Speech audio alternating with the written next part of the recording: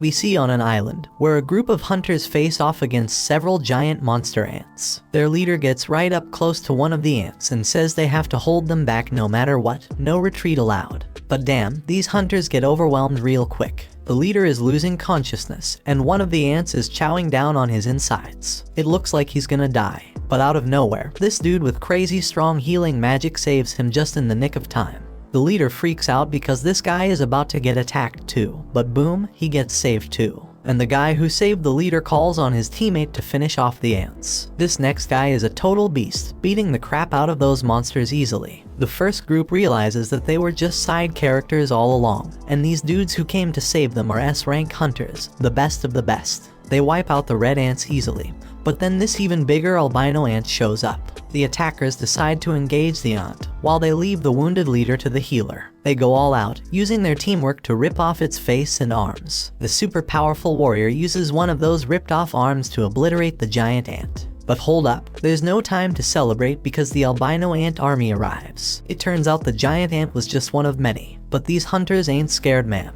The mage guy powers up his lightning, and the brute dude goes into full-on Hulk mode, ripping his clothes apart with his massive muscles. You can see their crazy fight from the city, where this other guy named Choi is relieved they made it in time. Choi's got his hands full because the city's got a serious ant problem too. But he handles it like a boss and lights it up with some serious flames, leaving only the colorless ones. And he's got a team of exterminators to help him out. We then learn that over 10 years ago, portals that could connect to a different dimension suddenly appeared in the world. And guess what? All types of monsters come from the portal. Only folks with special powers, called hunters, can fight them off. The hunters are ranked based on their magical abilities, from S rank being the highest to E rank being the lowest. But here's the kicker, once their powers awaken, they can't get any stronger, no matter how hard they try. 3 years have gone by, and that construction site is now a dungeon raid spot. We see this dude grabbing some drink before he heads in, and one of his friends calls out to him. He's surprised to see him there since he heard that Park quit being a hunter. That was true, but then the economy smacked him in the face after his wife got pregnant a second time. So the dude needed to make a ton of cash real quick, and a dungeon raid seemed like the perfect way to do it. We see that our hero has arrived. His name is Jinwoo. He recently joined the group, but they've already nicknamed him the weakest hunter ever. He greets everyone as he walks in, so Park asks why everyone seems to know him, thinking maybe he's some super strong hunter, but it's the complete opposite.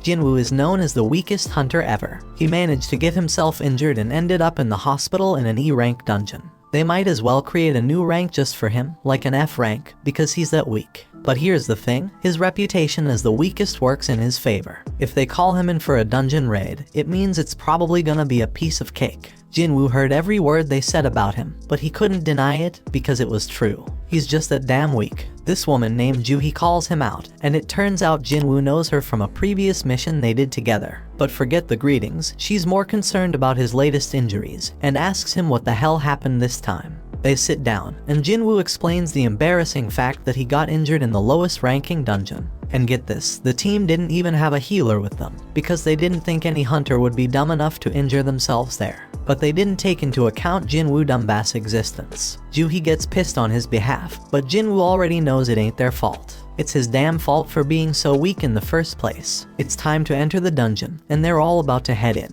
So this dude named Song Cheol suggests he be the party leader for this expedition. No one objects, so he leads the way, and before Jinwoo goes in, he gets a friendly reminder to stick close to the group, so he doesn't get hurt again. Jinwoo's only weapon is a crappy little knife with barely any magic power because that's all he can afford with his measly earnings. But he swears he'll give it his all anyway.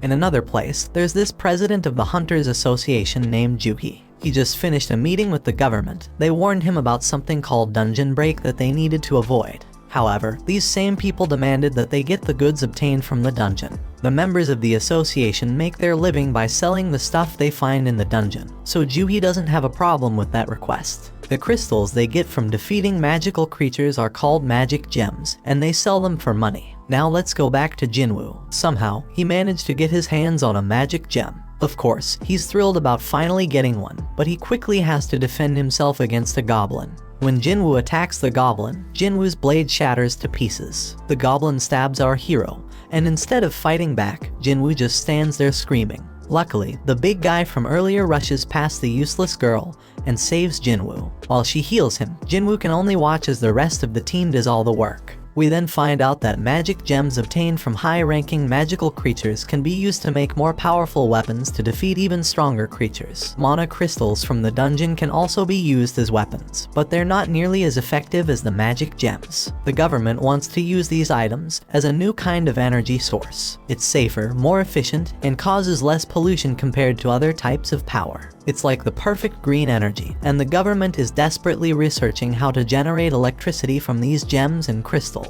Since these items can only come from the dungeon, hunters become incredibly valuable. Meanwhile, back in the dungeon, the team celebrates their victory after defeating the dungeon boss. Jinwoo must be the weakest person ever because he took a beating and Jinwoo is still healing him. She wonders why he even became a hunter if he's always getting injured, and thinks he's gonna meet his end one day. Jinwoo apologizes, but his words don't mean much and she's just worried about him. Everyone gets their share of the spoils from the battle, but there weren't many mana crystals, so they won't make much money. Jinwoo starts to doubt himself and feels disappointed to have only gotten a measly E-rank gem. He starts questioning if it's even worth risking his life for. One guy on the team calls everyone's attention to a huge hole, and they all gather around to figure out what the heck it is. Looks like a cave, but they're in a dungeon, so it's more likely to be a double dungeon. It's rare, but they've heard of it before, and their suspicion is confirmed, because they've already taken down the dungeon boss, yet the place hasn't started closing like a regular dungeon would. It seems like there's more loot to be grabbed deeper inside. Now Song Cheol tries to be the voice of reason and suggests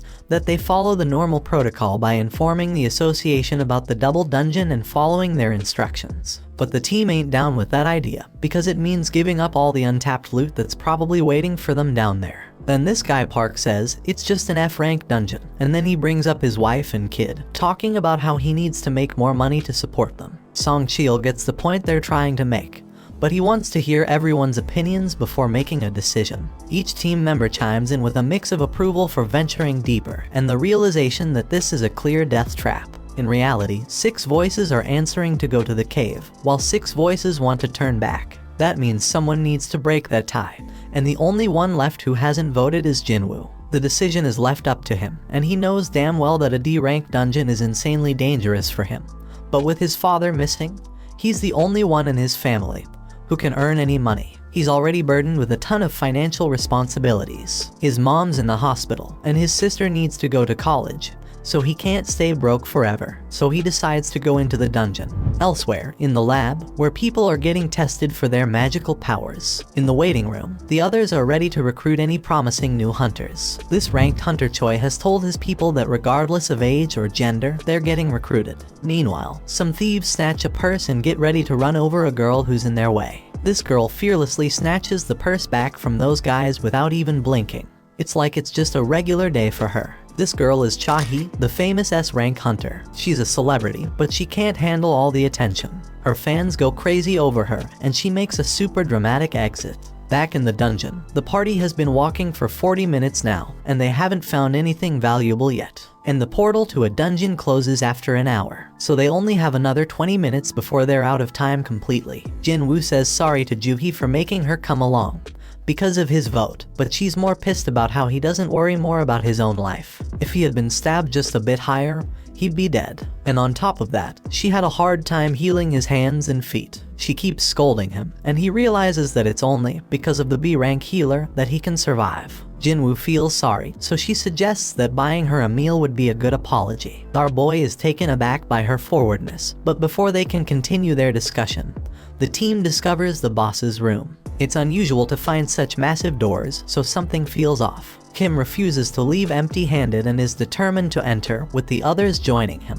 Meanwhile, in the city, a group of hunters are going through an orientation where they watch a video of Gunhee. He explains that the dungeon portal has been around for over 10 years, and there are still many mysteries within. Being a hunter is dangerous, even for the most experienced ones, so they must always be cautious during a raid mission. They can't afford to be arrogant, and the main key to survival is extreme caution. However, this group in the dungeon seems to have completely forgotten those words and is entering a mysterious, dangerous, and unexplored room. These guys act very naturally, as if they're on some amusement park ride, as they've never seen a dungeon like this before. The statues look ancient, and at least 100 years old. Jinwoo is fixated on the biggest one, and Joohee starts feeling uneasy due to the eerie silence. Everyone wonders where the boss is, and Song Chil stares at something that looks like a magic circle on the floor. His attention is drawn to a tablet with ancient writings, containing commandments about worshipping some god. But Song is more concerned about something else. Joohee is certain she saw the giant statue's eyes move as if it was looking right at them.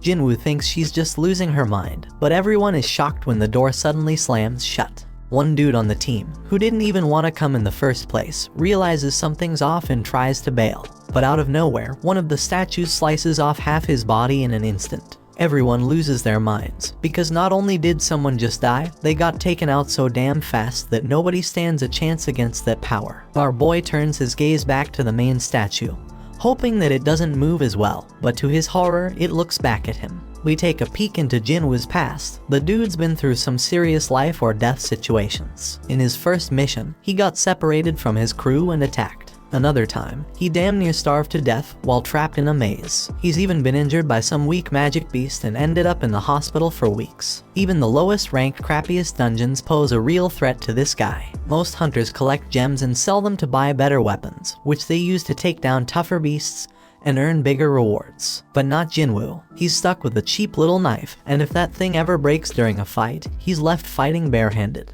His clothes are all raggedy with holes in them. He constantly gets mocked by others. He is stuck in this dangerous job that barely pays the bills. His only way to survive is by finding clever tricks and studying every little detail around him. Fast forward to the present, Jinwoo senses the danger oozing out of the giant statue, but he can't warn the others in time. That giant shoots out a massive beam from its eyes, causing chaos and destruction. The team is freaked out, unable to wrap their heads around what's going on. Joohee's trembling in fear, and his buddy Jinwoo is wondering how the hell things ended up like this. They're trapped with no way out, and even if Jinwoo gets lucky this time, he knows deep down he's gonna end up dead sooner or later. But our boy wished to catch the One Piece episode before he died. Song Chil tells everyone to stay put because the statue will strike again if they move. Jinwoo is too terrified to move, and Song thanks Jinwoo for his earlier warning, when he shouts for everyone to get down because he saved them all. Song is a seriously tough dude, and Jinwoo is shocked to see that he's missing an arm.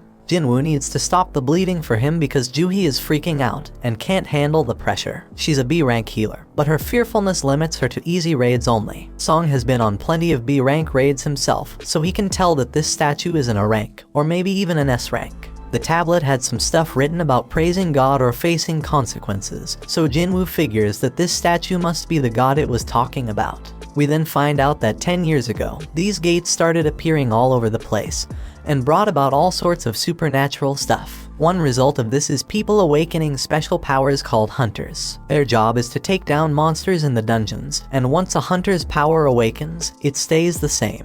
At school, Jinwoo's sister tells some girl about how her brother always ends up getting hurt. This girl can't believe that Jinwoo is a hunter and says she'd be a better hunter than him. Back in the dungeon, Song wants to come up with a plan to escape, but this one man gets impatient. He just signed up with some famous guild and doesn't want to die now. This guy is confident that his insane speed will get him out of there. He does have some crazy speed as he takes off running, but the statue disintegrates him, leaving only his fast feet behind. That makes it clear that this statue could wipe them all out in a heartbeat if it wanted to, and it could do it easily. So why doesn't it? Jinwoo realizes it must have something to do with the first command, which is to worship God. Jinwoo gets up, having come up with an idea, and gets a determined look on his face. Song is worried, but amazed to see that Jinwoo hasn't given up on surviving this mess, judging by the fire in his eyes. Jinwoo locks eyes with the statue and manages to prevent it from attacking at the very last moment. Our boy figures something out and tells everyone to bow down. Jinwoo thinks that if they show some respect to God by keeping their heads low, these freaky statues won't attack. Now everyone else is too damn clueless to come up with a better plan, so they all start bowing down to the statue, scared as hell, hoping this will save their sorry asses. But things get terrifying when the statue makes a terrifying face, moving mutton chop despite all the advice, and gets all pumped up because the statue ain't attacking anymore. And guess what? Everyone follows his dumb lead. But our boy he's say there's more to this crap. Right then, the statue makes a crazy move and stands the hell up. Now the supposed leader turns to Jinwoo, hoping he's got a plan. But damn, our boy doesn't, but for the fact that they can't break the commandments set by the tablet. The second commandment says they gotta praise God, so this brave dude with long hair steps up and starts praying to the damn thing. Everyone thinks it's working as the monster slows down, but Jinwoo knows better and reveals that the dude's words don't apply to this god. But boom, the statue stomps the poor guy, and everyone loses their minds. It's straight up chaos. Some random girl gets crushed, and everyone decides it's best to scatter. Park's thinking about his family, and how he can't leave them fatherless, but he makes the wrong move and gets sliced up by another statue. Meanwhile, Jinwoo's hauling ass with Juhi, racking his brain for a way to praise this messed up god. I mean, this monster's practically the devil, so how the hell do you come up with something to praise about it? But our hero knows he can't just ditch Juhi because everyone around them is dropping like flies. Jinwoo's freaking out, searching for any damn clue. He's checking out everything these statues are holding. Then he gets an idea and tells everyone to head to the statues that are holding instruments. So everyone follows his lead, and it becomes clear that these statues don't attack. Instead, they start playing their damn instruments. But when our boy gets to his statue, it's not playing any music, so he figures it doesn't work with two people. Jinwoo leaves Juhi behind, and that statue starts playing its tune. He hauls ass to find his statue, but damn, he nearly gets crushed. And then someone screams because Jinwoo's landed his sorry ass in front of the wrong goddamn statue.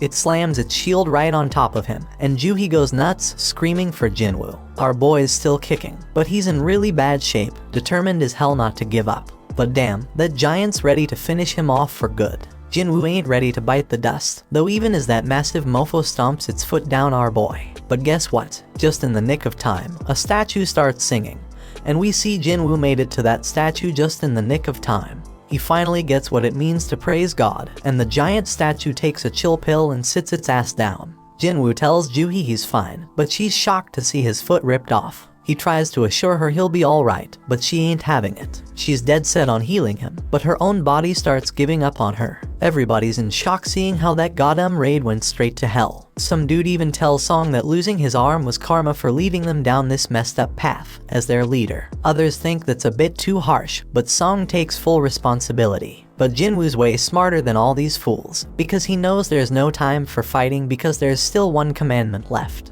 Right then and there, the giant raises an altar smack in the middle of the room. Jinwoo knows them well from the legends, where they're used for offering treasure and sacrifices to the gods. The third commandment was all about proving your faith in God. Kim figures the sacrifice gotta be someone's life, and he couldn't think of a better candidate than their leader. They've all seen their teammates die, and Song's the one to blame. So Song steps up to that altar, but Jinwoo points out it ain't all his fault, since they all voted to come down there. Then fire pops up as Song approaches the altar, and he asks Jinwoo if there's something else he gotta do. Our boy, being the smartest and bravest of them all, asks the others to help him get to the altar so he can check it out. Jinwoo ain't thinking nothing bad's gonna happen to them, so they get him there, and what do they find? And they find that more flames appear. Song keeps pressing Jinwoo for answers, but he ain't come up with any yet. Song explains the gate's been open for a whole damn week, so the statues are about to start moving again before anyone comes to rescue them. Jinwoo remembers how it takes a full 7 days for a gate to open wide open,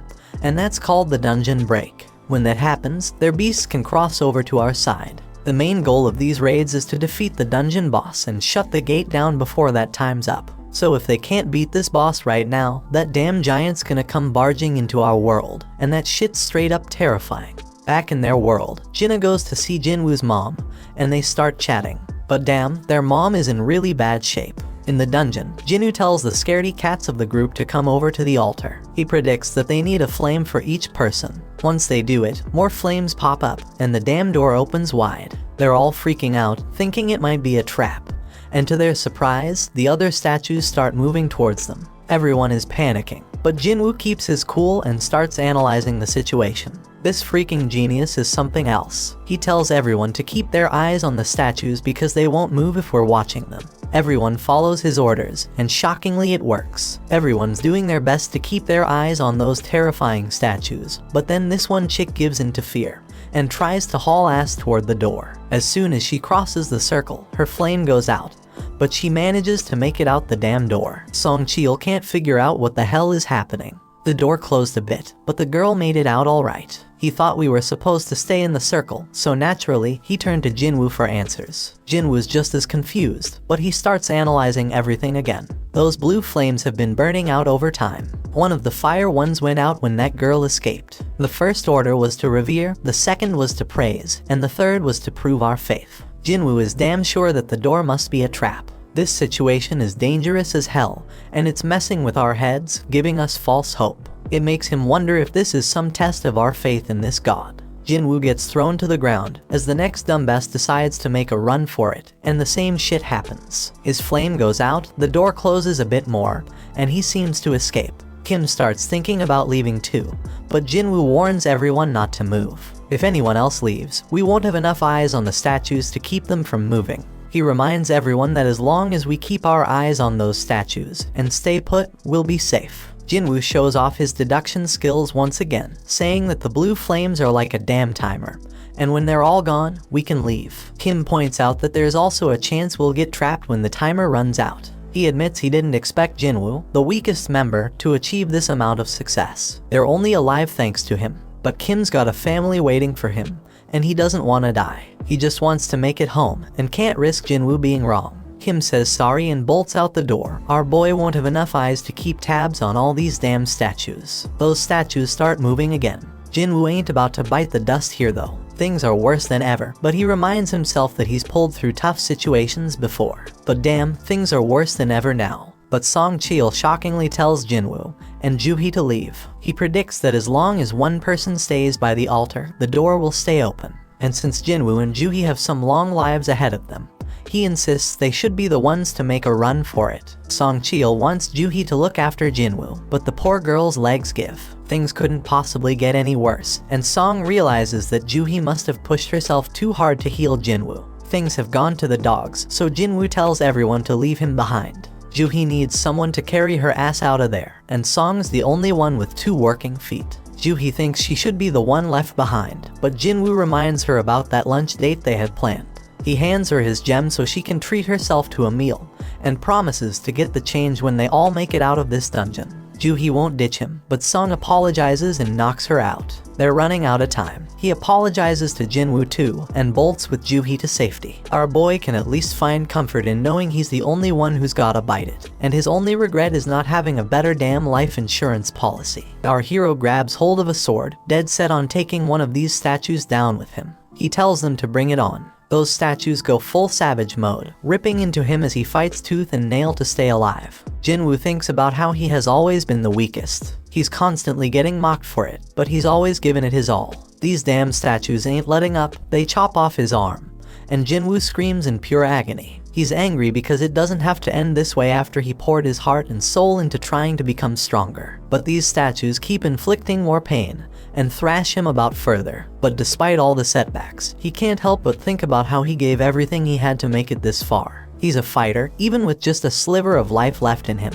He's got this burning desire to let out a scream of pure anger, but he can't even do that as he is stabbed through the chest. Jinwoo's on the brink of death, but you can feel the rage coursing through his veins. He starts reflecting on how the first few people who ran away were just weaklings. They claimed they couldn't handle it anymore, but deep down, they were just selfish. Those fools were only looking out for themselves, and it's always the most selfish jerks who end up benefiting the most. That thought fuels Jinwoo's rage even further. He's got a family too. All he wants is to make it back home alive, just like those lucky ones before him. The pain is unbearable, and he starts wondering if it's a good thing that he's the only one who has to die. In his battered state, Jinwoo's mind starts wandering, and he realizes what a hypocrite he's been. He's struggling to catch his breath, desperately clinging to life. He doesn't want to die, but the final attack comes crashing down on him, and our boy wishes he could have one more shot. And just when it seems like it's all over, the final blue flame goes out, and this mysterious notification pops up out of nowhere. It turns out he's completed some secret quest called Courage of the Weak. It's offering him the opportunity to become a player. The catch is if he doesn't accept, the player's heart will stop in a fraction of a second, so no choice, and he hits that yes damn button.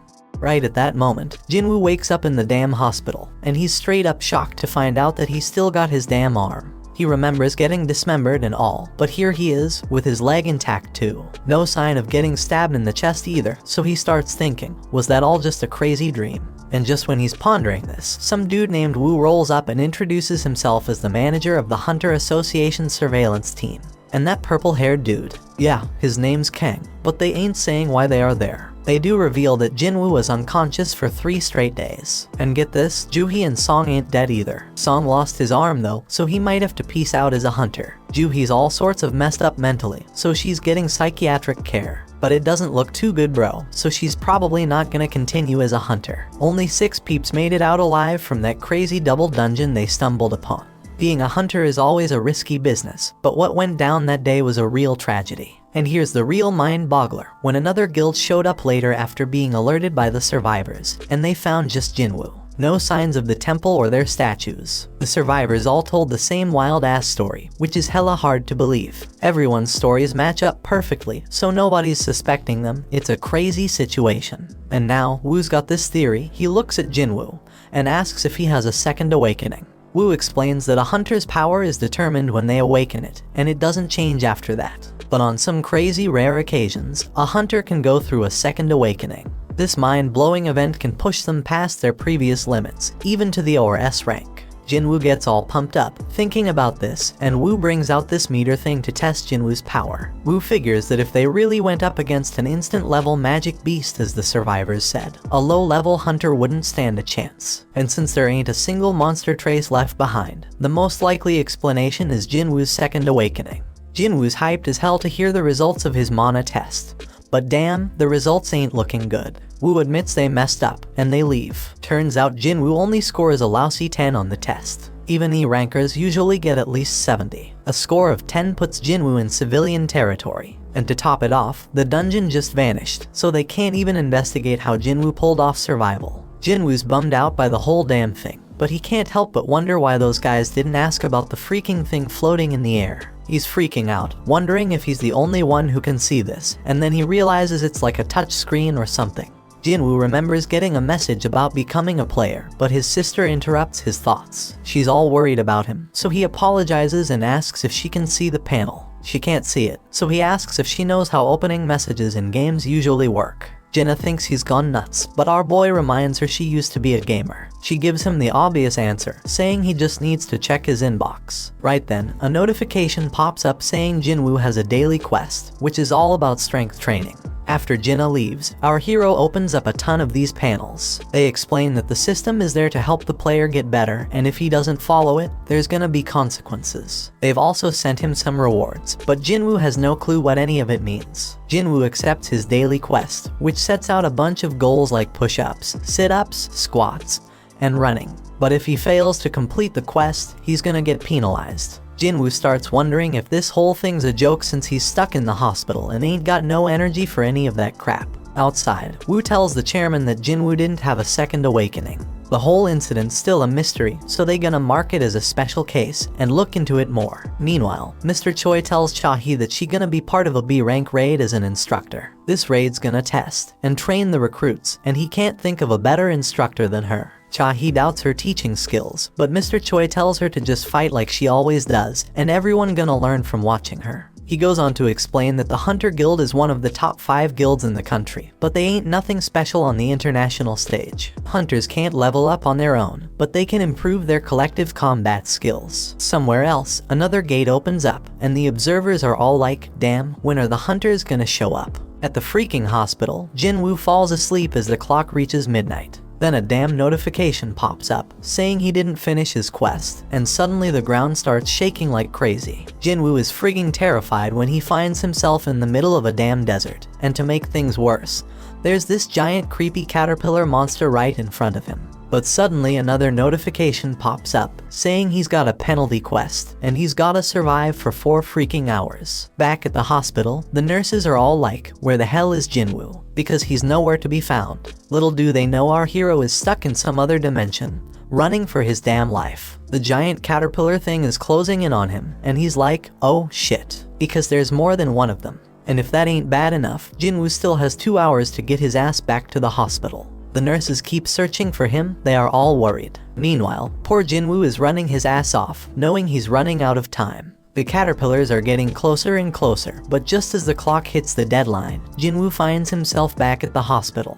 The notification confirms that he completed the penalty quest, but Jinwoo is so drained that he ends up puking and passing out. He gets another reward, but he's out cold and has no idea. Later on, Jinwoo tells his sister that he's healing up nicely and might be able to go home soon. So he gets dressed in his fancy tracksuit and heads outside. Over in another place, Juhi gets a request to join a raid, because some D-rank gate has shown up. The other guilds are busy, and Juhi can't bring herself to agree to go. On the other hand, Juhi gets some good news that Jinwoo has woken up from his coma. Juhi is all nervous and shit as she goes to visit him, but the nurses are like, he's running again, just like every day since he woke up. Outside, Jinwoo is thinking about how it's been 4 days since he woke up, and he's learned a few things. First off, those pop-up windows he's been seeing are for real, not some crazy hallucinations. And when he completes his daily quest, he gets 3 types of rewards. One is full recovery, which he uses now to shake off all that exhaustion from running.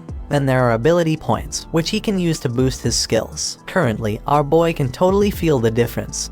He's got some serious power now. So this dude Jinwoo, he's got mad skills with inventory screens. Jinwoo takes a moment to think about how dang strange his life has just become and points out how it's like a freaking video game. But while he was messing with his screens, everyone around was just gawking at him. Anyway, this dude completes his daily quest and gets a random loot box as a reward. And guess what? Today's loot is a mysterious key. Usually, he just gets useless junk like pens and bandages, so this key is a total surprise. Then he gets a notification saying the key is for teleporting to some instant dungeon, with a location and all. Now Jinwoo doesn't know what the heck an instance dungeon is, but based on everything that's been going down, he figures it's some kind of event to help him get stronger. In this world, these things called gates open up all the time, and they even get a news report to keep track of them. Jinwoo goes to see his mom and remembers when he found her passed out. Turns out she's got this messed up sleep disease called final rest, and it showed up when the gates appeared. Some people say it's because of the constant exposure to mana. Modern medicine can't do much except keep them on life support. Jinwoo busted his ass to make enough money to become a hunter so he could pay for his mom's treatment. He told Jinna that he'd soon be able to afford their mom's treatment, but she was scared shitless about how dangerous being a hunter is. Jinwoo tries to reassure her that things will be okay from now on and tells her to trust him.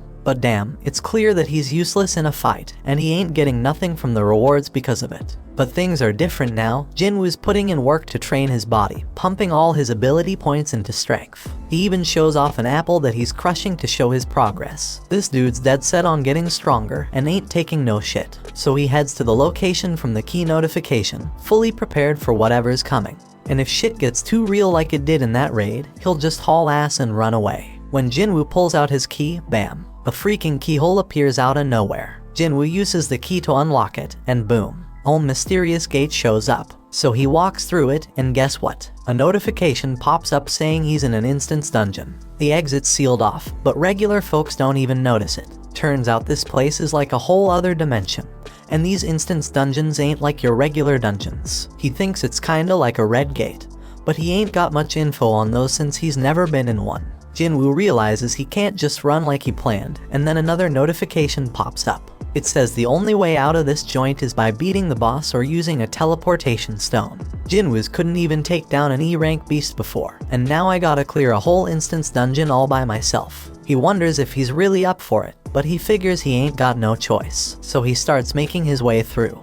But damn, Jinwoo's confidence starts to fade real quickly. And it ain't without reason, because a bunch of goblins show up right in front of him. Jinwoo gets a flashback of when he got stabbed, and these goblins come at him. These little suckers are relentless, they're swinging and charging like crazy, but Jinwoo's doing a good job dodging and blocking them. But damn, he gets overwhelmed eventually. But you know what? Jinwoo gets pissed off and straight up stabs one of those goblins. He's feeling more confident after that, so he takes out the other two like it's nothing. Jinwoo can tell he's getting stronger, but out of nowhere, this beast shows up. It shatters his freaking dagger like it's made of glass. Jinwoo can sense this monster is way stronger than the goblins. As this creature stares him down, his legs freeze up. He's thinking, what the hell? Am I scared? Because he didn't think he was traumatized from the raid. But his legs keep trembling, and this monster starts its attack. Jinwoo barely dodges it, but it manages to scratch him. He ain't got no healer with him, so if he gets injured again, game over for him.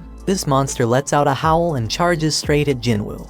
Jinwoo is dodging like a ninja. He can't believe how damn light he feels. The monster tries to come at him again, but Jinwoo ain't taking that crap no more. He's done being a pushover and decides to throw a powerful punch. Damn, he can't believe how much stronger he feels after beefing up his strength. Sure, the monsters still got the upper hand, but Jinwoo ain't giving up without a fight for his damn life. His attacks ain't doing much though, so he's gotta focus on evading the monster's strikes. Now Jinwoo's at a loss for what to do next. He realizes he can't handle this alone, so he bolts because he ain't got no party or healer. All he's got in his bag is water and food, and he wishes he had a weapon with some magical mojo. But then, Jinwoo gets a freaking brilliant idea. He checks his inventory and pulls out a sword at the freaking last moment. And boom, he slices that monster in half with a sword. Jinwoo has no freaking clue how the sword ended up in there, but he remembers Kim saying he dropped 3 million on it. That's a weapon Jinwoo could never afford. But who the hell cares? It's an emergency, so he decides to make the most out of it.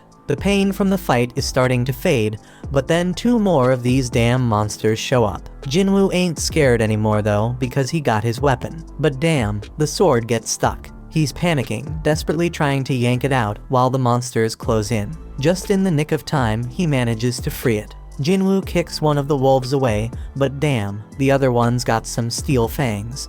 He kicks that sucker and tells it to find something else to chew on because he just got his sword. He takes down that monster, and now there's only one left. But Jinwoo's like, these things ain't nothing compared to the giant statue. Now all Jinwoo's gotta do is act tough, and the remaining wolf runs off like a scaredy cat.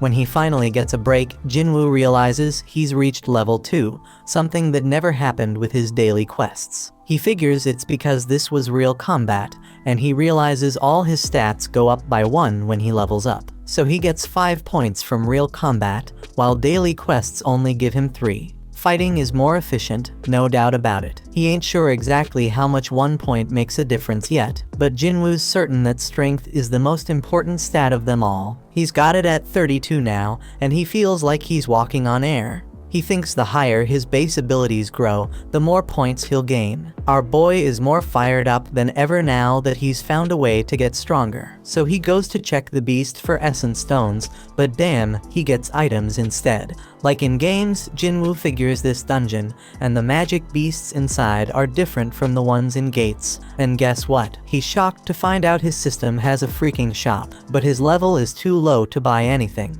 At least he can sell stuff though. The dude manages to get 20 gold from a tooth. Jinwoo ain't sure how much that's worth, but he remembers he's in an E-rank dungeon, so it probably ain't much. Now Jinwoo's thinking about what he's gotta do next. He can't bounce until he beats the boss, and he ain't got a clue where to find a teleportation stone. To make things worse, if he stays too long, he'll run out of food. He knows damn well he can't take down a boss right now, even if it's just E-rank, so he's wondering if he should level up first. Right then, Jinwoo's mind gets blown when a whole pack of wolves shows up. Jinwoo tells himself not to be scared because he already knows what dying feels like. This time, he charges straight at them wolves and starts slicing them up like a meat. Jinwoo promises he ain't going down easy, but he knows them wolves ain't gonna give up either. This dude's getting a little crazy because he wants the fight to last and be intense. He just wants to get stronger, so he's gonna follow all them ridiculous rules from the system. Jinwoo chops through all the monsters and notifications pop up everywhere like crazy. When he's done, he gets a final notification saying he's now the wolf assassin. Outside, some folks walk by a portal, and they wish the damn city would do something about it already. Inside the dungeon, Jinwoo's dead tired, and he realizes his sword's about to give out. Just then, he gets a notification explaining the perks of being a wolf assassin. Jinwoo gets a 40% boost to all his abilities when fighting animal-type monsters. And guess what? When he checks his inventory, he finds a whole bunch of fangs and a cloak. But here's the real kicker. He also finds a teleportation stone. Jinwoo thinks about using it to bail, but he hesitates because he might never get this easy of a chance to get stronger again. He's got no clue what's gonna happen to this dungeon when he leaves. It might just vanish into thin air. It could be like some limited time event in a game and vanishing without a trace. Faced with this tough decision, Jinwoo decides to keep moving forward. Meanwhile, Juhee gets a call from the Hunter Association saying there's been a dungeon break at a gate nearby. They're running low on healers, so they need her help. Juhee feels guilty because she turned them down before, but now she's like, damn, Jinwoo worked his ass off, I gotta step up. While Jinwoo's still fighting in the dungeon, he realizes the higher his level gets, the easier it is to kick monster ass. Plus, the text describing them starts changing colors. White means they're weak as hell, orange means they're on par with him, and red means they're seriously strong. Those wolves that were red before, now they're white. That means Jinwoo has seriously leveled up like he's become a beast. Jinwoo knows there's this one monster lurking downstairs that he can't mess with at his current level. His perception skills are on point now, and he can feel something straight up terrifying down there. This monster is so damn powerful, it's giving him mad goosebumps. Jinwoo's sword is almost done, and he ain't see any more room for leveling up in this area. But his whole goal is to get stronger, so Jinwoo decides to just go down the damn stairs. When he reaches the bottom, bam, something attacks him with lightning speed, and he barely has time to react. Jinwoo's sword snaps in half, and this massive serpent pops up in front of him. Damn, Jinwoo's mind is blown, because even with all his leveling up, this beast's name is still orange to him, which means it's insanely tough. It's crystal clear that this snake is the boss, and there's no way his sword can pierce its thick scales. He knows for sure that fighting without a weapon would be a death sentence, so when the snake strikes, Jinwoo goes all out with his sword. This colossal snake knows how to pack a punch, so Jinwoo needs to figure out a way to get around its defenses. But damn, this thing's armor is hella tough, so all Jinwoo can do is run for his life. The snake whips its tail like a straight-up badass, and Jinwoo knows he's screwed if he gets hit. He does his best to block it, but he takes some serious damage. This creature doesn't quit. Jinwoo gets tossed around like a rag doll, and he even has a train launched at him. Our boy thought he had gotten stronger, but it wasn't enough. The train barely misses crushing him, and Jinwoo starts questioning himself. How much stronger does he gotta get before he stops being the laughingstock? He remembers when people called him the weakest hunter ever, and it hits him hard. Song was the one who spilled the beans, and he pumped up Jinwoo to prove them all wrong. As this snake straight up overwhelms him with its crazy power, tossing him into a whole new area, Jinwoo has an epiphany. He got stuck with that nickname because he was weak, the same reason he got mocked. Jinwoo takes a second look and realizes that those with mad strength always have the upper hand in any situation. But the powerless ones ain't got nothing to do around the strong except shake in fear and stand around like losers. The weaklings always get looked down upon. You might be smart, creative, and caring, but when you face some serious strength, none of that's gonna save your sorry ass. Jinwoo figures out that being kind won't get him anywhere, so he's gotta toughen up. With this newfound determination, Jinwoo straight up jumps on that snake. The ferocious monster throws him off,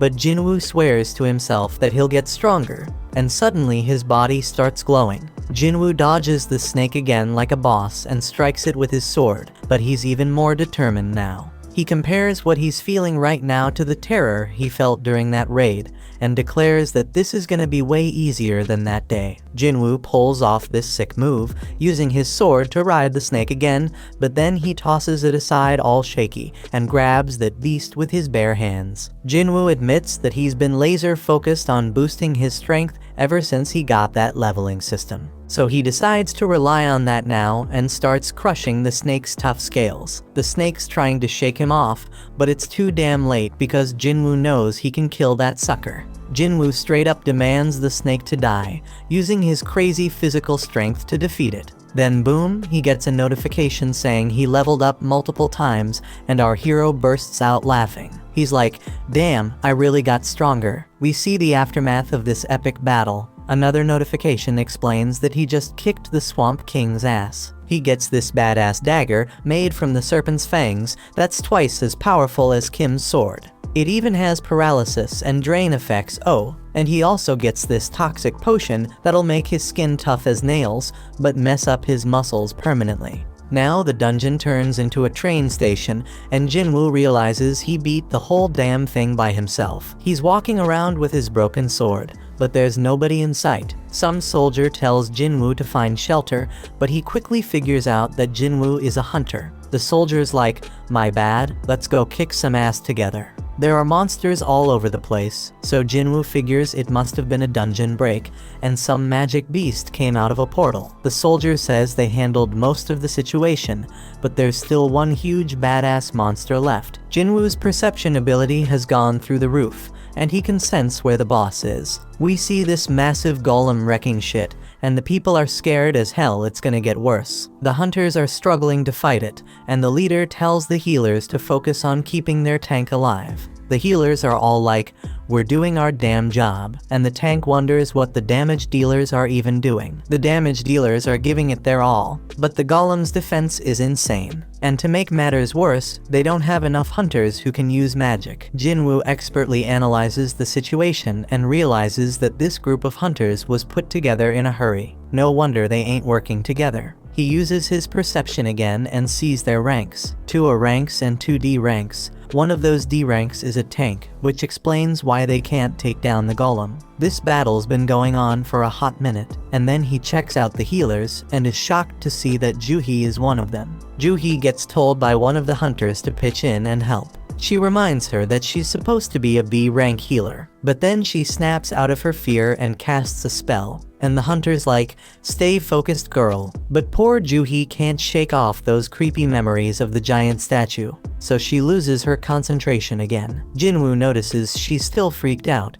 but he doesn't blame her, because he's feeling the same way. Then it hits him that things have actually changed. This golem is a weak-ass D rank boss, way weaker than the one he just fought. The hunters start freaking out because they're losing the battle real quick, and they realize they ain't got a chance without a higher ranked hunter. That's when Jinwoo gears up for an attack and figures out that they can take down the golem if they can just break through its defenses. Jinwoo plans to lend them a hand by using an attack strong enough to pierce through the stone. Jinwoo hurls his busted sword with so much force that it straight up shatters the golem's shield, and the hunters start wailing at it. They barely lay a finger on it and manage to bring it down. They can't believe they actually did it, but the tank guy ain't convinced. He's all like, "None of our attacks were doing squat before. What the hell broke that thing's defense?" He's dead certain it wasn't any of them because they couldn't even scratch the damn thing. Then he spots the sword lying nearby and puts 2 and 2 together. He realized that this sword was the reason, but couldn't believe it. I mean, this was a boss-level golem that even 10 hunters couldn't touch, and now it's taken down by some old beat-up sword. He asks if anyone saw who threw the sword. The soldier explains that it was the fisherman they brought with him. But here's the kicker: the hunter's gone missing, and the tank stares in utter disbelief. This person had some next-level power, and he couldn't help but wonder how high-ranked this mysterious hunter was. Jinwoo dipped out of the area to keep his power on the down low, and he's like, "I didn't think one attack would do that much damage." Our hero might not even realize the extent of his power, because he figures the monster must have been seriously messed up before he struck. The battle's done, and Juhee's wondering if it was Jinwoo who came through in the clutch. Some time passes, and we see the nurses at the hospital gossiping about Jinwoo's rank. They're all talking about how he looks pretty average, but damn, that dude is seriously ripped. In Jinwoo's room, our boy is grinding hard, hustling through his daily workout routine.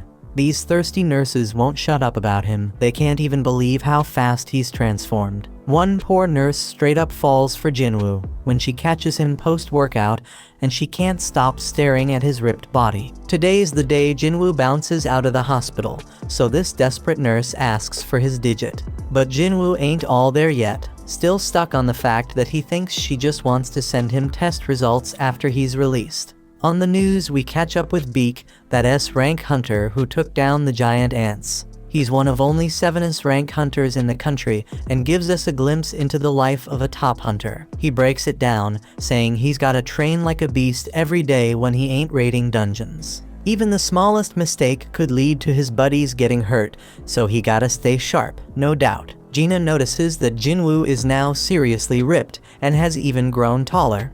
Jinwoo reminds his scatterbrained sister to grab an umbrella for school and sees her off. When he's alone, Jinwoo figures he can hit his run later and wonders if these fresh gains are because of his boosted stats. He figures if he keeps this pace up, he could become a massive bodybuilder. Jinwoo starts thinking about where to allocate the new stats he just got. Dude's sitting at level 18 now. He's now level 18.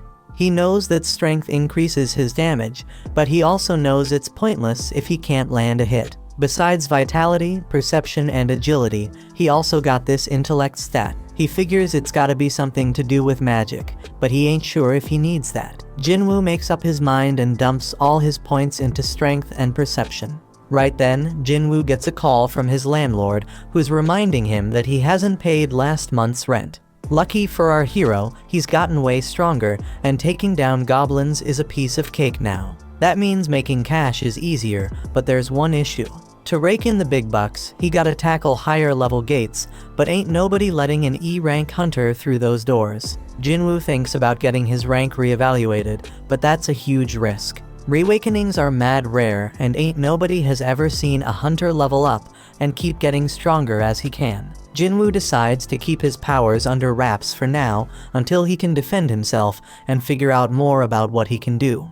Then out of the blue, Jinwoo is shocked by a job listing and bolts off. The dude's hustling with his daily training to score some reward, and he links up with this hunter named Hung. Hung apologizes to Jinwoo because his crew thinks he's the weakest hunter ever, but Jinwoo plays it cool and lies, saying they ain't wrong. Hung explains they're heading into a C-rank dungeon, but they need at least 8 people to enter. They need Jinwoo to meet that quota, even if he's just an E rank, but Jinwoo ain't gonna do any fighting. Hung's like, you won't get no rewards either, but we'll hook you up with 2 million yuan. Our hero peeps the situation and sees they have 4 C rankers and 2 D rankers. Jinwoo agrees to join, and Hung explains that his gig will be to carry supplies. They must not have a healer because they gotta haul med stuff. Hung adds that it's tough for independent parties to snag healers. Jinwoo's a bit worried because this party's full of tanks and damage dealers, but he's like, screw it, I'll sign the contract anyways. A 20-year-old D-rank hunter named Leo was introduced, and Jinwoo figures he must come from a loaded family given his fancy gear. Leo wonders if Jinwoo can handle lugging around all the heavy supplies, but Jinwoo assures him he'll be fine. Leo has no clue that Jinwoo's a beast, and he's tripping if Jinwoo can handle carrying all that heavy crap. Leo starts spouting off about the president overseeing the construction site they're at, blabbering on about how the guy skipped town after swindling 900 billion yuan, leaving everyone astonished. They all roll up to this freaking massive gate and start thinking if it's really just some C-rank dungeon. Leo questions if they'll be alright, so Jinwoo explains that the size of the gate ain't that important. What really matters is the magic power flowing from inside. And that's what the Hunter Association uses to assign ranks. Anything above a B rank, the big guilds take care of, so this C rank joint shouldn't be too much of a challenge. Jinwoo knows all this because he's been a hunter for a while, but he realizes he ain't never actually tackled a C rank dungeon before. They step through the gate and use the light to check things out, but damn, they're shocked to find there ain't no magical creatures in there. Most dungeons are lit up with glowstones, but this one's pitch black. The darkness reminds Jinwoo of the entrance to that temple, so he starts telling Leo about all sorts of stones. There are these essence stones that hunters nab from magic beasts, mana stones that can be mined from dungeons, and glow stones that light up the damn caves. Jinwoo shuts down that chatty kid real quick and spills the beans about some crazy magic beasts lurking in this dungeon. They're keeping a low profile for now, but our boy's got a hunch. He figures these beasts are like bugs and tells everyone. Everyone freaks out when they realize they're stuck in an ant's nest and can hear those monsters getting closer. Jinwoo says the beasts are above them, so the crew starts going all out, attacking like mad. Hung steps up and uses his taunt skill to draw most of the aggro, and Jinwoo is amazed by their badass leader, who's a C rank. Leo wants to join the fight, but their mage holds him back, saying he's got a trick up his sleeve. After a suspenseful countdown, the mage unleashes a wicked blast. Jinwoo analyzes the situation again, and he can see these hunters have some solid teamwork going on. As for Leo, his gear compensates for his lack of skills. They're all holding their own, but Jinwoo's got this nagging feeling that something's off. He quietly destroys one of the ants, and the fight ends shortly after. Hung declares their victory, and everyone grabs their share of the loot, except Jinwoo. Hung gives props to Jinwoo for saving them a ton of trouble by spotting those ants. Jinwoo's like, no, just followed my instincts.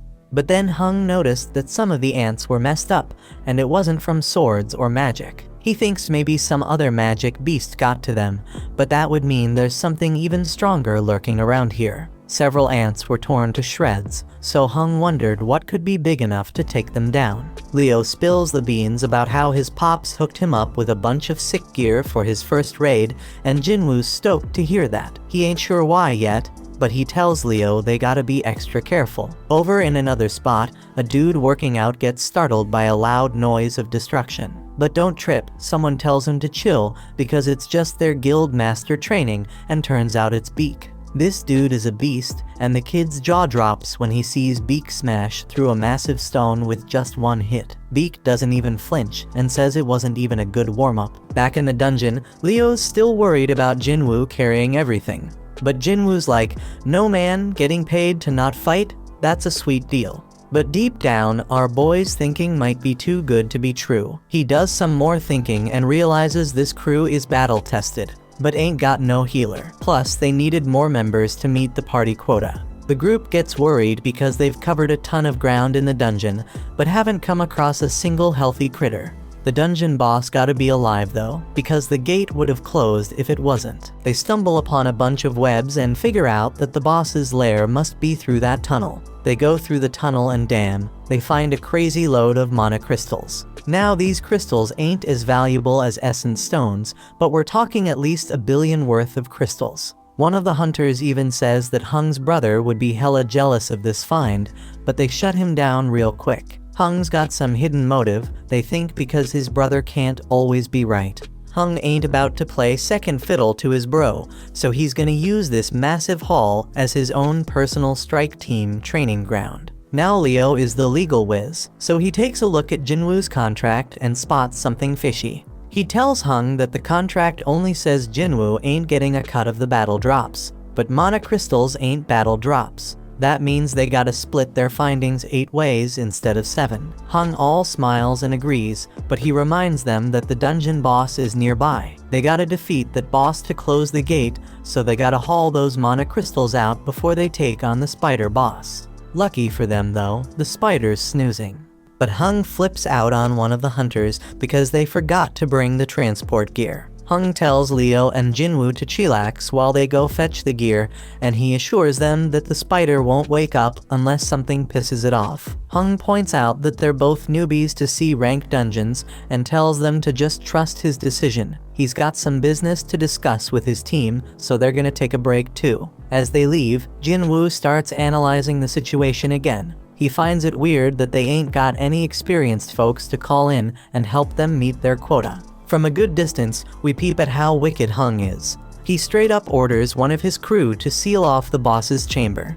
The dude follows through, and Leo realizes they got backstabbed. This is exactly what Jinwoo was worried about. He remembers how Song warned him that there are some real crooks in their line of work. Raiding dungeons is no joke. Accidents happen all the time. And in that chaos, crimes can go unnoticed. Ain't no security cameras in these dungeons, so as long as there ain't no survivors, there won't be no evidence. Leo is pissed that these dudes are really willing to throw them under the bus for some mana crystals. He's starting to regret even bringing up the damn contract. But Jinwoo ain't falling for it. They were ready to off them at any moment if they stepped out of line. Now their main concern is the boss that just woke up, and Leo tells Jinwoo to fall back. Jinwoo spots an exit, but he quickly realizes that Hung already knows about it. The spider's wide awake now, and Jinwoo realizes this C-rank beast is on a whole another level. But hold up, our boy ain't about to back down. He takes charge, telling Leo to stay out of the way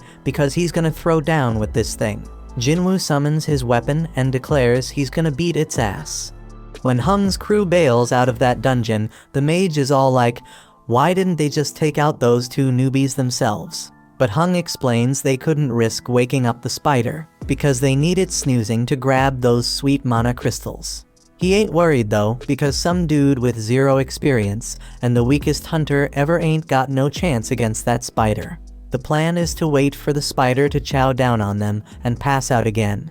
They can't go in guns blazing, because it would wake the spider up, but Hung knows about this little path above the cave. Worst case scenario, the spider doesn't pass out after munching on the newbies. If their crew can't nab them mana crystals, their group will at least swipe Leo's gear, which is worth a fortune.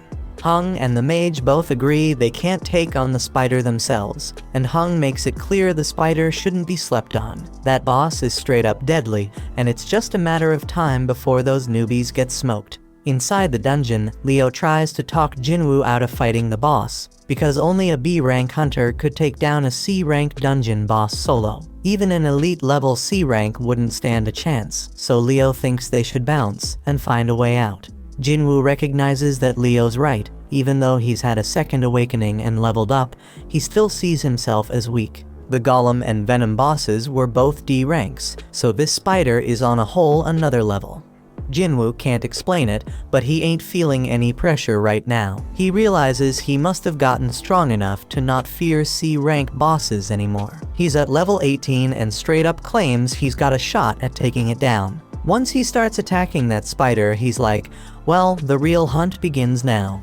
Over in another spot, this big shot named Gotu, the president of the Hunters Association, is exhausted from being stuck in a bunch of boring meetings. His driver offers to spar with him to cheer him up, and Gotu can't say no when a young buck looks up to him. Back in that dungeon, Jinwoo realizes the spider's skin is hella tough.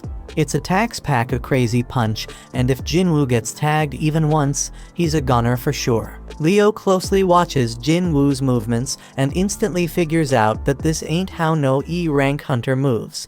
He's wondering who the hell Jinwoo really is, and starts questioning if he's some fake-ass ranker. Only a handful of hunters can control their magic power enough to purposely get a lower rank.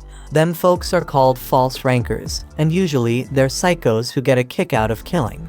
Leo's starting to regret going into that dungeon, and Jinwoo realizes he can't even put a dent in that spider's tough hide. Jinwoo's fatigue is skyrocketing, and the dude needs to wrap this fight up real quick. His dagger's got some sick paralysis and drain powers, so he figures that's gonna be his ticket to victory. Jinwoo's gotta target the spider's weak spot with those moves, but damn, he's hella surprised when the spider busts out an acid attack. Jinwoo's gotta close the gap, so he decides to use a cool new skill called Dash. He uses it to smack that spider right in the face, but his dagger's debuffs don't stick. Jinwoo ain't one to throw in the towel though. He decides to keep wailing on that spider as much as he can. Dude's pushing himself harder and harder, but his fatigue catches up to him, and that spider lands a nasty hit. Jinwoo's about to get squashed, but guess what? He remembers he's got a reward left from his daily quest, so he cashes it in and fully recovers. Leo's freaking out, thinking Jinwoo's a goner, but our hero ain't done yet. He lands another hit, and this time he straight up stabs that spider in the eye, getting those dagger debuffs going. Jinwoo ain't wasting this chance, so he stabs that spider over and over, keeping those debuffs going strong. Eventually, that spider just can't take it anymore and goes down for the count. A notification pops up, saying Jinwoo just took down the dungeon boss. Jinwoo knows he got lucky not picking a reward before diving into that dungeon, because he'd be 6 feet under right now for sure. Leo's mind is blown, seeing Jinwoo take down a dungeon boss all by himself. He's more convinced than ever that Jinwoo's some kind of fake ranker. Jinwoo scores a gem from that spider, and Leo rolls up, offering to carry their supplies from now on. Leo straight up idolizes Jinwoo now, telling him to chill and take a break while he handles the mana crystals. Just then, Hung and his crew show up, and they're hella surprised to see the newbies still kicking. In a training room, Gotu straight flexes on Woo, showing off his mad skills by totally overpowering him like it's no biggie. Gotu gives props to Woo, saying he feels way better now. Woo's mind is blown that the prez ain't even rusty. Gotu explains he ain't as strong as before, but he can tell Woo's been grinding hard. Woo acknowledges that training can't level up a hunter, but it can level up their skills. Gotu points out that a hunter's gotta be physically and mentally strong, especially in dungeons where you have the worst kind of people lurking. Back in the dungeon, Hung's crew concludes that the newbies only survived because this spider must have been dumb as a rock. They straight up clown the spider for losing to low-level hunters. Hung spills the beans to Leo that he knows Leo's from a rich family, but Leo's like, who cares? That's when Hung drops the bomb and tells Leo he's only getting one chance. He tells Leo to straight up off Jinwoo. Hung's like, usually we kill the people we recruit for our party so we can keep all the loot ourselves. But hey, if Leo agrees to join us, we won't off him. If Leo says no, we'll just kill them both. Hung thinks Leo might be a threat because he has some crazy gear that gives him superpowers to take down the spider. He'd rather not test that theory, so he wants to talk Leo into taking on weak-ass Jinwoo. Hung's stoked when Leo starts heading toward Jinwoo, but then he's all shocked when Leo ends up taking Jinwoo's side. This evil group decides to straight up end their lives, and Hung's wondering if the newbies ever had to off any peeps before. Right then and there, Jinwoo gets an urgent mission, and it's straight up wild because he gotta take out 6 enemies in front of him. Now the gang decides to go after the weaker one, so the mage attacks Jinwoo. Leo's all worried about his new buddy, and freaked when he sees how messed up Jinwoo is. Meanwhile, one of the group members, Chahi, was told to brag about how amazing she was. They struggled with a rank beast, but she took it down in a flash. These girls feel lucky because they are in 2 of the sickest guilds around. After all, there are all sorts of messed up stories about the other squads, like those strike teams with crazy high death rates. Back in the dungeon, Hung's like, it's game over, Jinwoo's done for. Jinwoo starts beating himself up for forgetting, and reminds himself that this world is all about survival of the fittest. It's a world full of shady tricks and backstabbing. He's straight up fuming because he forgot this truth and realizes he got numb to it. Jinwoo's chilled out now, and he's thinking about how he straight up messed up because he was careless and too damn cocky. This level system is pushing him to kill, so he's wondering if it needs him alive for some reason. He figures this system ain't just being nice, it wants him alive. But that's not all, it also wants him to be strong. So Jinwoo's like, if this system wants to use me, then I may use it right back. He tells the crew that they remind him that the weak ones are the ones who bite the dust in the dungeon. They are stoked to hear the weakest hunter knows how it goes, but Jinwoo points out that they better be ready for when this rule doesn't work in their favor. One of them ain't cool with Jinwoo calling them prey, but Jinwoo wastes no time showing them what he means. Everybody's straight up shocked when this dude's head gets sliced off, and Jinwoo's like, that's one down, as the kill count pops up on the updates. Jinwoo just realized he straight up murked someone, but he knows damn well he would have been 6 feet under if he hadn't. Ain't no turning back now because only the strong survive. The crew snaps out of their shock, seeing an E rank take out one of their D ranks, and they come at Jinwoo with all they have. But it's all futile because Jinwoo starts shanking them one by one. His debuffs kick in, and he takes out 2 more suckers. The archer is the next to bite the dust under Jinwoo's wrath, followed by the mage. Now there's only one left, and Leo's mind is blown, because Jinwoo's way stronger than when he faced the dungeon boss. Hung buffs up his body and thinks about how he is certain that Jinwoo is tired after dealing with the boss and 5 other hunters. Plus Hung's made his body as tough as steel, so he figures Jinwoo's dagger won't even scratch him. But Hung starts his attack, and our hero catches him off guard with his lightning speed. Jinwoo knows Hung's a beast, but he drops a bombshell on him. He crushes him and reveals he's been leveling up this whole damn time. Hung realizes Jinwoo ain't an E rank and tries to bribe him with double the cash. But Jinwoo ain't having none of it, because this dude tried to off him 3 times. Jinwoo mocks him, saying he won't get away with it, and Hung tries to threaten Jinwoo one last time. But Jinwoo reminds him that Hung himself said whatever goes down in a dungeon stays in a dungeon. Hung tries to play tough one last time, but Jinwoo straight up ends his sorry ass. Jinwoo's mission is accomplished, but the whole dungeon starts to crumble because they took down the boss. When they make it out, they're the only ones left standing after the spider showdown. The official ain't buying it because they're the lowest level peeps, but she gets distracted by some used gear.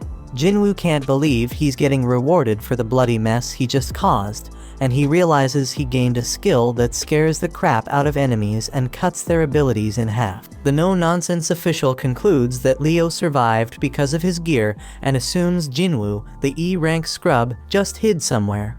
Leo gives props to Jinwoo for a job well done, and then it starts raining. Leo wonders if something's up, but the chill Jinwoo explains he's just happy he gave his sister an umbrella. Somewhere else, Woo gets told about this crazy incident where 6 hunters got wiped out. and only 2 of them made it out alive. It's pretty normal for hunters to dip when they're outmatched in dungeons, but he's hella surprised when he hears that these survivors actually took down the dungeon boss before bouncing. Woo straight up interrupts the dude before he can spill more, but then he gets hit with a bombshell. One of the survivors is none other than Jinwoo.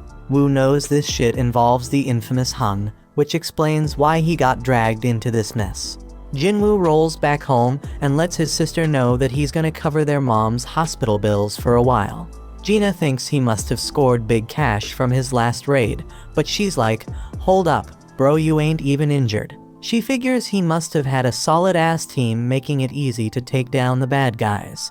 Jinwoo admits that it was a piece of cake, not just because he was way stronger than them, but also because he didn't hesitate to finish them off. In the past, he would have looked for an escape route, but the new Jinwoo was ticked off at them for even thinking they had a shot against him. He wonders if leveling up made him bold, but he reminds himself that they were humans, not dungeon monsters. Gina snaps him back to reality, and he remembers why he's getting stronger. It's so he can stay alive and hold it down for his family. So if he had to do what he did in that dungeon again, he would. Just then, some harmful substance gets detected in his body, and he realizes it's from what he's drinking. But Jinwoo keeps sipping, and he notices he ain't getting drunk at all. Then a notification pops up, revealing a reward he got from that double dungeon. It cancels out any toxic or messed up conditions and amps up his regenerative abilities. He was too busy to check his rewards that day, but now it all makes sense why he grew his damn arm back. Shit's getting real, my friends.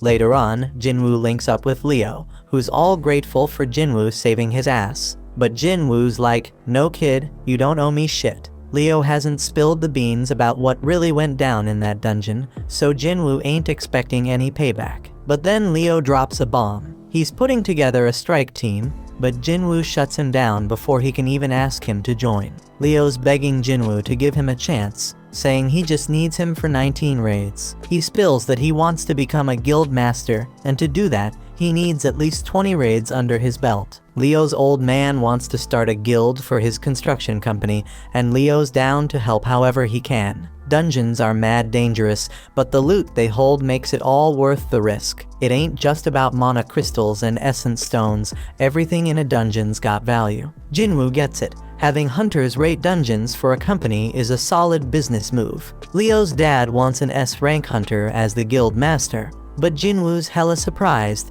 because there are only 7 rank hunters in the whole damn country. And to make it worse, the only S-rank who ain't already in a guild is Min, and that dude's retired. This means Leo's pops must be planning to snatch an S-rank from another guild. But Jinwoo warns him about that shit, because he's just gonna make enemies with the guild he takes them from. It's a risky game, my peeps. Leo switches up his game to convince Jinwoo and straight up tells him he gonna need some backup for their raids, especially if he wants to keep his power under wraps. And that's a genius move because it'll be way more convincing to his old man if he succeeds rolling with a low-rank hunter like Jinwoo who's playing pretend. Leo shows Jinwoo the building they're planning to use as the guild headquarters and says it's worth a crazy amount of money, like 30 billion yuan. That's some serious dough, man. Leo wants to give it all to Jinwoo in exchange for his help in completing 19 raids. Jinwoo would have been all over that offer in the past, but things have changed since he became the only dude who can level up. He's dead certain he can reach S rank, or maybe even higher the way things are going. But there's still too much unknown about his powers, and it would be too risky to team up with someone. So Jinwoo shuts it down and declines the offer. Leo ain't ready to give up just yet though. He promises to take Jinwoo's secret to the grave, but one look from Jinwoo sends chills down his spine, and he bounces. Meanwhile, Hung's younger brother Wang is super pissed about his brother's death and demands to know about the 2 survivors. His assistant Laura is straight up shocked when he asks what happens if he kills someone in another country, but she spills the beans anyway. If there's a treaty with that country, he gonna have a trial there, but if not, he getting sent back home to face the law. Wang wants to dip out there pronto, but Laura reminds him he has way too much going on, so he plans to deal with it later. He gives the survivors one more glare and just hopes they stick around long enough for him to take them out. The next day, Jinwoo hits the streets for a jog with his sister. Jinwoo asks her what she'd do if she had a crazy 30 billion yuan, but she can't even imagine what to do with that kind of cash because it's too damn unrealistic. When Jinwoo's flying solo, he notices his system counter keeps ticking even after he hits his goal. Gina catches up to him, but he already made up his mind to test how far that counter goes, so he takes off running again. He figures out it stops at double the goal, and after trying out all the tasks, the daily quest goes undercover. The reward for this gig comes with some straight up random loot boxes, but there's a catch: one's blessed and the other's cursed. Jinwoo ain't playing around, so he decides to roll with the blessed one for the day, and boom, he hits the jackpot. Homeboy scores another key, and it ain't just any key, it's the key to the Demon King's castle, and it is an S-level acquisition. But hold up, because that ain't even the craziest part. This key comes with a bonus ingredients for something called the Elixir of Life. And let me tell you, that's exactly what Jinwoo needed, because this elixir can cure any damn illness. Jinwoo pays a visit to his sick mother, and he knows he ain't got no other choice. He heads to the location, uses the key to open the gate, and he knows damn well this dungeon gonna be tough as nails, on the same level as Jeju Island. Jinwoo starts wondering if he has what it takes to handle this danger, but when a massive gate appears in front of him, he ain't backing down. Inside, flames are engulfing everything, and Jinwoo ain't gonna front, he's scared as hell. But hey, he got his teleportation stone as a backup plan in case things go south. Just then, a freaking giant monster pops up right in front of him. But Jinwoo already made up his mind he gotta get stronger, and he swears he ain't dying in this dungeon. This monster has a red name, meaning it's way stronger than him, but Jinwoo has the advantage of being a wolf assassin. Our boy uses dash to close the distance real quick and starts wailing at the beast. But man, he barely does any damage, even with the bonus effects. Jinwoo tries to activate his murderous intense skill, but the debuff gets cancelled out. Our boy tries to hit the monster with his other debuffs using his dagger, but they get cancelled out too. This monster is straight up brutal as it tears into Jinwoo, and he's screaming in pain. Damn, homeboy did lose his arm, and his health is dropping like crazy as the beast straight up crushes him. He already lost a third of his life, but it gets even worse, because this beast unleashes its 3-minute rage skill, boosting all its abilities by a freaking 100%. The monster's attacks are coming at Jinwoo too quick for him to dodge, so he ain't got no choice but to use his full recovery reward to grow his arm back. But just when he thinks he's making progress and hurting the beast, turns out he's dead wrong, and he just keeps taking a severe beatdown. Jinwoo's HP keeps dropping as he gets straight up stomped on, but he manages to buy himself a bit of time by kicking dirt at the beast. And damn, his system keeps warning him like crazy, making it crystal clear that it doesn't want him to kick the bucket. The more this keeps happening, the more Jinwoo realizes this ain't your average reawakening. Jinwoo knows he is way over his head now, so he decides to bust out the teleportation stone. But out of nowhere, Cerberus shows up and knocks that stone right out of his hand. Jinwoo's in deep trouble now, because he only got a few more hits before he's done for. The dude's brain is working overtime trying to think of a solution, and just when he's about to lose hope, he remembers he got a shop in his system. He quickly buys 3 healing potions, but here's the catch: they only heal 100 health points each. The poison he gonna face from fighting the snake pops right up in front of him, and he realizes he has no other choice but to give it a shot. Jinwoo chugs that poison like a boss, so the system picks it up as a harmful substance and detoxifies it. It's a complete success because Jinwoo's muscles stay intact, and now he takes 20% less physical damage. Cerberus ain't playing around, and it lands a straight devastating attack on Jinwoo. But Jinwoo ain't giving up just yet, man. Homeboy declares he can still move, and guess what? The 3-minute timer on the monster's rage skill is up. The effects wear off, and now the damage Jinwoo inflicted on its eye starts taking its toll on the beast. Jinwoo seizes the opportunity and starts landing multiple attacks, finally making a dent in that sucker. The beast almost chomps him up, but Jinwoo somehow manages to hold it back. dude goes airborne, but that powerful monster smashes him right back into the ground. Jinwoo finds himself in a tight spot once again, with his health damn near depleted and Cerberus squeezing him between its teeth. But Jinwoo ain't done fighting just yet. He digs deep and keeps stabbing that beast, even as it tosses him around like a Zorro. Jinwoo keeps on attacking, pouring every ounce of strength he has into one final blow. And guess what? That's the knockout punch right there. Cerberus comes crashing down, and a notification pops up. It says Jinwoo has defeated Hell's Gatekeeper. Homeboy levels up several times and his wounds magically heal. Killing the Gatekeeper earns Jinwoo the key to the demon's castle. He figured that's what Cerberus was protecting, but then he gets hit with a mysterious notification. It's the recipe for the elixir of life, and it requires 3 ingredients found in the castle. Jinwoo's fight with Cerberus gives him a clear idea of his current strength, and he realizes something. If he were to venture into the demon's castle right now, he'd be 6 feet under for sure. Jinwoo concludes that he can't do it just yet, but he makes a promise he gonna come back real soon. After that, Jinwoo heads over to see his mom and wonders if he can really cure her eternal sleep disease. He ain't got none of the 3 things he needs for the elixir of life, but at least he knows where to find them. But damn, trying to enter the castle at his current level would straight up lead to his death. That's why he's gotta level up and get stronger, no doubt. To help with that, Jinwoo decides to roll with Leo on the 19C rank raids he was talking about earlier. Jinwoo's got one condition though, and Leo's hella shocked when Jinwoo says they gotta do the raids just the 2 of them. No one else. But Leo says what the hell, because rank C gates require at least 8 team members to enter. But Jinwoo wants them to go with a hung strategy, so they gotta hire enough hunters to meet the quota. Leo's kinda hesitant because it could be risky as hell. But Jinwoo points out that if just the 2 of them can beat 19 raids, that's gonna be mad impressive. And it's all about impressing his old man. Leo agrees to go to hell and says he'll handle everything. In another spot, Chahee's getting her exercise on, running in circles, and taking a sec to gulp down some water and replenish her body's fluids. She ain't playing around because she knows someone's been creeping on her. So this dude named Yoon finally comes out of hiding and introduces himself. On the other side, Leo's dad tells Leo how shit's gone crazy since the gates showed up 10 years ago.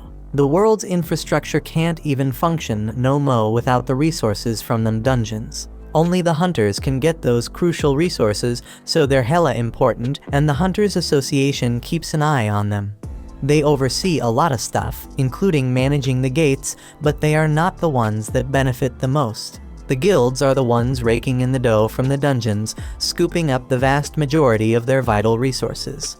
They are balling rich, man. We talking about the Hunter Guild, White Tiger Guild, Reaper Guild, Fame Guild, and Knights Guild, the top 5 guilds in the whole country. They got a monopoly on all the profits from their dungeons. But Leo's pops ain't having none of that. He ain't letting it go on like that. He knows they gotta establish their own guild to achieve his goal, straight up. Leo's thinking about how risky it would be to hire some unknown's rank to partner up with his bro. But if his pops picked him as the guild leader instead, that problem could be solved. Over at the park, Jinwoo's doing his own running. Homeboy notices that any extra exercise he does ain't getting counted anymore. That damn cursed loot box he was offered before ain't even an option now. So he pulls out a regular loot box, hoping to find something good, but all he gets is a bingo card. Not what he was hoping for, man. Time goes by and Jinwoo keeps training, but he realizes the 3 points he's getting ain't doing much anymore because he leveled up. Leo still gotta get his shit together before they can enter the C-rank dungeons, but Jinwoo has a realization. If he can get back into that penalty zone, he might be able to take on that centipede he faced before. But he knows the fight might be tougher than he thinks, and there ain't no guarantee he'll get any experience points from it. Just then, Jinwoo gets a notification to join a D-rank mission. But hold up, it's from the Hunters Association, so that means he won't be able to fight solo. Over at some dojo, Song finishes up schooling some kid, teaching him a lesson. The kid's like, "Damn, I wish I fought you when you were at your best." But Song's real with him, saying he can't change the fact that he only has one arm now. Then Song gets a notification to join a raid, and the kid's like, "Why you ain't retired yet?" Song has some messed up memories, and he's missing a major part of his body, so the kid apologizes for making him feel down. Song explains that his prime years are in the past, but he still wants to contribute to society in his remaining time. Over in another spot, we got this kid playing while her scaredy cat dad Kim watches.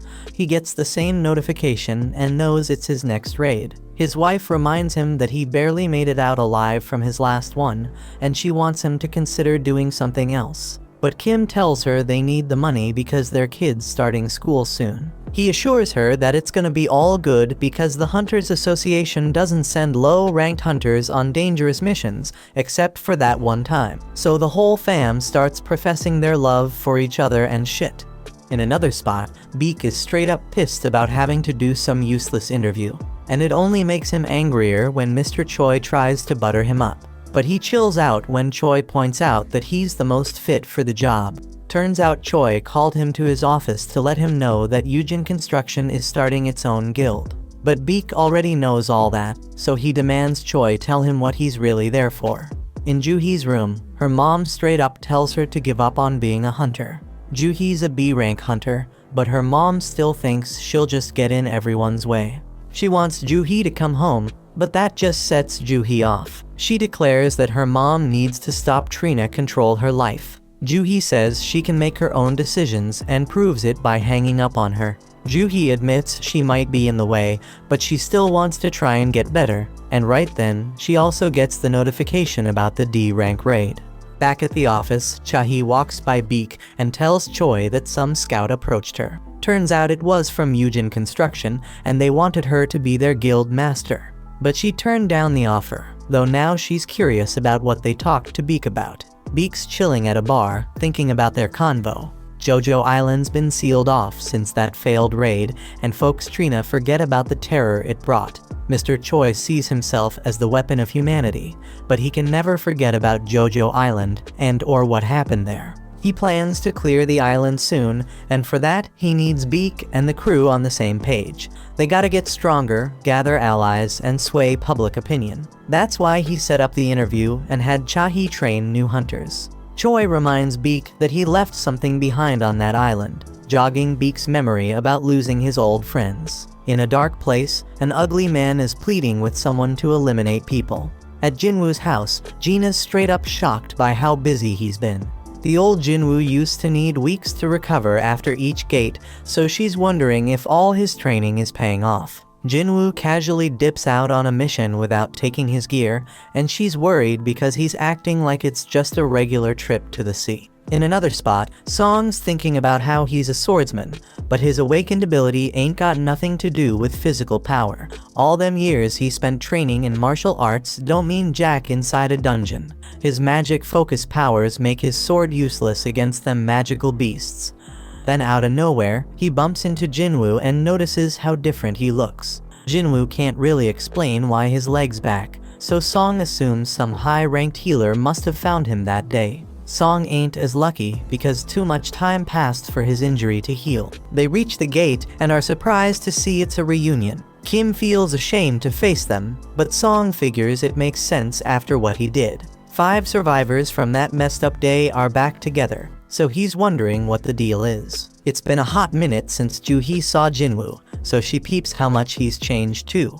Right then, some sketchy dudes roll up and start checking out Juhee like they have a thing for her. But Kong's there too, and he shuts them down, telling them to chill. Turns out these peeps are prisoner substitute hunters. Straight up hunter convicts. Trina reduced their sentences. Song can't believe they gotta fight alongside criminals, but the woman assures them they won't be a problem. They were understaffed and had no other choice. Just in case though, Kong's rolling with them. He is a B rank, so if things go south, he can handle the 3 C rank criminals with ease. Jinwoo tells Juhee not to come along, but she ain't having it. The criminals get set free, and even they wonder if this is a good idea. Kong shuts them up again and reminds them what'll happen if they act up. He introduces himself to the others and promises he'll handle the criminals. Jinwoo lets Song take charge of the raid, and he appreciates it. Song takes full responsibility for failing that day and gives props to Jinwoo for being the only reason they all made it out alive. He thanks Jinwoo on behalf of all the survivors, but Jinwoo doesn't need it. Kim ain't got no objections to Song leading them, and Kong's staring at Jinwoo for some reason.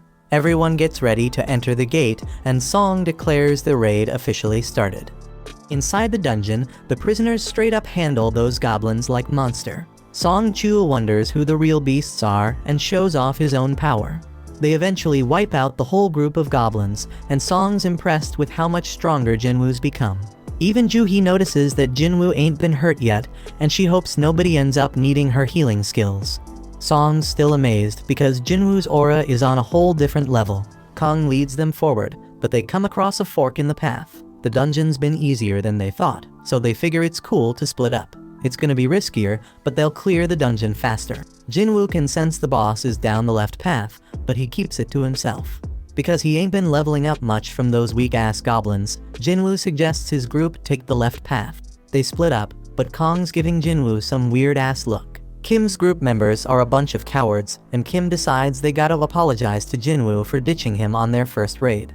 They know he probably won't accept the apology, but Kim's determined to try because he wants to keep being a hunter. Down the other path, the prisoners straight up wipe out another group of goblins with ease. Kong, being all weird, asks if they could do the same against humans, but they make it clear it wouldn't make a damn difference. Here's the backstory. Kong found out some dude's daughter got assaulted by 3 dudes. The poor girl ended up taking her own life, and this guy's furious because those 3 scumbags will be free in just a few years. To make matters worse, those assholes are hunters, and they get to join raids to reduce their sentences. That shit's unfair as hell because his daughter ain't never coming home. So the man brings 3 million yuan and offers it to Kong to take out those 3 prisoners. Kong's gone straight up bonkers now, and he spills the beans to the prisoners about what he's gonna tell the inspectors when he dips out of the dungeon. He's gonna say the prisoners got wiped out by a gang of 100 goblins. Kim keeps going down his path, but he's shocked when it connects to Kong's path, and he finds Kong massacring the prisoners. Kong starts telling the prisoners he's been told to make them suffer, but Kim interrupts his crazy ass. Cold-blooded Kong takes out the last prisoner and decides he's gotta change his plans as he starts making his way toward Kim. Jinwoo's thinking about how Kong saw him at the hospital, and he just hopes the dude doesn't remember him. Just then, they hear screams, and they rush over to find the dead prisoners. Turns out Kang got eliminated too, and Jinwoo's shocked when he sees Kim in bad shape. Juhee works her healing magic on him, but Song can tell this ain't the doings of no magical beast. The weapon used was too damn sharp, and whoever used it purposely avoided finishing him off multiple times. Kim's given up on surviving, but Jinwoo reminds him he's got a family. Jinwoo demands he stay alive, otherwise he won't be able to keep blaming him. Kim uses his last breath to apologize to Jinwoo, then he's gone. Right then, Kong tries to take out Juhee, but Jinwoo steps in and stops him. Kong's impressed by Jinwoo's speed, and Song realizes Kong's the one behind this whole massacre. Song's shocked because Kong's part of the Hunters Association, but Kong just wants to spill his plan. Instead of blaming the goblins, Kong's gonna say the prisoners wiped out all the other hunters. He'll claim they tried to take him out, but failed, which is why he's the lone survivor. Song holds Jinwoo back because he doesn't think he can take on Kong. Instead, Song Chul steps up to fight him, even though he knows Kong's a B rank, a whole level above him. Juhee buffs Song up with strength, and he tries to use his sword skills to take Kong down. But damn, Kong manages to dodge every damn hit, and he gives props to Song Chul for knowing his shit. Jinwoo analyzes the situation and realizes Song Chul's holding his own, but he ain't fast enough to win. Kong lands a brutal blow, but gets annoyed when Juhee quickly heals Song. Kong decides he's gonna take out Juhee first, but Song steps in and stops his ass. Kong underestimated the old man, so Song lets him know he's trained as rank hunters before. His blade may be outmatched, but Kong points out that Song's power has its damn limits. Ain't no chance a mage type like him can beat an assassin type, so Kong brings him near death. Juhee's too scared to heal him, and Kong gets ready to finish off Song for good. But Song Chul pulls out his fire ability. But damn, Kong's too damn quick. He realizes Song Cheol used his sword to make him drop his guard against magic. Song Cheol was waiting for Kong to try and end his life, then bam! He hits him with a surprise fire blast. Kong sees through the plan though, and now Song Cheol's paying with his life. But wait a damn minute. Jinwoo finally steps in to put an end to the fight. Kong demands to know who the hell he is, and Jinwoo straight up says he's just an E-rank hunter. Kong doesn't believe him because he'd need some next level reaction speed to stop the attack he just used on Song. Kong can tell Jinwoo's hiding his power and figures he had a second awakening. The others are shaken, and Kong suddenly remembers Jinwoo from the hospital. The mana reader only read 10 back then, so Kong thinks this second awakening must have happened after that. This shit doesn't add up. It doesn't explain why Jinwoo was able to survive the double dungeon. But Kong doesn't give a damn, he's ready to take out Jinwoo. Jinwoo wants answers, so Kong says he is just dishing out justice by taking out the prisoners. But Jinwoo doesn't give a damn about them, but he wants to know why he eliminated Kim and Kang. He points out that Kong could have done it quickly and easily, but he didn't. Kong seemed to enjoy torturing and playing with them. Flashback to when Kong talked to the father, and he explains how he's been getting big offers from the top guilds. But he chooses to work for peanuts in the Hunter Association. Why? Because he finds killing people way more fun than killing beasts. A straight-up fight goes down between Kong and Jinwoo, and the two onlookers are blown away by their insane speed. Kong can tell they have similar builds, but he figures he's got way more experience fighting high-ranked opponents. He uses that experience to gain control of the fight, but he's shocked when Jinwoo asks him to tone down the bloodlust. But it's too damn late because Jinwoo's system is taking notice. The system, just like last time, tells Jinwoo that there are peeps present looking to take him out.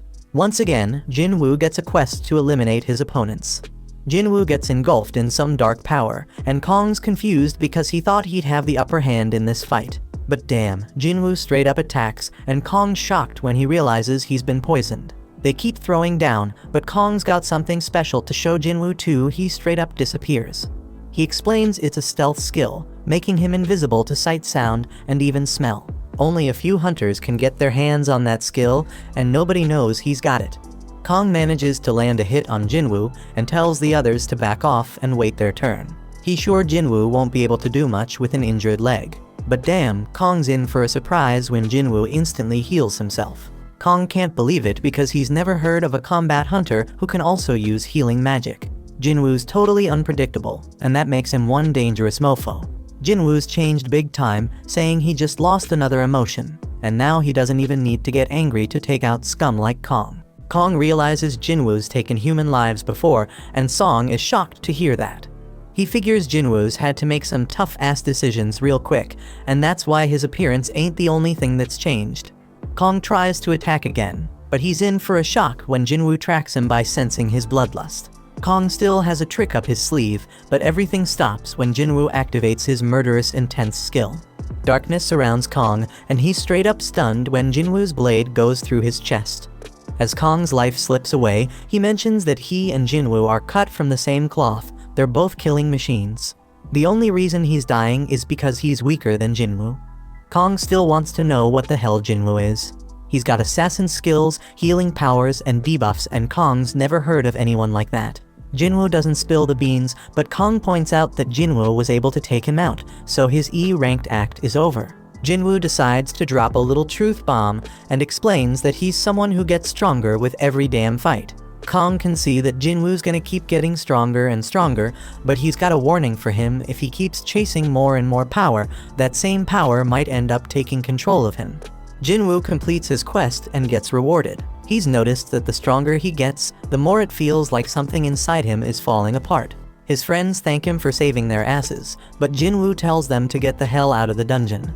They're shocked because Jinwoo plans to clear the dungeon all by his lonesome, but they realize he's strong enough to pull it off. Outside, Woo's mind is blown when he learns Kong is secretly killing folks. He is shown the only survivors of the mission Kong was on, and he's straight up surprised to see that Jinwoo's one of them. He apologizes for what went down, but most importantly, he wants to know who took out Kong. Jinwoo realizes he can't keep his secret anymore, which means he gotta cancel his deal with Leo. Right before he spills the beans, Song straight up lies and claims he's the one who eliminated Kong. Song's just a C rank, so he explains he only won because he had a healer's help. Woo's skeptical because Kong's a top B rank hunter, but he buys Song's story. Just then, Jinwoo reminds himself that he cannot get overconfident. He couldn't tell before, but Woo's an A rank hunter. Jinwoo can sense his crazy-ass power now, and he knows he doesn't stand a chance against this dude in a fight with his current strength. Song determines that Jinwoo has a good reason for keeping a secret, so he tells Jinwoo that this is just him paying him back for what happened in the Devil Dungeon. That night, Juhee wonders if Jinwoo remembers the stone he gave her. Jinwoo and Juhee take a little stroll while chatting about how much Jinwoo's changed. Juhee's the total opposite because she ain't changed a bit, and she realizes she's too timid to be a hunter.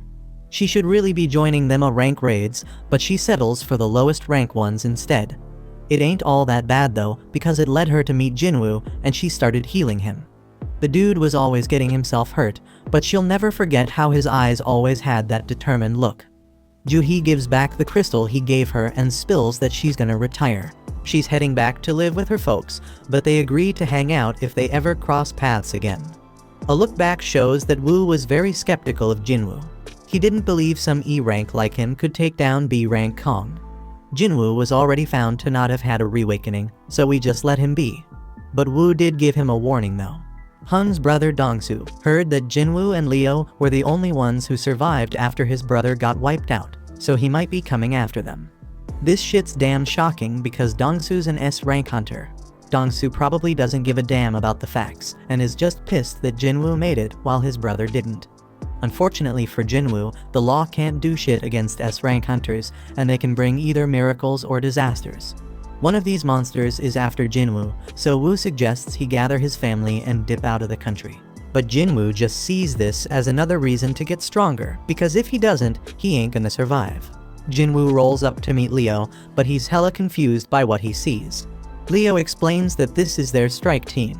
He focused on finding people who have the skills to be hunters, but can't work for various reasons and are struggling to make ends meet. Jinwoo points out that he hired a high schooler, but she claps back saying she's a qualified hunter just like the rest. She does get a bit down when Jinwoo figures out she's an E rank with no raiding experience. But it doesn't really matter because Jinwoo lets them all know they'll be waiting outside while he and Leo handle everything. They're all getting paid 3 million yuan each, which is a sweet deal because they ain't gotta do shit. The only catch is they can't blab about it to anyone, or they gotta pay back 10 times what they got. Jinwoo got a stealth rune for taking down Kong, and he used it to learn stealth skills. Leo's all set to go, and Jinwoo's shocked to see he's rocking even more crazy expensive armor. Jinwoo straight up schools Leo on how dumb it is to rock that armor and demands he ditch it. But Jinwoo lets him keep the helmet at least, and they step into the portal. The other hunters think they're straight up insane for hitting up a C rank dungeon on their own, but they don't give a damn because the contract's already sealed. Jinwoo's sis wonders where her friend Songyi is, and turns out she's the high schooler on Jinwoo's strike team. The hunters chat about how a full strike team would take a solid 2 hours to finish this raid, so when they see Leo pop out of the portal, they assume they just bailed. But they're in for a shock because the damn gate closes right after they step out, meaning they cleared the dungeon. The hunters can't believe their eyes, but Jinwoo tells them to hustle because he's ready for another portal. Their goal is to hit up 3 raids in a single day, but the hunters are still dumbfounded they even finished one. In another raid, Jinwoo straight up wrecks a bunch of goblins, while Leo wraps up the mining. Jinwoo mops up the goblins and levels up. The next raid's a success too, and Jinwoo levels up even more. Days go by, and the two keep clearing dungeons on their own. They start facing tougher and tougher monsters, but Leo can see Jinwoo's getting hella stronger too. Jinwoo's stealth skill is hella handy, and his dash skill levels up. He gains a couple more skills and finds out they're straight up powerful when he uses them on a wolf. Jinwoo's got a bunch of new skills now, but his mana ain't enough to use them for long. He chugs a potion for that and decides he's gonna focus on boosting his intellectual abilities moving forward. He also decides against heading back to the Demon Castle right now, because he considers himself somewhere between a B rank and a rank hunter.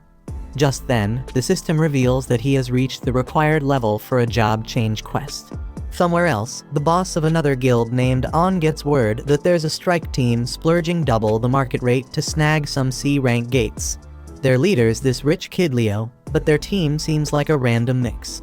On recognizes the name Jinwoo from the double dungeon incident, and he gets this feeling that something interesting is going down. Meanwhile, Jinwoo and Leo come out another portal victorious. Jinwoo wonders if Songyi has some eye problem, but she says it's nothing. Back with On, his assistant is straight up shocked when he hears On thinking that Jinwoo's had a reawakening. Jinwoo managed to survive 3 major disasters, and every time, there was a damn high body count, but he always made it out alive. Reawakening's the only explanation, so On heads out to scout this promising rookie. On rolls up at Jinwoo's portal, but he's hella shocked because it looks like they're having some sort of picnic. Songyi explains the area's off limits and makes it clear she's a hunter. She admits she's part of the strike team, and On's mind is blown when he realizes Jinwoo straight up left the whole crew behind to enter the dungeon solo. On thinks Jinwoo could be his biggest discovery yet, but he surprisingly just leaves. The dudes step out the gate, and Jinwoo spills to Leo that he's swamped tomorrow and can't make it for any raids, so they hold off on a few. Then we get a glimpse of this super weird scene, and Mr. Choi wakes up from that nightmare. He peeps at some paperwork and figures out it's almost time for the recon mission on Jojo Island. Jinwoo wraps up his day of raiding, and On introduces himself as the manager of the White Tigers Guild. The White Tigers Guild is one of the top guilds in the country, always hunting for new talent. On thankfully gets right to the point and offers to pay Jinwoo double what Eugen Construction is paying him if he joins his guild. On's hella confident Jinwoo's in E rank and can't turn down that offer. But he's in for a surprise when Jinwoo wants to know the worth of the White Tigers Guild headquarters. It's worth a cool 50 billion, so the dude's mind is blown when Jinwoo reveals that a construction company's hooking him up with a building worth 30 billion.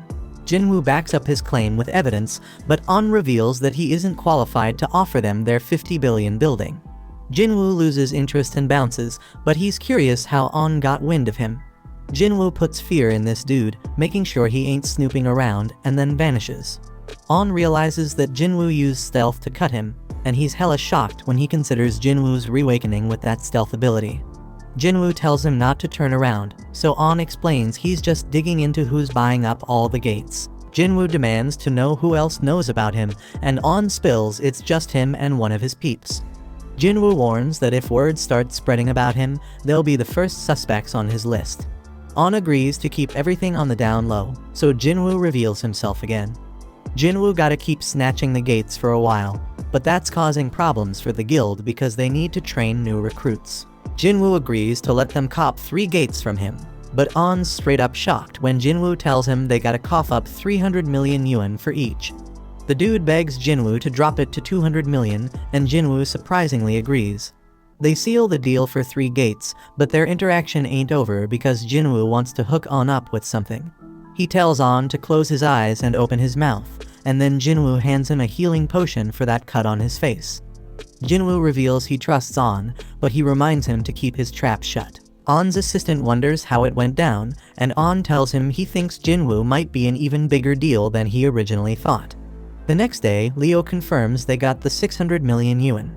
Leo points out they were gonna ditch the gates anyway, so he can't believe Jinwoo managed to score so much cash for them. Leo wants to know more, but Jinwoo says it's a trade secret. Back with the White Tiger Guild, On realizes Jinwoo played him, because now there's a bunch of C-rank gates that have appeared selling for less than 70 million yuan. Jinwoo sends him a message informing him that they are now on an equal footing after spying on him. On realizes Jinwoo ain't someone to mess with, but he's glad he got his contact info. Elsewhere, we see Jinwoo heading out on a road trip to find out what this job change quest is all about. Jinwoo arrives in some forest far away from civilization because he has no clue what to expect from the job change quest. He already tackled 2 dungeons with keys, but those were mandatory quests, like the penalty and emergency ones. But this job quest? It's optional, and they even gave him time to decide. Jinwoo figures it's a major event that's gonna level him up by getting skills perfect for his job, so he decides to accept, and the gate opens. Jinwoo just remembers he ain't done his daily quest yet, but he'll get to it later. He declares that the real game begins right now, and steps into the gate. Meanwhile, Leo's having a meal with his father, and his bro shows up too. Inside the dungeon, Jinwoo realizes he can't use potions or fully recover. He won't be able to leave until the quest is complete either, so he will have to be very careful. Suddenly, he hears something coming his way, and he gets ready for action.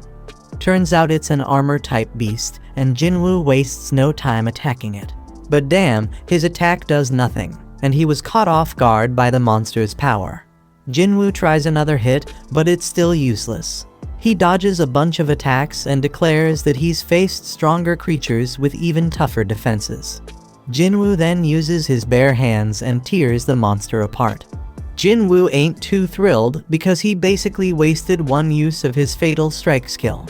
But he can't stay mad for long because he has some company. Meanwhile, Leo's dad wonders how Jisung's guild establishment efforts are going.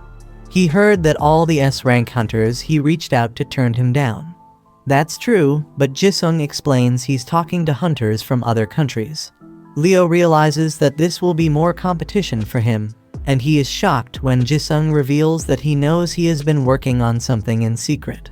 Jisung warns Leo not to get in his way because he knows what's up.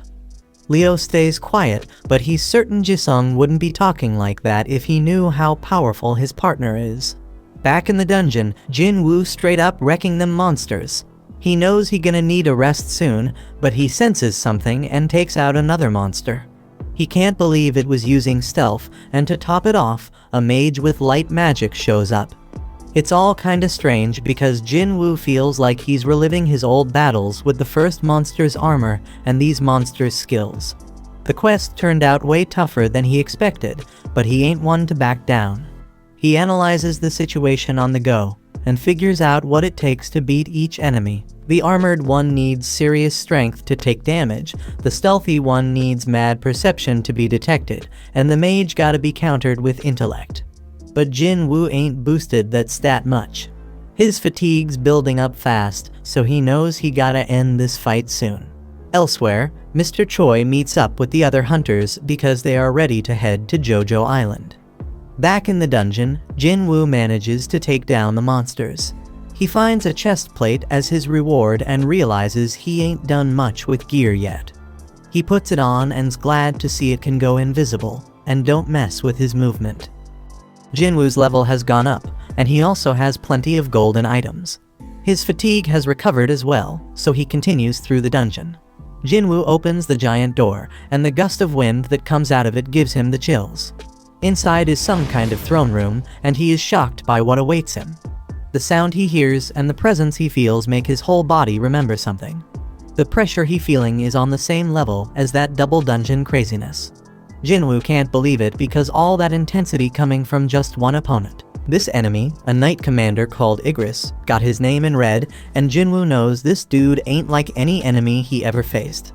Igris instantly attacks with intense speed, and Jinwoo is shocked to see that this guy chops through pillars like they are tiny tree branches. This monster overpowered Jinwoo quickly with his next hit, and Jinwoo had no chance of keeping up. He getting tossed around like a rag doll, and Jinwoo can't believe what a freaking monster this guy is. Jinwoo shows his insane speed as he throws a barrage of attacks, but his blade does nothing against the knight's armor. Jinwoo is barely able to block one attack, but he gets thrown back. He realizes they matched in speed, but Igris way more powerful than him. This dude was hella dangerous, and Jinwoo wondered if he got any shot at beating him.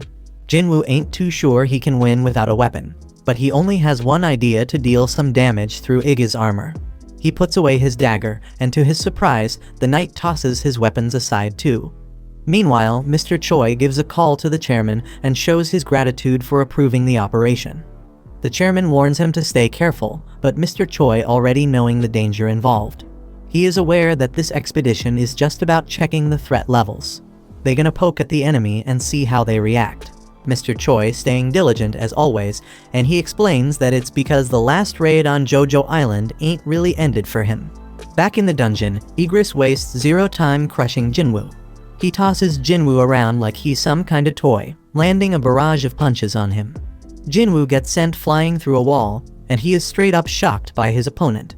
He blocked all them punches, but still feels like he lost 500 HP. Jinwoo is glad he rocked that armor because he'd be 6 feet under if he hadn't. He gotta admit he can't overpower this dude, so he decides to amp up his speed instead. Jinwoo flies around him and manages to finally push him back. He throws out a bunch more attacks, but it becomes crystal clear he ain't catching this guy again. The dude keeps tossing him around, and Jinwoo notices his skill also boosting his defense. He's still getting wrecked by this dude, getting dragged back into the room, but Jinwoo keeps fighting back. His efforts start paying off when Jinwoo pulls off a sick move, landing a kick straight to Aegis's head. Jinwoo realizes this might actually backfire on him, and the knight comes at him even harder. Jinwoo just keeps taking a straight-up beatdown, getting tossed onto the throne while Aegis looms over him. Back home, Gina leaves some dinner for Jinwoo and goes to study. We also catch a glimpse of Jinwoo's mom at the hospital. But back with Jinwoo, he is in really bad shape as the knight grabs his sword, ready to end Jinwoo's life. He went in for the kill, but Jinwoo was swift as hell, stopping him with just one hand. Jinwoo declares that he hasn't lost yet and pushes Aegis back. He summons his blade and manages to stab the knight through the gap in his helmet. Jinwoo puts all his power into pushing Aegis back and slamming him against the wall. The knight tries to use Jinwoo's blade, but Jinwoo stops him, saying his dagger doesn't switch owners. It just goes back to his inventory, where he can summon it again. Jinwoo drives his blade through the knight's skull, but the hit ain't deep enough. He knows he gotta go deeper, so he uses every last ounce of power to drive the blade further into the knight. Jinwoo pulls out all his fatal strikes and lands the most powerful blow he ever dealt. The knight has gone completely limp. Jinwoo takes out his blade, and a notification pops up saying he won the fight. Jinwoo realizes there's a huge gap between them in every category, and he knows his win was a straight-up fluke. If he made just one mistake, he'd be 6 feet under. Jinwoo then gets 4 rewards. One of them is 15 million gold, and another is the S-rank helmet Aegis wore. The Demon's Castle key was S-rank, but Jinwoo never had gear this top-notch before. Amazingly, the helmet boosts his stats and reduces damage by 15%. Jinwoo also gets a rune stone for a skill called the Ruler's Hand. The final reward is an instant teleportation stone. Can't stash it in his inventory, so he's wondering why he getting it now. It doesn't make sense to get it after clearing the dungeon, so Jinwoo is wondering if the job change quest ain't actually over yet.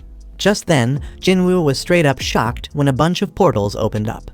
A notification pops up, revealing that the job change quest actually starting right now. Jinwoo was told to survive as long as possible to rack up advancement points. He gotta earn them points to move up in class, but Jinwoo ain't got a clue what that means. A timer pops up, and Jinwoo realizes he is about to face an endless wave of enemies. He is relieved to see these fools ain't as strong as Aegis, because he knows he'd be overwhelmed in seconds if they were. Jinwoo is confident he can handle them, but damn, there's a whole damn army of them. But Jinwoo ain't scared, he charges right at them. Meanwhile, we watch as the other hunters fly off to Jojo Island. After a while, we are back with Jinwoo, still in the thick of the fight because the gates keep spitting out more enemies. The real deal with this quest is to survive as long as possible, so Jinwoo starts using his stealth skills. He gotta manage his mana, so he can buy himself as much time as he can. Jinwoo's plan is completely ruined though, when a mage breaks his stealth. He right back to throwing fists, but now it's even worse because he can't use stealth or murderous intent no more. Jinwoo takes a sword straight to his back, and he is straight up shocked when he realizes it's only been 5 minutes. Shit getting way too dangerous, and Jinwoo knows he can't keep going. He hates to do it, but he decides to teleport out of the dungeon. But before he can, some monster knocks the stone right out of his hand. Now Jinwoo is in deep shit as the huge group of enemies descends on him. Jinwoo continues to get thrashed about by the monsters, and there is no way out now that he has lost the teleportation stone. The only shot he got at surviving is if he whoops all their sorry asses, so Jinwoo gets back in the fight. It's looking pretty damn dire though, because his stamina running on empty and he can't use stealth or murderous intent. But you know our boy never gives up, he is dead set on staying alive. Jinwoo keeps fighting for his life, and he thinks about how he has been living at the bottom his whole damn life. He could never give up on chasing more, and this moment ain't no different. Jinwoo's knuckles are all messed up, and his heart starts racing. Just then, the monsters start talking. The voices saying Jinwoo got the nickname of the weakest hunter in mankind. They mocked him because he had to go to the hospital after going through a rank gate. Just then, the imaginary Song Cheol and Juhee show up, and they tell Jinwoo to stop forcing himself to fight. After that, Jinwoo's younger self appears and says he come a long way already, so that should be enough. His old self can't even recognize the new Jinwoo because he is taller and in a way better shape. But he explains that the changes are only on the surface. Deep down, Jinwoo is still weak, and he is about to die again. The old Jinwoo says Jinwoo always gonna be E-rank hunter, a dreamer who never learned his place in the world. Jinwoo dodges some attacks, but he can't keep it up because he getting crushed. Young Jinwoo tells him he getting what he deserves for thinking he was ready for this kind of fight. Them words start making Jinwoo wonder if he really ain't changed at all. Just then, a notification reveals that the time is up on his daily quest, and he will have to be penalized for not completing it. Lucky for him, that means he gonna be taken to the penalty area. Jinwoo finally got it. Luck is a skill factor, and young Jinwoo figured whoever was behind all this didn't want him dead just yet. He says his goodbyes and Jinwoo gets transported to the penalty zone. When he gets there, he feels grateful because this penalty actually saved his life. Jinwoo wondered though if it was really just luck or if the system keeping him alive. He decides not to overthink it and pops some potions to recover his stamina. Damn unfortunate though, because a notification saying if he too messed up, potions won't heal his HP. He gotta either wait and heal naturally or level up to get restored. Just then, a whole bunch of the monsters from earlier show up, and Jinwoo saying as long as he doesn't die, any pain he feels just gonna make him stronger. Back at home, Gina notices Jinwoo ain't come back and wonders if he got himself a girl. She decided that ain't possible and just hoped he remembered to be there for her guardian teacher meeting. Back with Jinwoo, he has defeated the monsters he was once terrified of and has recovered his health from leveling up. He got 10 minutes left in the penalty zone, so he used that time to cop the Night Killer Dagger. This weapon is perfect because it does 25% more damage to armor-type beasts. Jinwoo uses the rune he got from fighting Igris, and it gives him the active skill called Ruler's Hand. Surprisingly, it doesn't use mana, and it lets him mess with objects without touching them directly. He remembers Igris using this on his sword, but Jinwoo tests it and finds that he can't move large objects yet. Time is almost up, so Jinwoo declares that he will have to rely on a little bit of luck to carry him to the end. Jinwoo gets teleported back to the dungeon and gets ready for another round of fighting. Back with the other hunters, they getting closer to Jojo Island. Choi is told that there are multiple sources of mana in the water, and Choi is straight up shocked by what he sees. In the dungeon, Jinwoo feels really good about how his Night Killer Dagger performing, but he can't shake this weird feeling he getting. He keeps killing their beasts, but it doesn't feel like he actually doing it. Jinwoo is more worried about the mages casting spells without actually attacking. Just then, Jinwoo realizes that they are responsible for opening the gates and summoning the knights. He decides to go after the mages and finds out that taking down one of them makes some of the knights fall apart. Knowing this, he goes after the rest of the mages and starts taking control of the fight. The mages try to hide behind the knights, but Jinwoo manages to take out another one, leaving 3 mages still standing. These sneaky last 3 combine their power and summon a golem, so Jinwoo makes his way to higher ground. He can disable it for a moment and think about how them dumb mages probably thought one strong monster was better than a bunch of small ones. Jinwoo points out that this is wrong though, since having fewer targets makes it easier to go after the mages. Jinwoo finally manages to wipe out all the mages, but the golem is still standing. Our hero Jinwoo got so damn strong that he straight up used brute force to destroy that golem. With that, all the monsters get defeated, and a notification pops up saying he finished the job change quest. Now he can switch to a more advanced class with the points he earned based on how he performed during the quest. But turns out he doesn't get to choose because more notifications start popping up with a bunch of messages. They talk about whatever path the player takes. It is full of dead bodies and the smell of blood. They say the player craves immense power and makes their own damn way without relying on others. The messages mention how a shadow army gonna follow the player's orders, and Jinwoo is straight up shocked when he sees his new job class gonna be a necromancer. This shit doesn't make any sense to him at all, because he ain't put anything into his intellect stat. Necromancers are usually magic-type classes summoning undead monsters as servants. Jinwoo though, he built like an assassin. His main thing is strength, and all his skills match that fighting style. If he ends up with a class like Necromancer, then all the work he put into his current build gonna be wasted. But just then, Jinwoo feels relieved when he sees he can reject it. He says no, but the system points out that Necromancer is a hidden class and asks him again if he really want to decline it. Jinwoo takes a second to think about it and wonders if it is a hidden class means it has some special power. Jinwoo wished he had an example to compare it to, and he realized it was pretty damn similar to the summoning magic the mages were using. Encountering them seems like too much of a coincidence, so Jinwoo wonders if this job change quest was pre-arranged by the system. The whole idea of summoning beasts like mages got him really interested. Them mages ain't all that strong on their own, but Jinwoo knows he is. Ain't no rule saying necromancers can't be frontline fighters, and that's exactly what he gonna do. Jinwoo figures if classes work like stats, then as he levels up, his necromancy skills gonna level up too. That means the shadow army the system talking about gonna get stronger too. Jinwoo getting hyped up thinking about not solo leveling anymore, so he decides to accept the necromancer class. Just then, some dark power burst up from under his feet, and the system started awarding him points based on his performance. Jinwoo did amazingly well during the quest, so his total advancement points exceeded the class threshold. The dark power erupts even more, and Jinwoo starts floating because the advancement is about to be complete. Jinwoo is then shocked when he sees that he already moved on from the Necromancer class, all the way to the Shadow Monarch class. He also got unique class skills and 10 ability points. Jinwoo wonders if the quest is finally over, but he begins to hear sounds that seem to be coming from people in pain. Now Jinwoo can see this dark shadow coming from the monsters, and he can use his skill called Shadow Extraction on them. First thing, he gotta pick a command word, so he goes with Arise. As soon as he says it, Jinwoo is straight up ecstatic when he sees the first members of his shadow army.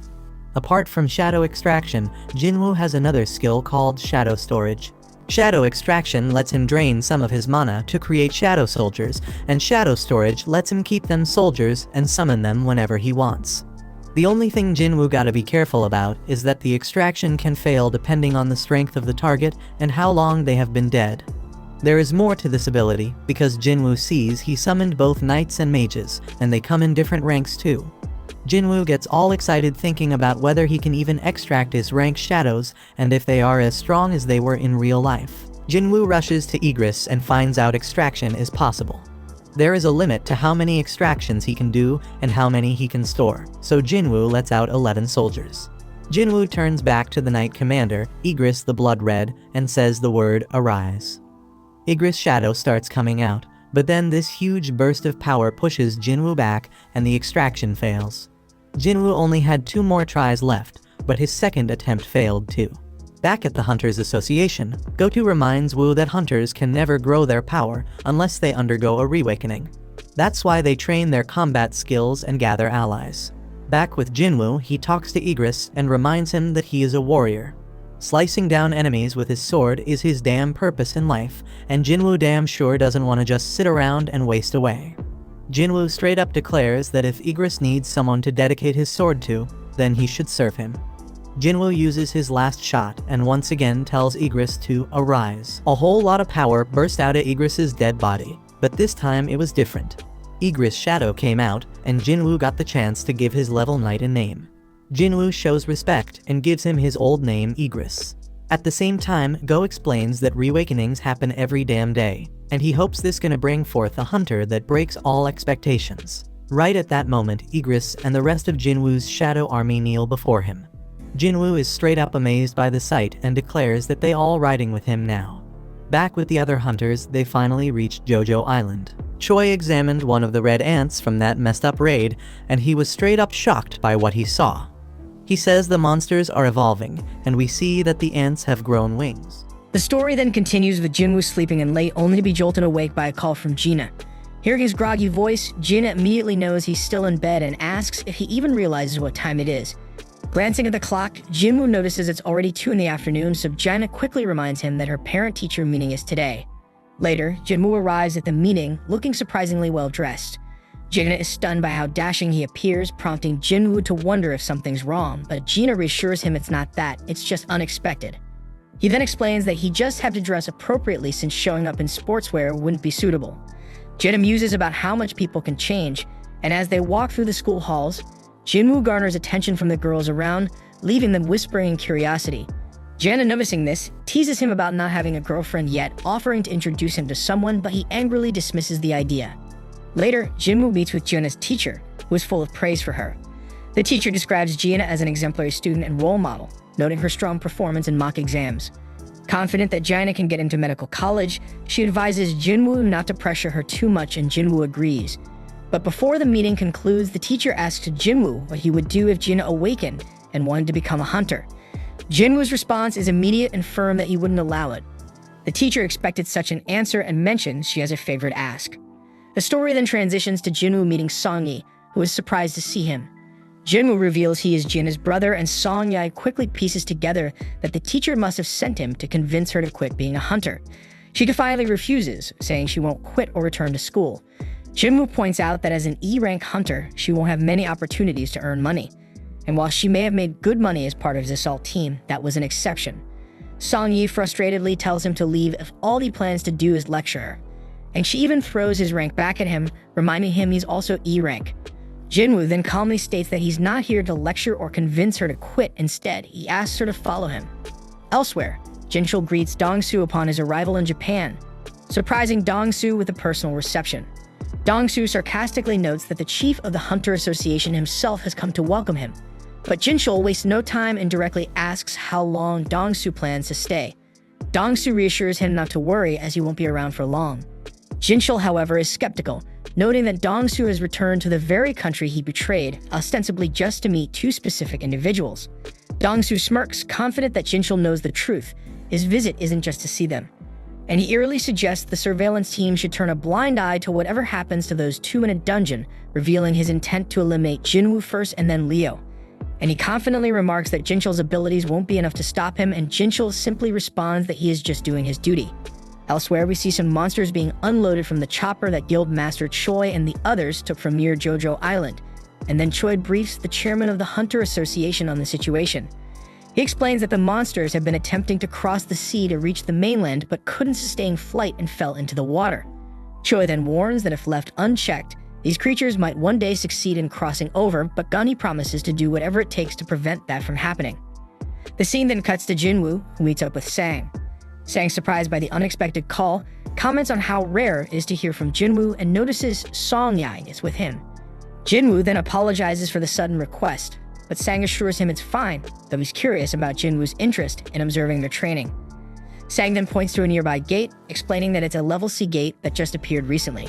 As they talk, an impatient man interrupts, grumbling that they should start the raid already since this isn't a picnic.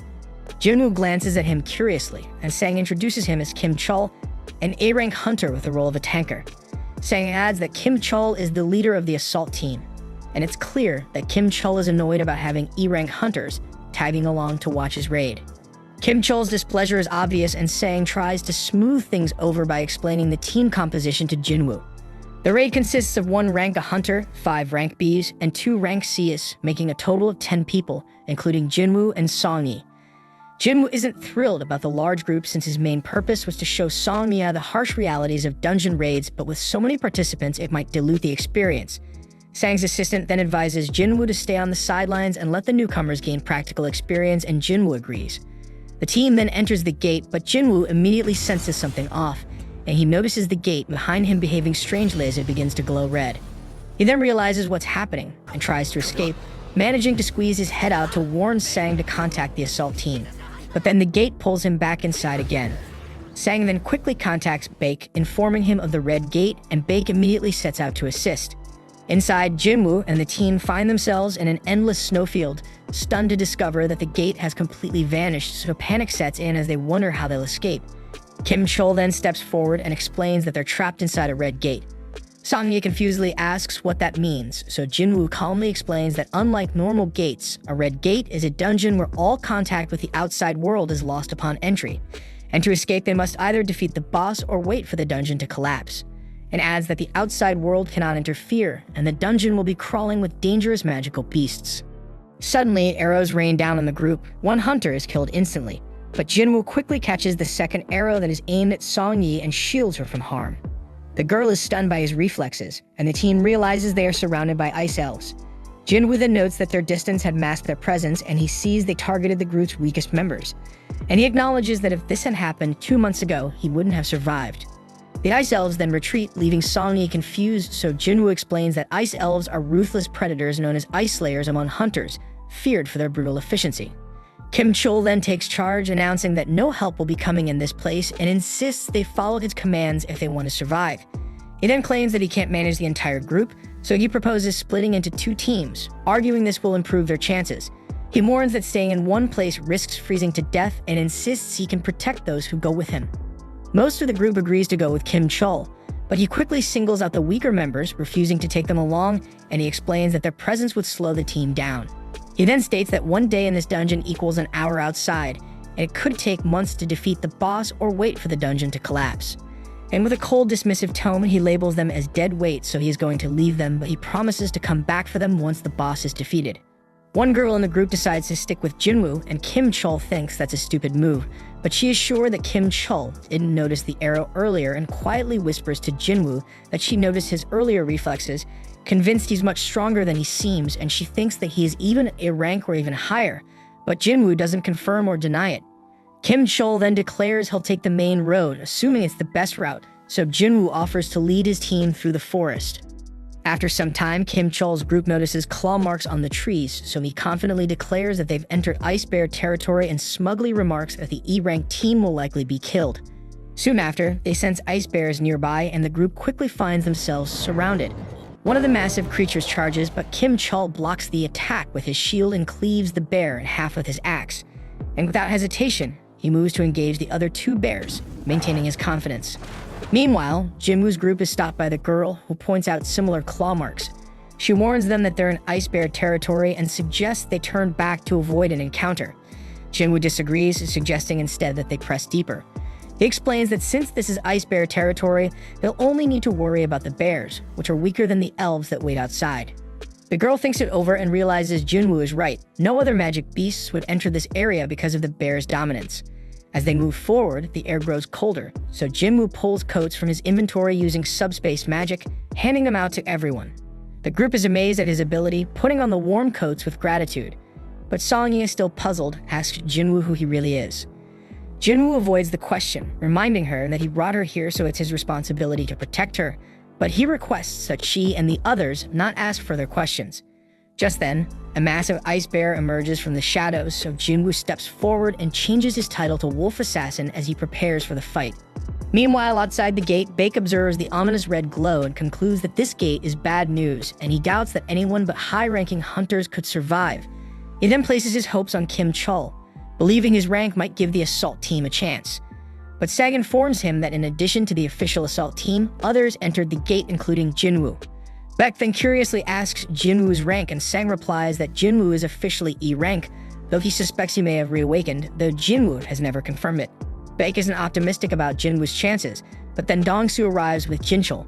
Baek is visibly displeased to see Dongsu, questioning why he's here when he's supposed to be in America.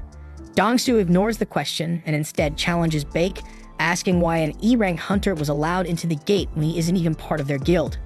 Dongsu makes it clear he's referring to Jinwoo, leaving Baek wondering how Dongsu knows him. Dongsu scoffs at the red gate, lamenting that Jinwoo will likely die inside before he gets the chance to meet him. Jinchul, observing Dongsu's frustration, muses that Jinwoo is fortunate to be inside the gate, sparing him a confrontation with Dongsu. However, Jinchul doubts Jinwoo's chances of making it out alive. Inside the gate, Jinwoo finishes off the last of the ice bears, earning another level up.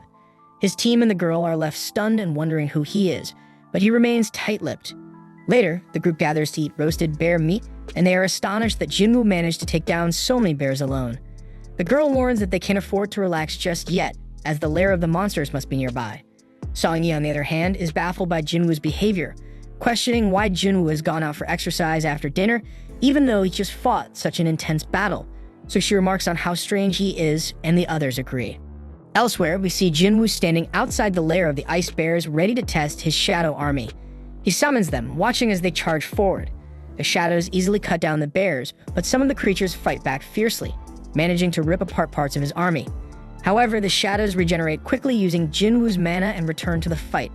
Then we see that the mages in his army provide excellent support, and Jinwoo is impressed, thinking they perform better than expected, but he notes that maintaining them uses a lot of mana. Suddenly, the massive boss of the Ice Bears emerges, and with a single devastating attack, it wipes out Jinwoo's entire shadow army, draining a significant amount of his mana in the process. Left unable to regenerate his soldiers, Jinwoo summons Igris. The Shadow Knight steps forward confidently, so the bear charges at him, but Igris dodges with ease, delivering a precise slash, and in moments, the bear is brought to its knees. It attempts a final desperate attack, but Igris finishes it with a swift beheading. Jinwoo observes, impressed by Igris' power. Reflecting on their earlier duel, he admits that he would have lost if Igris had used his sword. Even now at his current level, Jinwoo believes Igris might still be stronger, and then he praises Igris for handling the fight so well. Meanwhile, Kim Chol's party faces the elves, and we see that all of his teammates have been killed, leaving him alone struggling to process what the hell just happened. He bitterly reflects on how close he was to becoming an elite member of the White Tiger Guild, only to end up in this dire situation. The sight of the elves and the remaining survivors terrifies him, and he realizes he has no chance of winning, so he runs as fast as he can to escape. Then we see Jinwoo stands victorious over the Death Bears, showcasing his immense power as a necromancer. With a simple command to rise, Shadow Bears emerge from the corpses, seamlessly joining Jinwoo's ever-growing Shadow Army. Outside the portal, Sang explains that the strike force has been trapped inside for 3 hours, which translates to about 3 days in the portal's distorted time.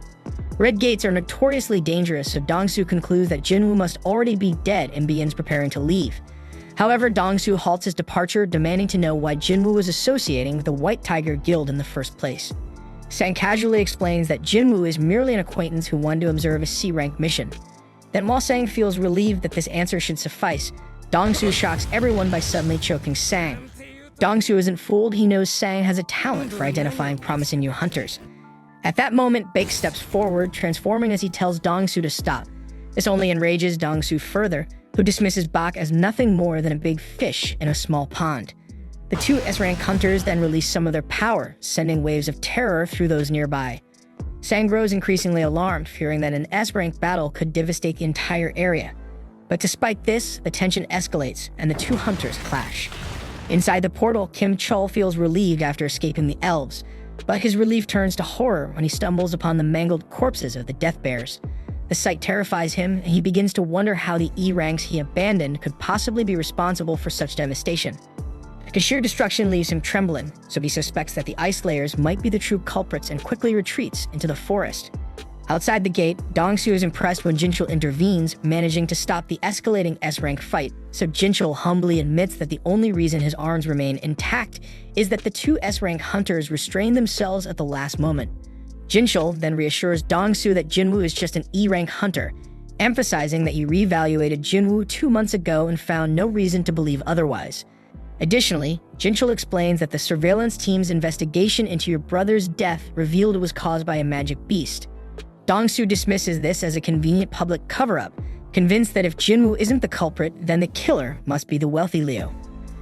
Jinchul then questions why Dongsu is targeting Jinwoo if he believes he isn't the killer, but Dongsu's reply is cold and blunt. It's an excuse to kill. But before the conversation can continue, Dongsu is called away, muttering that Jinwoo is lucky. Sang watches him leave and reflects on how no one truly grasps the depth of Jinwoo's power the way he does. Confident in Jinwoo's strength, Sang believes he will survive the Red Gate. Inside the gate, Jinwoo's group sits around a fire, trying to stay warm. But their moment of peace is shattered when Kim Chol storms in, furious to see these weaklings alive and thriving. Dressed in weather gear and surrounded by blankets and food, they're clearly in much better shape than his own group. So Kim Chol gets enraged and accuses them of hoarding supplies, claiming his team died because they lacked proper equipment. Blinded by anger, he demands to know who was hiding all the gear and blames Park, suspecting she joined the weaker group because she knew the truth. Kim Chol then issues an ultimatum, counting down from 3 and threatening to eliminate them all if the culprit doesn't confess.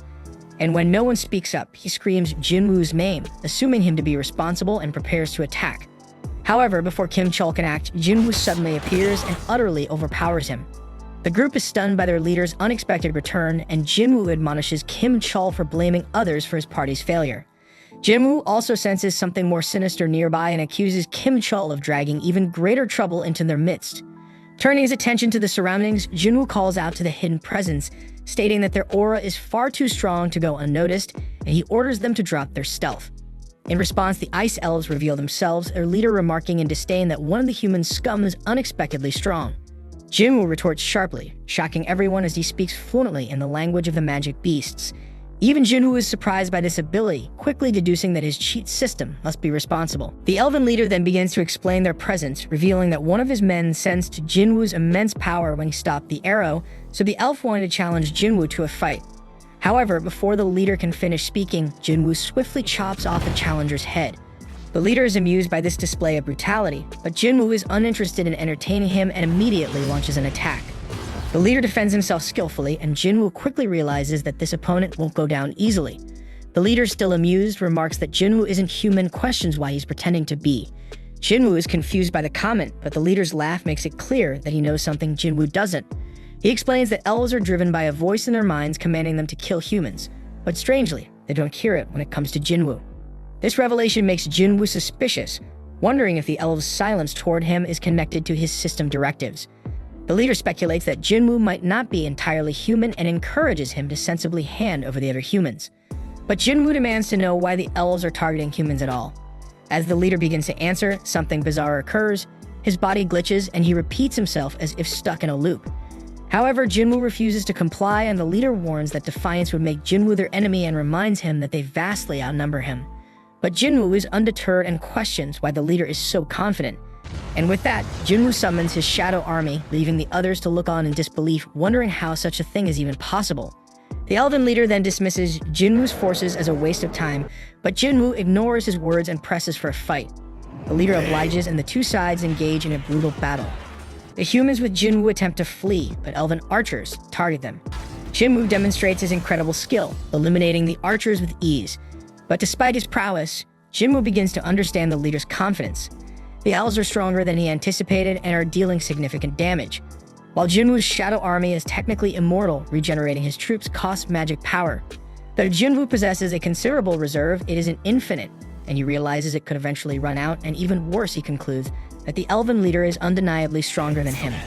The leader engages Jinwoo directly, and Jinwoo quickly evaluates the situation, realizing that even with Igris fighting beside him, Barca remains an overwhelming opponent. The odds are against him, and his regular soldiers won't suffice, so Jinwoo concludes he needs a stronger force to match the leader's power. The leader then formally introduces himself as Barca, and Jinwoo returns the gesture.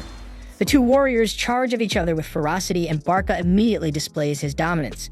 However, he's momentarily stunned when Jinwoo teleports his blade to his opposite hand mid-attack. Their exchange continues with narrow misses on both sides, but Jinwoo eventually gets pushed back. Barca expresses delight at the challenge, stating he hasn't enjoyed a fight like this in years. Jinwoo, smiling back, unleashes a massive meteor that crashes down onto Barca, catching him off guard. Meanwhile, Kim Chol regains consciousness, seething with anger. Seething with hatred, he curses Jinwoo again and grips his sword tightly, determined to take him down. Then, as Barca battles Jinwoo's magic soldiers, Kim Chol uses the chaos to make his move. However, Jinwoo, having anticipated this, orders Igris to create a dense smokescreen. Using the cover, Igris swiftly ends Kim Chol's life. Realizing too late that Jinwoo had planned this all along, Kim Chol succumbs to his last thoughts filled with regret. With Kim Chol's defeat, Jinwoo commands him to rise, and a radiant light erupts from his body as he is reborn as a shadow soldier. Barca, still charging at Jinwoo, mocks the notion that hiding will save him. But his confidence is shaken when a towering new shadow soldier emerges to confront him, forcing Barca to retreat momentarily. Jinwoo then names his newest member Iron, and the resurrected Kim Chol lets out a deafening scream. Barca assesses Iron, quickly noting after a few seconds of battle that the soldier lacks agility, but possesses immense durability. Nearby, Songyi watches in disbelief, wondering if all hunter battles are this intense.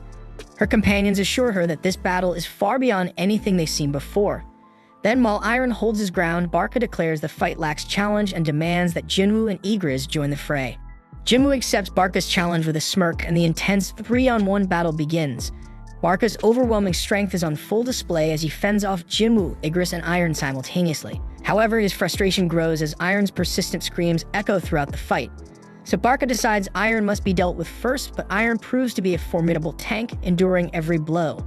Barca's confidence grows as he dodges Igris' strikes, but he's caught off guard when Jinwoo lands a stab. Jinwoo is so impressed because Barca avoids a fatal wound even amidst the chaos. Barca then bristles at being underestimated, but Jinwoo commends him for surviving this long. Then as the fight rages on, Jinwoo takes a moment to turn his attention to the rest of his clan. Barca, suddenly remembering his army, turns to see a horrifying sight. Jinwoo's shadow army has wiped out his entire clan. But despite the grim sight, Barca remains confident, certain that taking out Jinwoo will be enough to turn the tide. As Jinwoo throws his dagger, Barca mocks him, calling him a fool for discarding his weapon. However, he underestimates Jinwoo, who recalls the dagger with pinpoint accuracy. Barca barely blocks it, but his weapon is destroyed in the process. Jinwoo then seizes the moment, ordering Iron to restrain Barca. Immobilized, Barca becomes the target of an immense fire attack unleashed by Jinwoo's magic soldiers. But despite the devastating strike, Barca isn't finished. He cuts through Iron and vows to annihilate the humans, but Jinwoo counters, silencing him once and for all. Jinwoo declares the battle over, but Barca, defiant to the end, insists it's not finished until he says so. His defiance is short-lived as Iron regenerates and crushes him completely. So Jinwoo reiterates that the battle is indeed over, as Barca lies lifeless on the ground. The ground then begins to tremble, but it's actually merely Iron ensuring their victory is absolute. Jinwoo reprimands Iron, reminding him to show restraint, and silently hopes this behavior won't become a recurring issue. The group then breathes a collective sigh of relief, astonished as Jinwoo calmly tells them it's time to leave. They all feel relieved to leave, but before that, Jinwoo takes one final look at Barca's lifeless body. Outside the portal, Sang tells Baek it's time to return home as a week has passed inside and the chances of survival seem slim. But Baek refuses to leave, unwilling to abandon his guild members. Then both men are stunned when the portal begins to open and Baek confidently assumes it's Kim Chul emerging, certain his guild member managed to succeed. However, both are shocked when the figure stepping out isn't Kim Chul but Jinwoo, alive and unscathed. Sang's confidence proves correct and Jinwoo stands as the undeniable victor. The gate then closes and Baek is left wondering about Kim Chul's fate, and when he learns that only the low-ranked hunter survived, he is horrified and deeply curious about what transpired inside. Baek then approaches Jinwoo for answers, but Jinwoo, visibly exhausted, tells him to direct his questions to someone in his guild. Baek is taken aback, interpreting this as defiance, and he is stunned by the audacity. As Jinwoo wasn't asking, he was ordering, and worse, it could even be taken as a threat. Tensions rise as Baek grows more serious, emphasizing that 6 of his guild members are missing, making it his duty to find out what happened. Jinwoo, unfazed by the intimidation, calmly points out that he was the one who saved the 2 surviving members, which means Baek should be showing him gratitude instead. Baek takes a moment to cool down, realizing Jinwoo is right and apologizes for his earlier demeanor. Then with the situation diffused, Jinwoo takes Song-yi home. After Jinwoo departs, Baek turns to Park, asking about Jinwoo and why he seems so angry. Park explains that Jinwoo's mood only changed after defeating the boss. Sang suggests that it must be due to exhaustion, noting that Jinwoo is usually a kind person.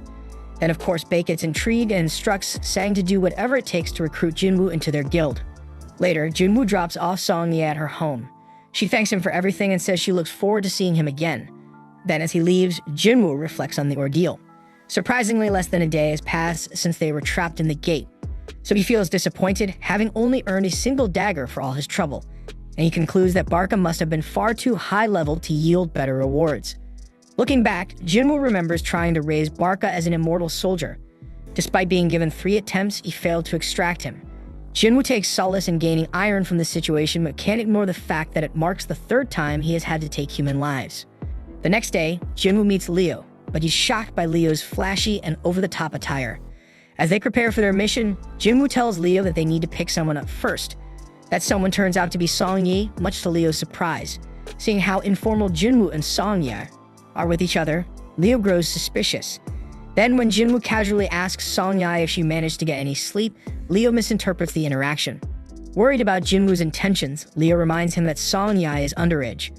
Jinwoo brushes it off, clearly unaware of Leo's misunderstanding, which only fuels Leo's concern. Sometime later, Leo watches in awe as Jinwoo's soldiers brutally annihilate a group of powerful beasts. Leo can't figure out where on earth they came from, and Jinwoo recalls that Leo hasn't seen them yet. So Jinwoo reveals that they're a part of one of his baddest skills, but Leo has zero clue that this level of monstrous power is even possible. With the battle over, Jinwoo orders his army to begin mining the area for crystals. Leo, feeling dejected by his inability to match their efficiency, pleads with Jinwoo to at least let him collect the magic gems. Jinwoo isn't self-loving though, and one of his soldiers offers to share the work. Elsewhere, we see a man standing amidst the wreckage of a destroyed ship, and a frightened soldier begs for his life, but the man calmly tells him to relax. But the problem is they don't speak the same language, so after switching to broken English, the man explains that he's human and that all he wants is to go home. Back with Jinwoo, he celebrates with Leo after completing the 19 raids that were part of their agreement. And with the raids done, Leo's next step is to pass the written exam at the association to earn his guild master's license. And once he has the license, he'll finally be able to negotiate with his father. But as for Jinwoo, he announces that he plans to travel for a while, so Leo thinks that Jinwoo must be trying to get away from him, but Jinwoo denies it, saying he's just drunk. Leo, however, is used to being pushed away, especially by his older brother, who's 10 years older and has always been cold toward him, so they never did anything brotherly together. But by contrast, Jinwoo has helped Leo so much that Leo wistfully admits he wishes Jinwoo were his brother instead. Moved by Leo's pain, Jinwoo fills 2 cups and says that starting from today he will consider him his little brother. And that cool shit makes Leo stunned but deeply touched. Meanwhile, the mysterious man from the shipwreck has been restrained and investigators discuss his origins. He claims to be a foreign hunter who was trapped inside a gate 10 years ago and only recently found an exit that led to a gate in America. The investigators are skeptical, worrying that he might be a humanoid magic beast. To verify his identity, they called in an S-rank hunter for questioning, and the damn hunter is Dongsu, and they're waiting on him to do the questioning because the only information they know is that the man's name is Jinwoo Sung. Later, Jinwoo tells his sister Gina that he'll be traveling for a week. She knows how busy he's been lately and teasingly asks who he'll be going with. Irritated by the question, Jinwoo curtly replies that he'll be going with a friend and leaves it at that. Soon after, he stands at the entrance to the demon castle, reflecting on how much he has grown since he barely survived his fight against Cerberus at level 20. But now with his level 3 times higher, Jinwoo is confident this challenge will go differently. Jinwoo then uses the key from his system to unlock the gate and enters the castle. Reviewing the quest objectives, he sees that his mission involves collecting demon souls. However, Jinwoo is shocked to learn that the system requires him to collect 10,000 souls, an amount he can hardly believe exists in the dungeon. But despite the overwhelming task, Jinwoo stays focused on his real objective, obtaining the ingredients for the elixir of life to save his mother. So no matter how many demons stand in his way, Jinwoo resolves to complete this damn quest. Elsewhere, Leo speaks with his father Han about taking over the guild. Leo is well aware that his older brother is also vying for control, but disagrees with his brother's approach. He argues that bringing in an outsider to run the guild is too risky for the company's future. Han, however, shifts the focus to Jinwoo, criticizing Leo for associating with him. Han recounts how Jinwoo was present at 3 highly controversial incidents: the double dungeon, the raid where Hum's team was wiped out, and the surveillance team Hunter incident involving murdered convicts. But despite the danger, Jinwoo miraculously survived all 3. Han also notes that Jinwoo was instrumental in helping Leo clear 19 raids to earn his guildmaster license and also played a significant role in the Red Gate incident, leading survivors to safety. So Han accuses Leo of using underhanded tactics by relying on Jinwoo to gain an advantage. While Leo admits his methods were ideal, he insists he knows what's best for the guild. But to Leo's surprise, Han suddenly agrees to let him pursue leadership, but with one condition. Han wants Jinwoo recruited to their guild. Han reveals that the White Tigers Guild has been trying to scout Jinwoo since the Red Gate incident, recognizing his immense potential. So if Leo truly wants to lead, Han challenges him to secure Jinwoo's allegiance first, and Leo accepts the challenge and promises to make it happen. Back in the demon castle, Jinwoo realizes that despite defeating countless demons, he is unable to extract their shadows to add to his army, and he can't figure out why. He has taken down a massive number of them, yet it feels like all that effort might have been wasted. Just then, he receives an entry permit for the next floor, and a glowing light marks the way forward. Jinwoo marvels at the dungeon's immense size because it's essentially an entire city contained within a single building. However, all the walking is quickly becoming tiresome, but luckily Jinwoo summons the bear leader to carry him. The beast charges forward, effortlessly cutting through a sea of demons that block their path. Impressed by its sheer power, Jinwoo decides to name the bear Tank. Elsewhere, a group of girls marvel at Chaha as they admire her. Chaha, however, recalls a conversation she had with Mr. Choi. He decided to keep the reports about the flying ants under wraps, but Chaha felt they should go public. Mr. Choi explained that releasing that information would only cause widespread panic, and instead they should focus on strengthening their guild as they're already the largest domestic guild, and more power is the key to expansion. Back in the dungeon, Jinwoo has cleared even more demons. When he first received the key, he feared this might be an S-rank dungeon, but so far the demons he's faced are around high B rank. Their numbers are overwhelming and they grow stronger with each floor, but by only killing the demons required to proceed, Jinwoo has made steady progress. Based on his experience with other structures, Jinwoo guesses that this castle likely has 100 floors, just like the Tower of Trials. So he wonders how strong he'll be by the time he reaches the top. Then as he reaches 4,000 souls collected, he reminds himself to track his supplies carefully. He also recalls his promise to Gina to return within a week, making this a race against time.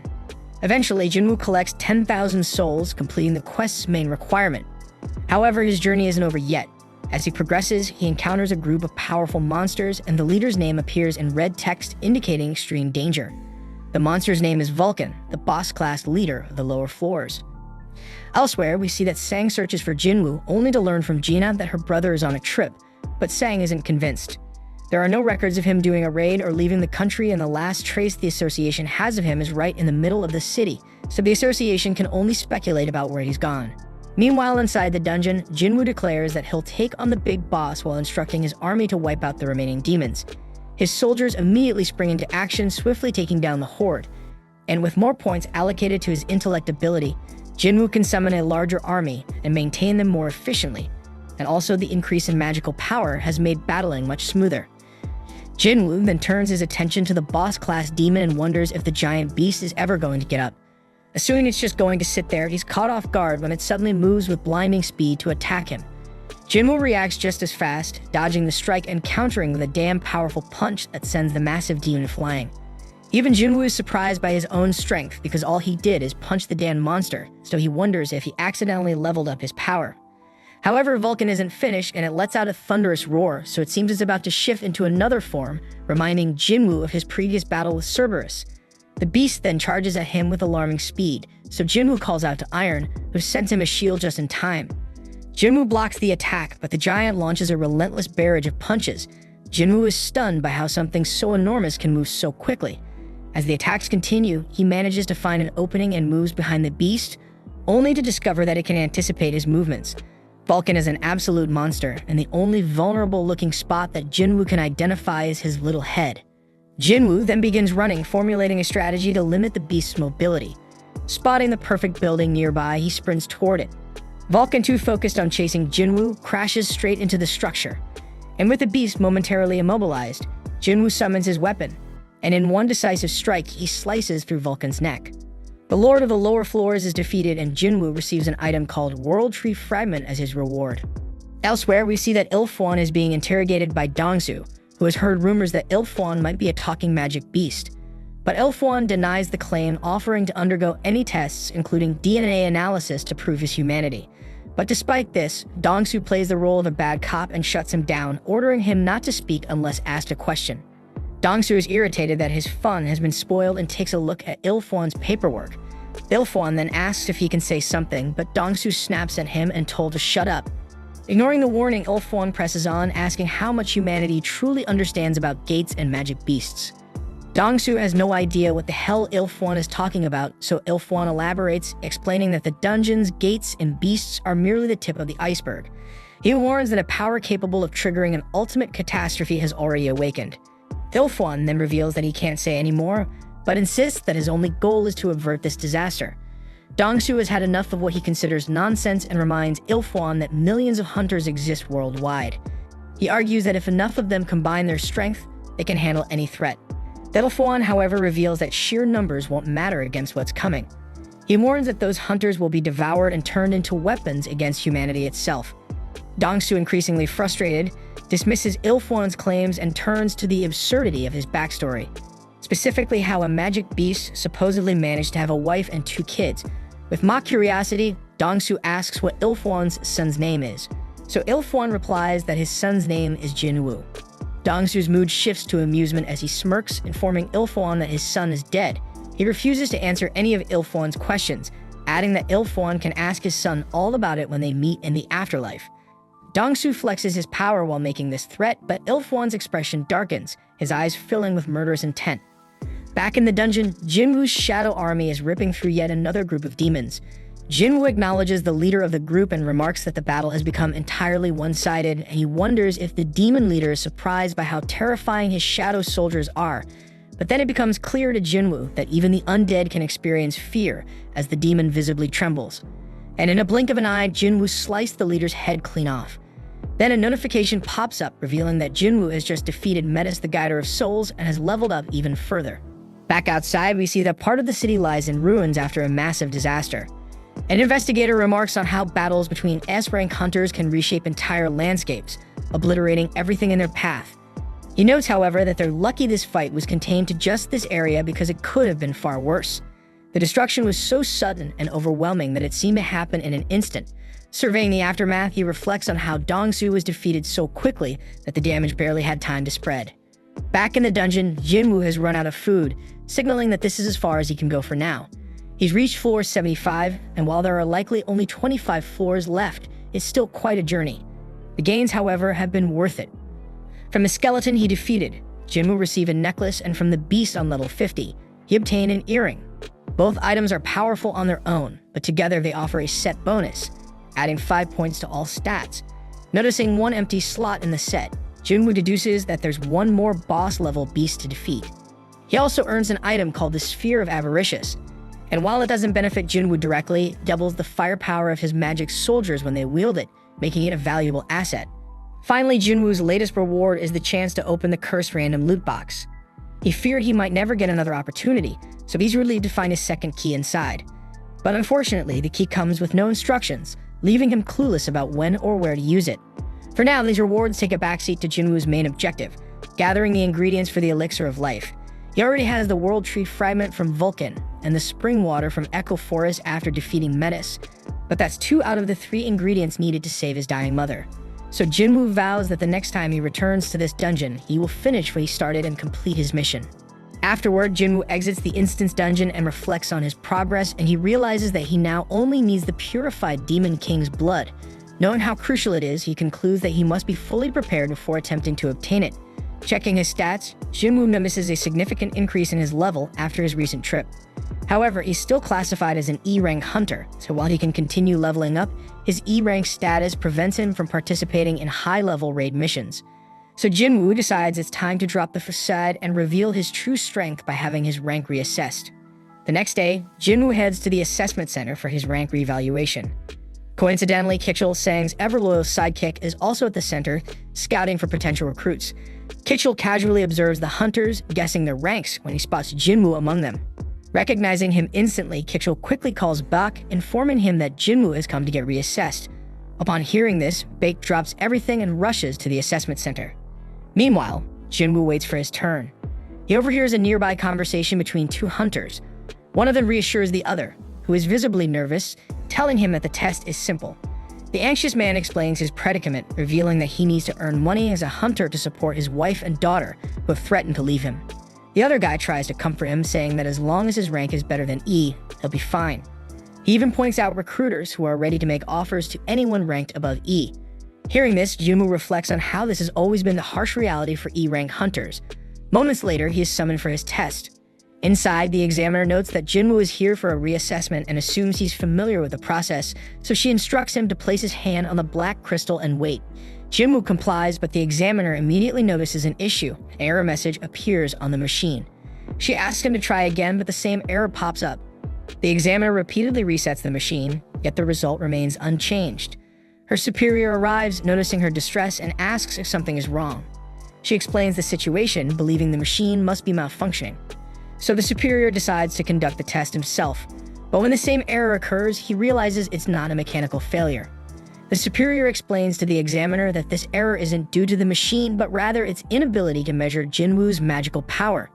His energy has surpassed the device's limit, rendering it incapable of providing an evaluation. Stunned, the examiner quickly pieces it together. Jinwoo has become this country's 10th S-rank hunter. Meanwhile, outside the evaluation center, Mr. Choi approaches Jinchul, inquiring about the progress on the winged ants investigation. Jinchul explains that the investigative department has conducted an autopsy and is comparing the current sample with those from previous cases. However, they still require more time to reach a conclusion. Mr. Choi acknowledges this and changes the subject, bringing up the recent Redgate incident. He mentions that the White Tiger Guild allowed a non-member to participate in the raid and even let him take down the boss. So he curiously asks Jinchul about the man's identity. Jinchul admits he has no idea, revealing that although he was present during the raid, he left before it ended. Mr. Choi is visibly disappointed by this and then notices a commotion inside the center. Deciding to investigate, the two head into the building, where they witness the aftermath of Jinwoo's failed rank reassessment. Everyone is buzzing about the machine's inability to evaluate his power. The examiner informs Jinwoo that he will need to return in 3 days for a re-evaluation using specialized equipment, as his standard machine is insufficient to measure his capabilities. Meanwhile, Kitchell watches from a distance, realizing that Jinwoo is exactly as Sang anticipated. Recognizing the opportunity, he prepares to approach Jinwoo to strike up a conversation. Just then, Mr. Choi and Jinchul enter the building. Jinwoo instantly recognizes Mr. Choi as the renowned Ultimate Hunter, the country's strongest fire mage. Sensing Jinwoo's powerful aura, Mr. Choi quickly deduces that he is the source of the commotion. Eager to recruit him, Mr. Choi steps forward to introduce himself, but Jinwoo casually walks past him without a word. The entire room is stunned by this unexpected snub. Mr. Choi, bewildered, asks Jinchul if he forgot to introduce him properly, but Jinchul reassures him that he did. Despite this, Jinwoo still walked by without so much as a glance. Before anyone can say more, they realize that Jinwoo has vanished, leading them to suspect he must possess assassin-like skills. Moments later, Beck arrives at the center, panting from running there as fast as possible. Seeing him in such a hurry, Mr. Choi instantly pieces everything together. Jinwoo must be the hunter who cleared the Red Gate. This revelation solidifies his belief that Jinwoo is truly extraordinary. Choosing to leave things be for now, Mr. Choi exits the building.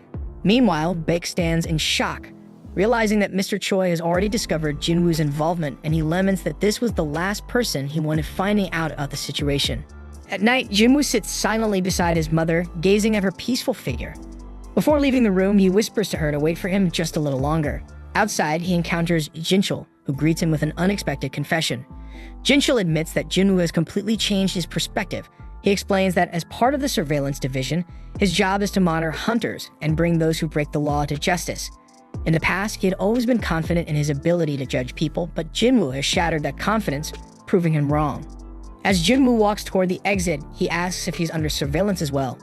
Jinchul reassures him, saying they are monitoring him as a criminal. However, he notes that the surveillance team is tasked with controlling hunters, that even they are powerless when it comes to S-rank hunters. Jinwoo nods and continues toward the exit, but Jinchul stops him, saying there's someone who wants to meet him. Moments later, Gunny, the chairman of the Hunter Association, enters the scene. Introducing himself, Gunny invites Jinwoo for a calm and friendly conversation. First, he congratulates Jinwoo on officially becoming an S-rank hunter. Jinwoo looks confused, prompting Gunny to clarify, so he explains that the reassessment was merely a formality. The moment the machine failed to measure Jinwoo's power, his status as an S-rank hunter was essentially confirmed. So Jinwoo curiously asks why the reassessment was necessary if his rank was already decided. Gunny smiles and explains that it provided the association with a grace period, an opportunity to meet Jinwoo before anyone else could.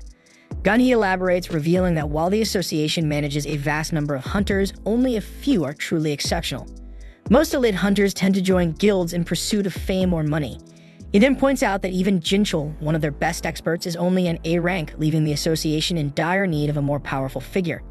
Gunny then extends an invitation to Jinwoo, offering him the most prestigious position in the association. He explains that the government no longer holds real power in the country. It's the hunters who now dictate the balance of power. At the center of this dynamic are the 5 major guilds, massive organizations barely maintaining a fragile equilibrium. Gunny warns that if Jinwoo joins any one of these guilds, the delicate balance will be thrown into chaos. Instead, he proposes a solution. Jinwoo should join the association and transform it into the 6th major power, capable of holding the guilds in check. Gunny asks for Jinwoo's thoughts on the matter, and Jinwoo, intrigued by the opportunity, begins to seriously consider the offer. Jinwoo then takes note of Gunny's remarkable presence.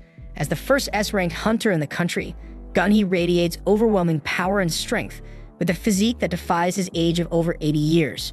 Jinwoo realizes that despite stepping back from active duty, Gunny still carries the strength to rival him.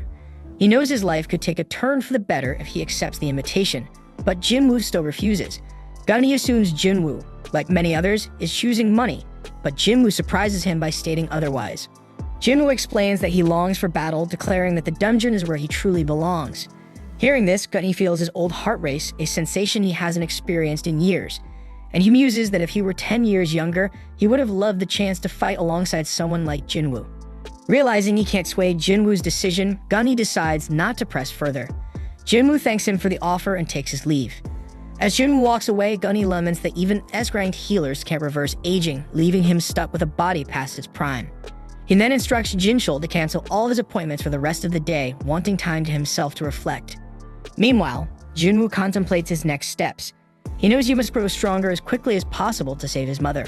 His sense of urgency drives him forward, leaving no room for idleness. Across the globe in America, Dong-soo awakens in a hospital bed, his body still battered from his recent encounter. The deputy director visits him, expressing the need to clarify one crucial detail.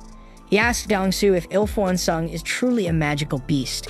And without hesitation, Dong-soo affirms that the power Jinwoo displayed was anything but human, concluding that he must be a magic beast. Satisfied with the answer, the deputy director begins to leave, but Dong-soo stops him, asking what actions are being taken against Jinwoo.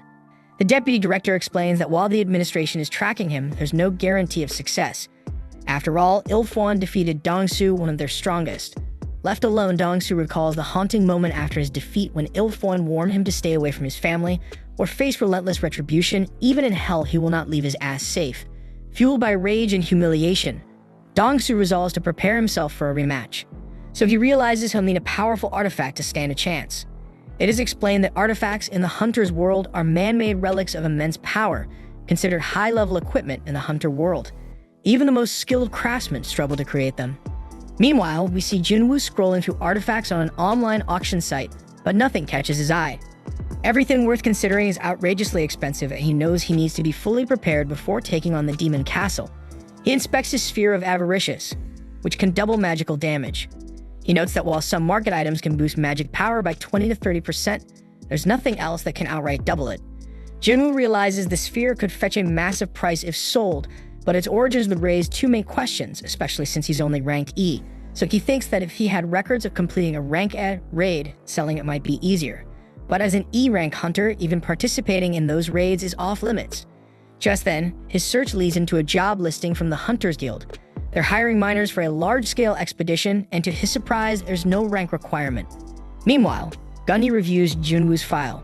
He notices how drastically different Jinwoo looks compared to 4 months ago, leaving him to question if Jinwoo is a false ranker. However, Jinchul assures him otherwise, revealing that Jinwoo sustained several injuries while clearing low-ranked dungeons. He then explains that Jinwoo became a hunter to fund his sick mother's care and pay his sister's tuition. Gunny, impressed by his devotion to his family, learns that Jinwoo recently joined the Hunters Guild raid mission. Gunny assumes Jinwoo couldn't resist the sign-up bonus, but Jinchul corrects him, explaining that Jinwoo joined as a miner, not part of the assault team. Gunny is puzzled, unable to figure out Jinwoo's motives. Meanwhile, we see Jinwoo arrive at the gate site. He's accepted as a miner due to his strength, which stands out even among combat-type hunters. Jinwoo then explains that large-scale gates, such as rank A, require various teams: the assault team for fighting monsters, a mining team for extracting mana stones, and the recovery team for collecting monster corpses. So with so many people involved, the rewards are substantial. Meanwhile, inside the dungeon, we see the guildmaster Mr. Choi battling the monsters solo. He incinerates them with his powerful fire magic, while the tanks shield the team from his flames. The monsters are left charred, and Mr. Choi presses forward, hunting down the rest with ease. A short while later, the assault team exits the dungeon and Jinwoo observes them, assuming they've cleared every monster except for the boss to keep the gate open. So he realizes how strong Mr. Choi must be to lead the team through a rank-A gate without issues. The miners then gossip about the Hunters Guild's second-in-command as she emerges from the gate, revealing herself to be Cha-ha. Jinwoo then senses her powerful aura, and for a brief moment, she picks up on his. Though the sensation quickly fades, she wonders if it was her imagination. Jinwoo, impressed by her perception, decides to focus on his work. The miners then enter the gate and begin extracting mana stones. And while the others are focused on mining, Jinwoo's interest lies in the rank-A boss. He wishes he could see it at least once. Overhearing miners whispering about his E rank, he shrugs off their comments, thinking that this kind of talk is universal. As he gets to work, his impressive strength draws attention, leaving the others questioning if he's truly E rank. After some time, the leader calls for a lunch break, so everyone else exits the dungeon, but Jinwoo stays behind, determined to finish his work before resting. The leader invites him to join them, but he declines, focused on clearing his mining area. As the others leave, Jinwoo's expression sharpens with determination because he sees this as his chance to sneak a look at the boss. Sprinting toward the boss room, he wonders if it's stronger than anything he's ever faced. Though he knows fighting it would be a massive loss for the Hunters Guild, he can't suppress his excitement. Summoning his dagger, he moves closer, ready to enter. But just before stepping in, he's stopped by Chaha. Her piercing voice cuts through the silence as she asks, "What the hell are you doing here?" Jinwoo thinks that this was a damn careless move on his part, and with a resigned sigh, he tells Chaha that he simply got lost and ended up here. She asks him if he is from the mining team and bluntly informs him that this is the boss room, ordering him to step back. Jinwoo silently admits that Chae truly lives up to her reputation, as he hadn't even heard her coming until she spoke up. Chaha then notices that the dagger she had seen earlier in Jinwoo's hand has vanished, wondering if her eyes were just playing tricks on her. Jinwoo apologizes for wandering off, a trace of regret coloring his tone, and she snaps at him to get out immediately, lest he aggravate the boss. Jinwoo attempts to leave, but as he passes by Chaha, she spots something off and commands him to stop. When he halts, she takes a whiff of him, surprised that he isn't reeking. She asks him if he's really a hunter, and upon confirming he is, and that he's ranked E, she wonders if something's wrong. Yet she brushes it off, cautioning him to be careful on his way out. As he turns to leave, she ponders whether his lack of stench is due to his low rank, and in a quiet moment of introspection, she admits that he actually smells pretty damn nice. Afterwards, we see Jinwoo heading into the dungeon after his break, while his mining buddies are quietly envious that he got to meet Chaha when he got lost. They mention that they can only admire her from a distance and explain that she tirelessly patrols the area to shield them from the boss, even sacrificing her own rest time. Jinwoo realizes with a flicker of admiration mixed with wistfulness that this is why she was around the boss room, and the mining boss tells him that she's a bit uneasy around the scent of other hunters. The miners add that it's due to her unique constitution, which is why she always covers her nose with a handkerchief. Jinwoo then reflects on how her reaction to him was notably different, and he wonders if that means he doesn't carry the typical hunter scent. He recalls that the boss of the Red Gate said something similar, and he figures it must be because he's just a player. With a subtle mix of curiosity and uncertainty, he wonders what being a player actually means, though he has no damn clue. Later, we see him receiving his pay after the mining wraps up, and the miner boss expresses his gratitude as they finished ahead of schedule thanks to him.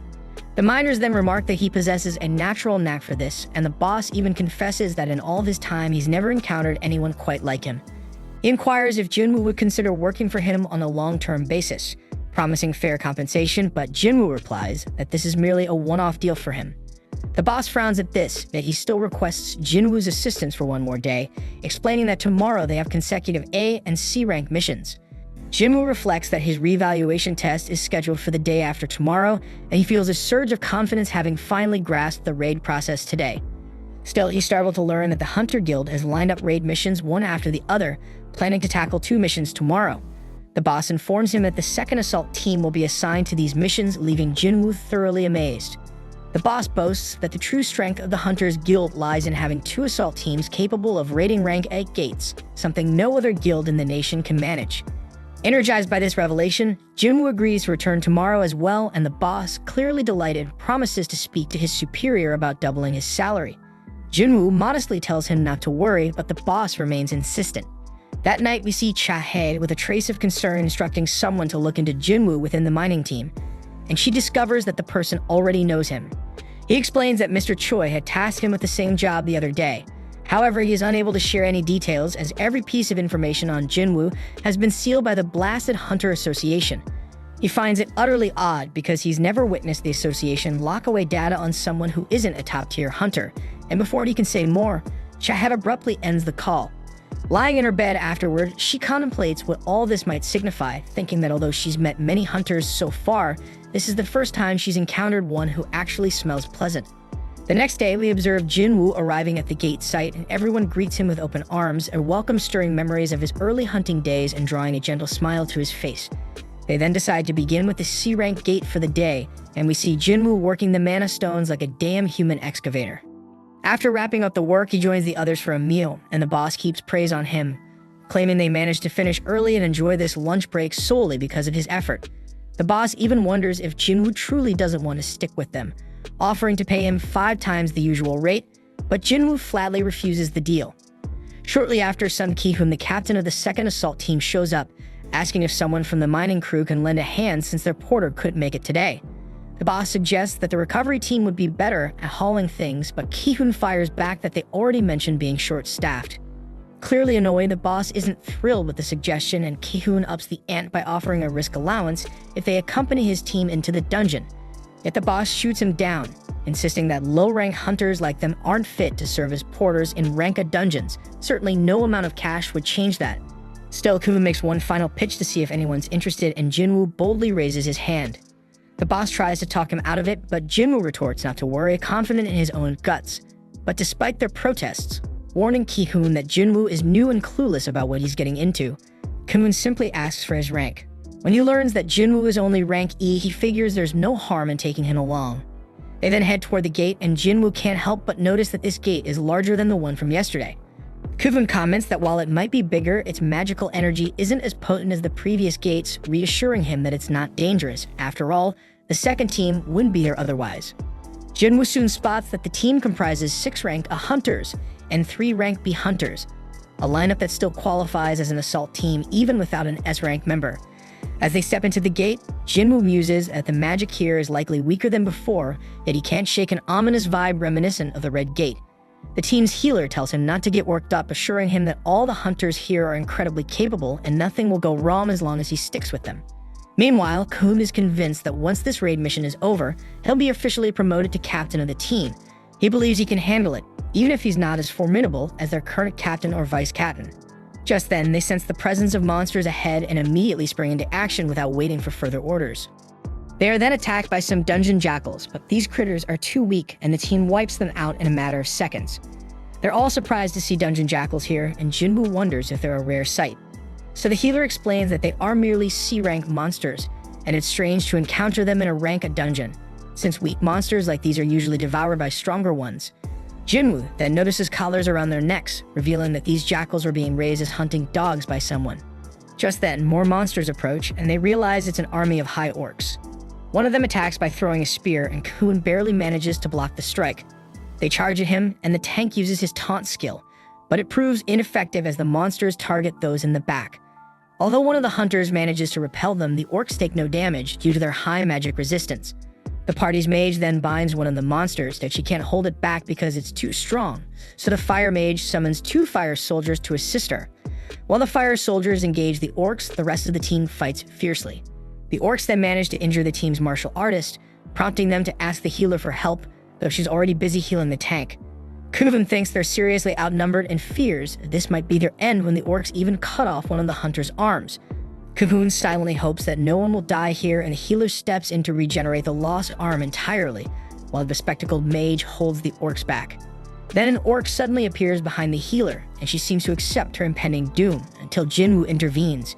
Using his ruler's hand, he kills the orc by ripping out its spine. The healer is left wondering what just happened, while Jinwoo employs his stealth skill to aid the other hunters, attacking the orcs to weaken them without being noticed. The hunters are taken aback as the orcs start to falter all of a sudden, but they seize the opportunity, launching a full-scale offensive and slaying the orcs one after the other. Jinwoo thinks that he doesn't really want to stand out as an outsider here, that he refuses to let anyone die on his watch. Quietly, he continues to weaken the monsters from the shadows, and the other hunters manage to take care of the rest, eventually wiping out all damn the orcs. Kibum then checks in with everyone, relieved to hear that they're all okay. The healer mentions that something odd occurred during the fight, and Kihum adds that he, too, felt the monsters weaken dramatically all of a sudden. He questions the mages if they were behind it, but they reply that they weren't, and that such a feat shouldn't be possible without an assassin-type hunter. They decide not to dwell on it, reasoning that luck was on their side since they won in the end. Meanwhile, the bespectacled mage thinks that their porter seriously underestimated the team. He should have known that his stealth skill would be detected with a magic caster in the mix. Choosing to keep quiet about it, she figures he must have his reasons, and she owes him at least that much for helping them survive. The hunters then turn to their captain, asking whether they should press on or fall back. They point out that tackling a dungeon like this would at least require 2 more healers and 3 more mages. With a strong suggestion to retreat, the leader takes a moment to ponder the situation. Jinwoo, understanding their reluctance to charge ahead in a dangerous dungeon, silently hopes that the captain will make the right call. In the end, the leader decides to withdraw, much to everyone's relief. When they reach the gate leading outside, they notice that it's sealed by a barrier, a feature that wasn't there when they first entered the dungeon. The mages then step forward to remove the barrier, glad they chose to retreat as this dungeon clearly houses an entity capable of such advanced magic. Almost immediately, everyone senses a surge of powerful magic, sparking the question of whether this was the boss.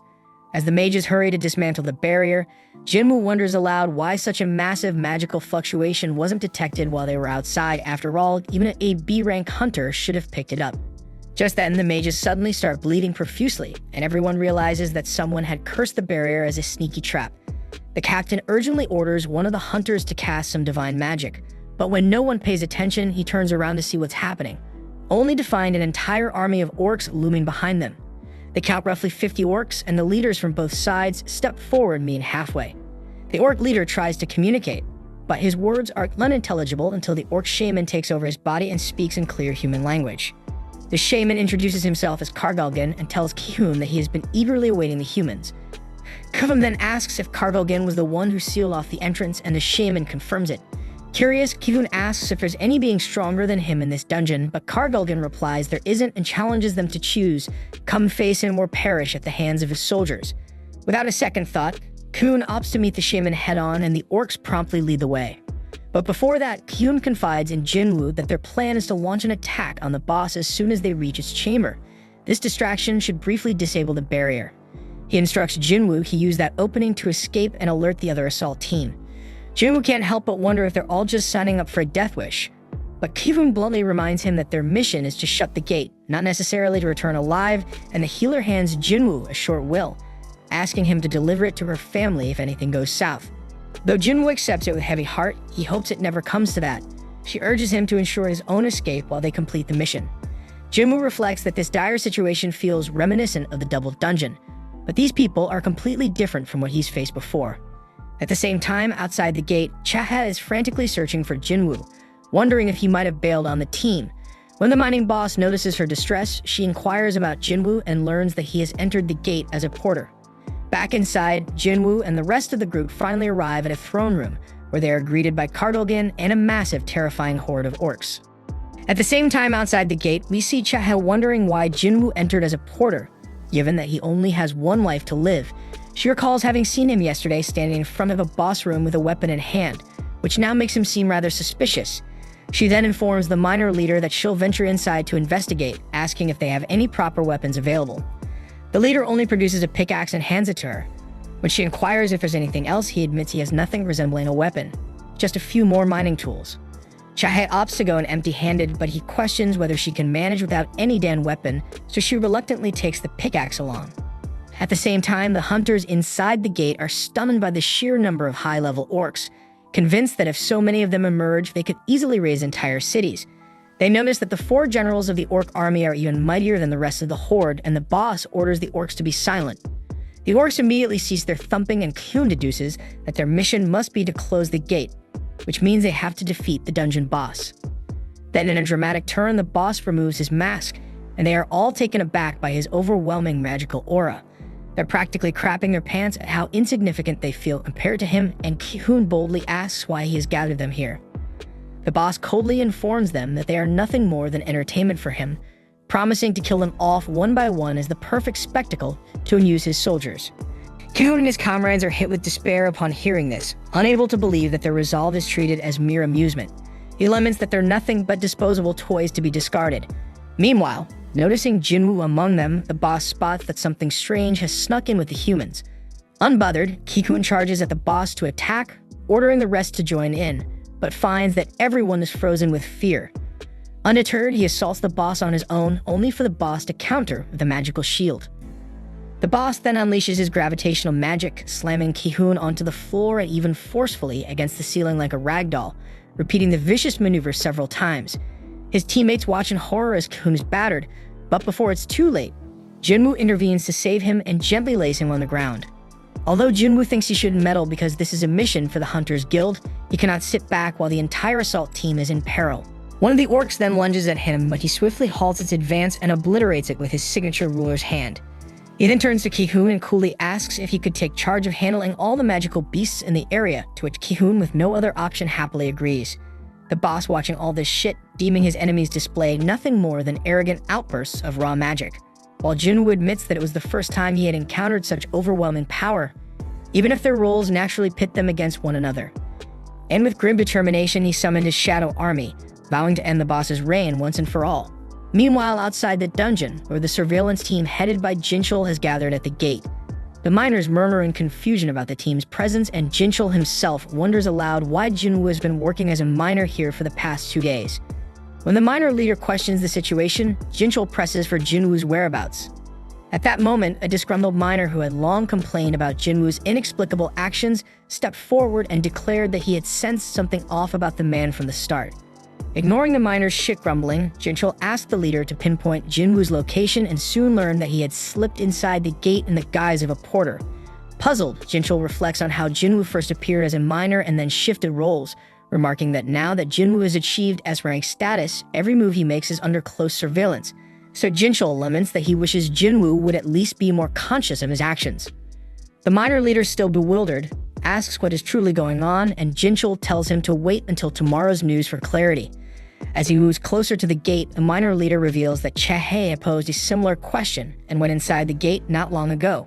But before Jinchul could probe further, he suddenly detected an unusual aura emanating from the dungeon gate, so he immediately ordered his team to perform another magical power test on the dungeon. And at the same time inside the gate, Chae is astonished by the sheer number of high-ranking orcs that have been slain. Unable to comprehend how Ki-hoon's party managed to decimate so many foes, she resolves to hurry toward the boss room, especially after detecting that terrifying surge of magical energy. The scene then shifts to the boss deriding Jinwoo for confronting his forces with such a pitiful number, prompting Jinwoo to amplify the strength of his shadow army using his newly learned skill Monarch's Domain. He explains that this is the latest ability he acquired, and it makes his shadow soldiers have grown significantly more potent, and he gained it after the battle at the Demon's Castle. Meanwhile, the other hunters are utterly confused by the turn of events as the High Orcs launch an attack on Jinwoo's troops. Yet his generals prove so formidable that they slice through the orcs as if performing routine pest control. Jinwoo is busy helping to whittle down the enemy ranks, and the hunters note that his movements mirror those of Chae. They remain baffled as to why someone with his power would initially come in as a mere porter. As the battle rages on, Jinwoo becomes acutely aware that the strength of his infantry is only on par with that of a B-rank hunter. His soldiers are falling at an alarming rate, 4 to 5 casualties for every orc slain. Realizing that unless he cuts down the orc horde swiftly, his own mana reserves will be drained, Jinwoo braces for more. But at that moment, the boss unleashes a searing fire spell aimed directly at his shadow soldiers, jeering that Jinwoo should not get too full of himself. Undeterred, Jinwoo retorts that his soldiers possess the uncanny ability to resurrect without end.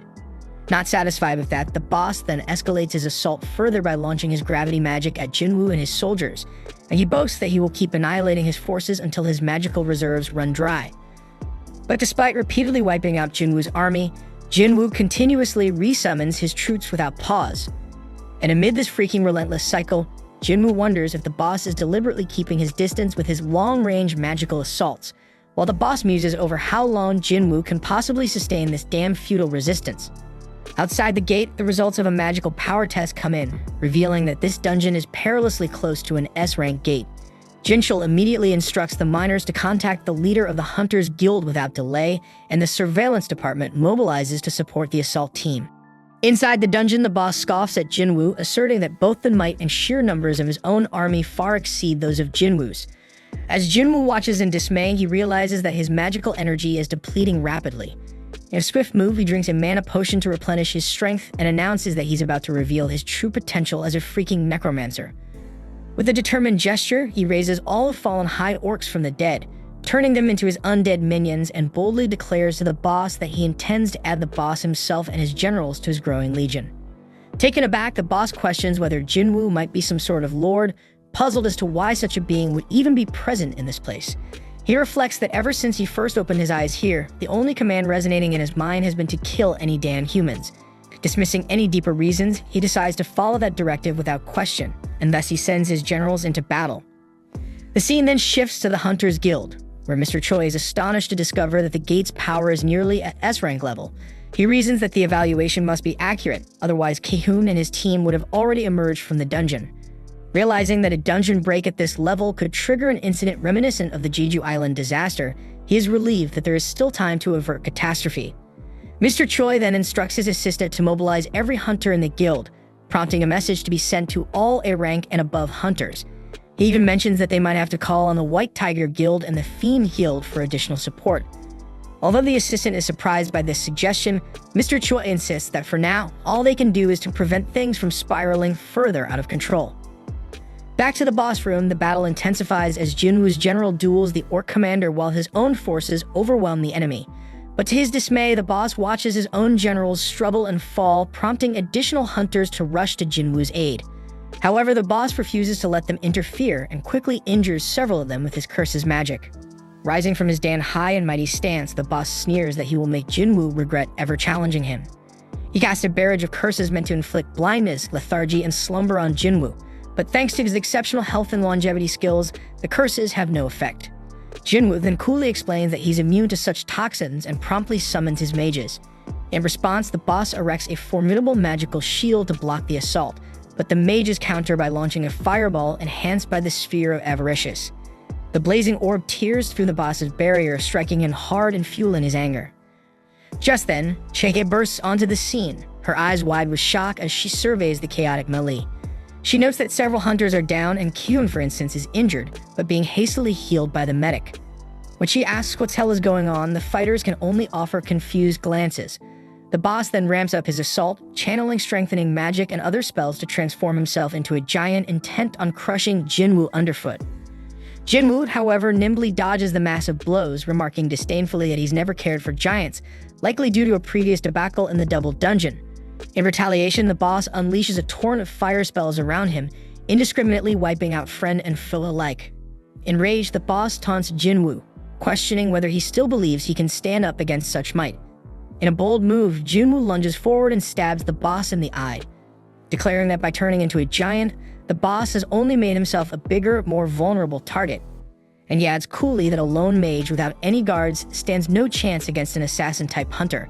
The boss fires back with more searing fire spells, but Jinwoo deftly evades every blast and counterattacks with his dagger, only to find that his blade barely makes a dent. Realizing brute force alone won't cut it, Jinwoo summons his ruler's hand, using it to snatch up a set of chains. With a swift, decisive motion, he binds the boss and hurls him around the room, leaving the monstrous adversary reeling at his feet. Just then, Jinchul arrives at the scene and, taking in the astonishing display, tells Chaha that he had come to lend support when he noticed an outpouring of potent magic from outside, but now he feels his help might no longer be necessary. Noticing that even the head of surveillance seems to acknowledge Jinwoo's power, Chaha wonders just how formidable he must be. She asks Jinchul what he thinks of Jinwoo, to which he replies with a shrug, admitting that he doesn't really know him all that well. Meanwhile, Jinwoo tells the injured boss that his fate was sealed the moment his own guards fell in battle. Refusing to accept defeat, the boss snarled, but Jinwoo wasn't finished yet, and he called upon the spirits of his former guards to finish the job. And after exchanging some decisive blows, the boss fell, and with great fear in his eyes, he looked up and saw his former generals ending his life. After emerging victorious, Jinwoo felt a surge of power and ascended a few levels, then proceeded to extract the boss's soul, a move that shocked everyone. After rising up, Jinwoo jokingly comments that he finally becomes now much more docile after he turns into a shadow. Then, while performing the extraction, he realized he could name the soul. Since the boss's true name had escaped his memory, he decided to dub him Fang. Upon inspecting Fang's essence, Jinwoo discovered that the fallen foe held the Elite Knight rank, a classification he'd never encountered before, though he recognized it as something truly remarkable. He also notes that the High Orcs proved to be a significant gain, just as Jinchul steps forward. Up until this point, Jinwoo had been so engrossed in the soul extraction that he hadn't noticed Jinchul's arrival. When other hunters begin clamoring for an explanation of what just transpired, Jinchul's team intercedes on his behalf, declaring that Jinwoo is currently the association's top secret.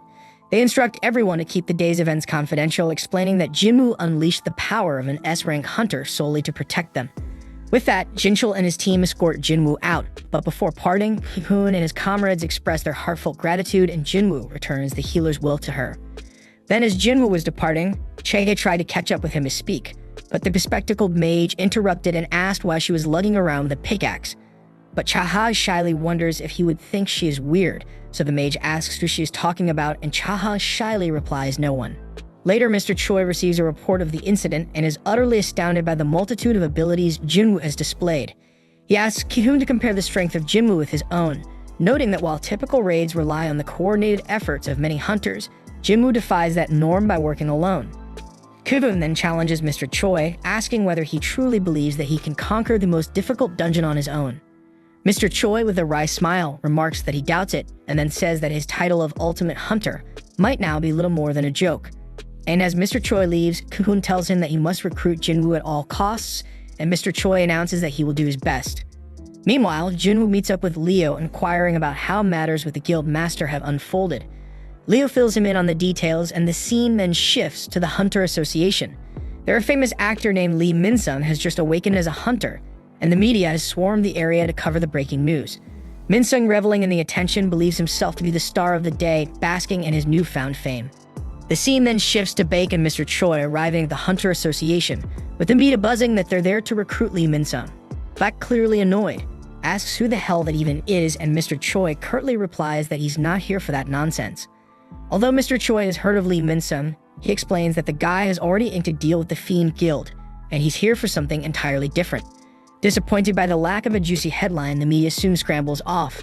Baek then recalls hearing that Mr. Choi had been troubled by the recent A-rank dungeon, which nearly reached S-rank status. Mr. Choi dismisses it as nothing compared to what the White Tiger Guild suffered at the Red Gate, where real casualties occurred. Baek mentions he even heard that Mr. Choi was almost about to beg him for help, but Mr. Choi insists that things turned out differently thanks to Jinwoo, so much so that he now plans to give Jinwoo a grand welcome into his guild.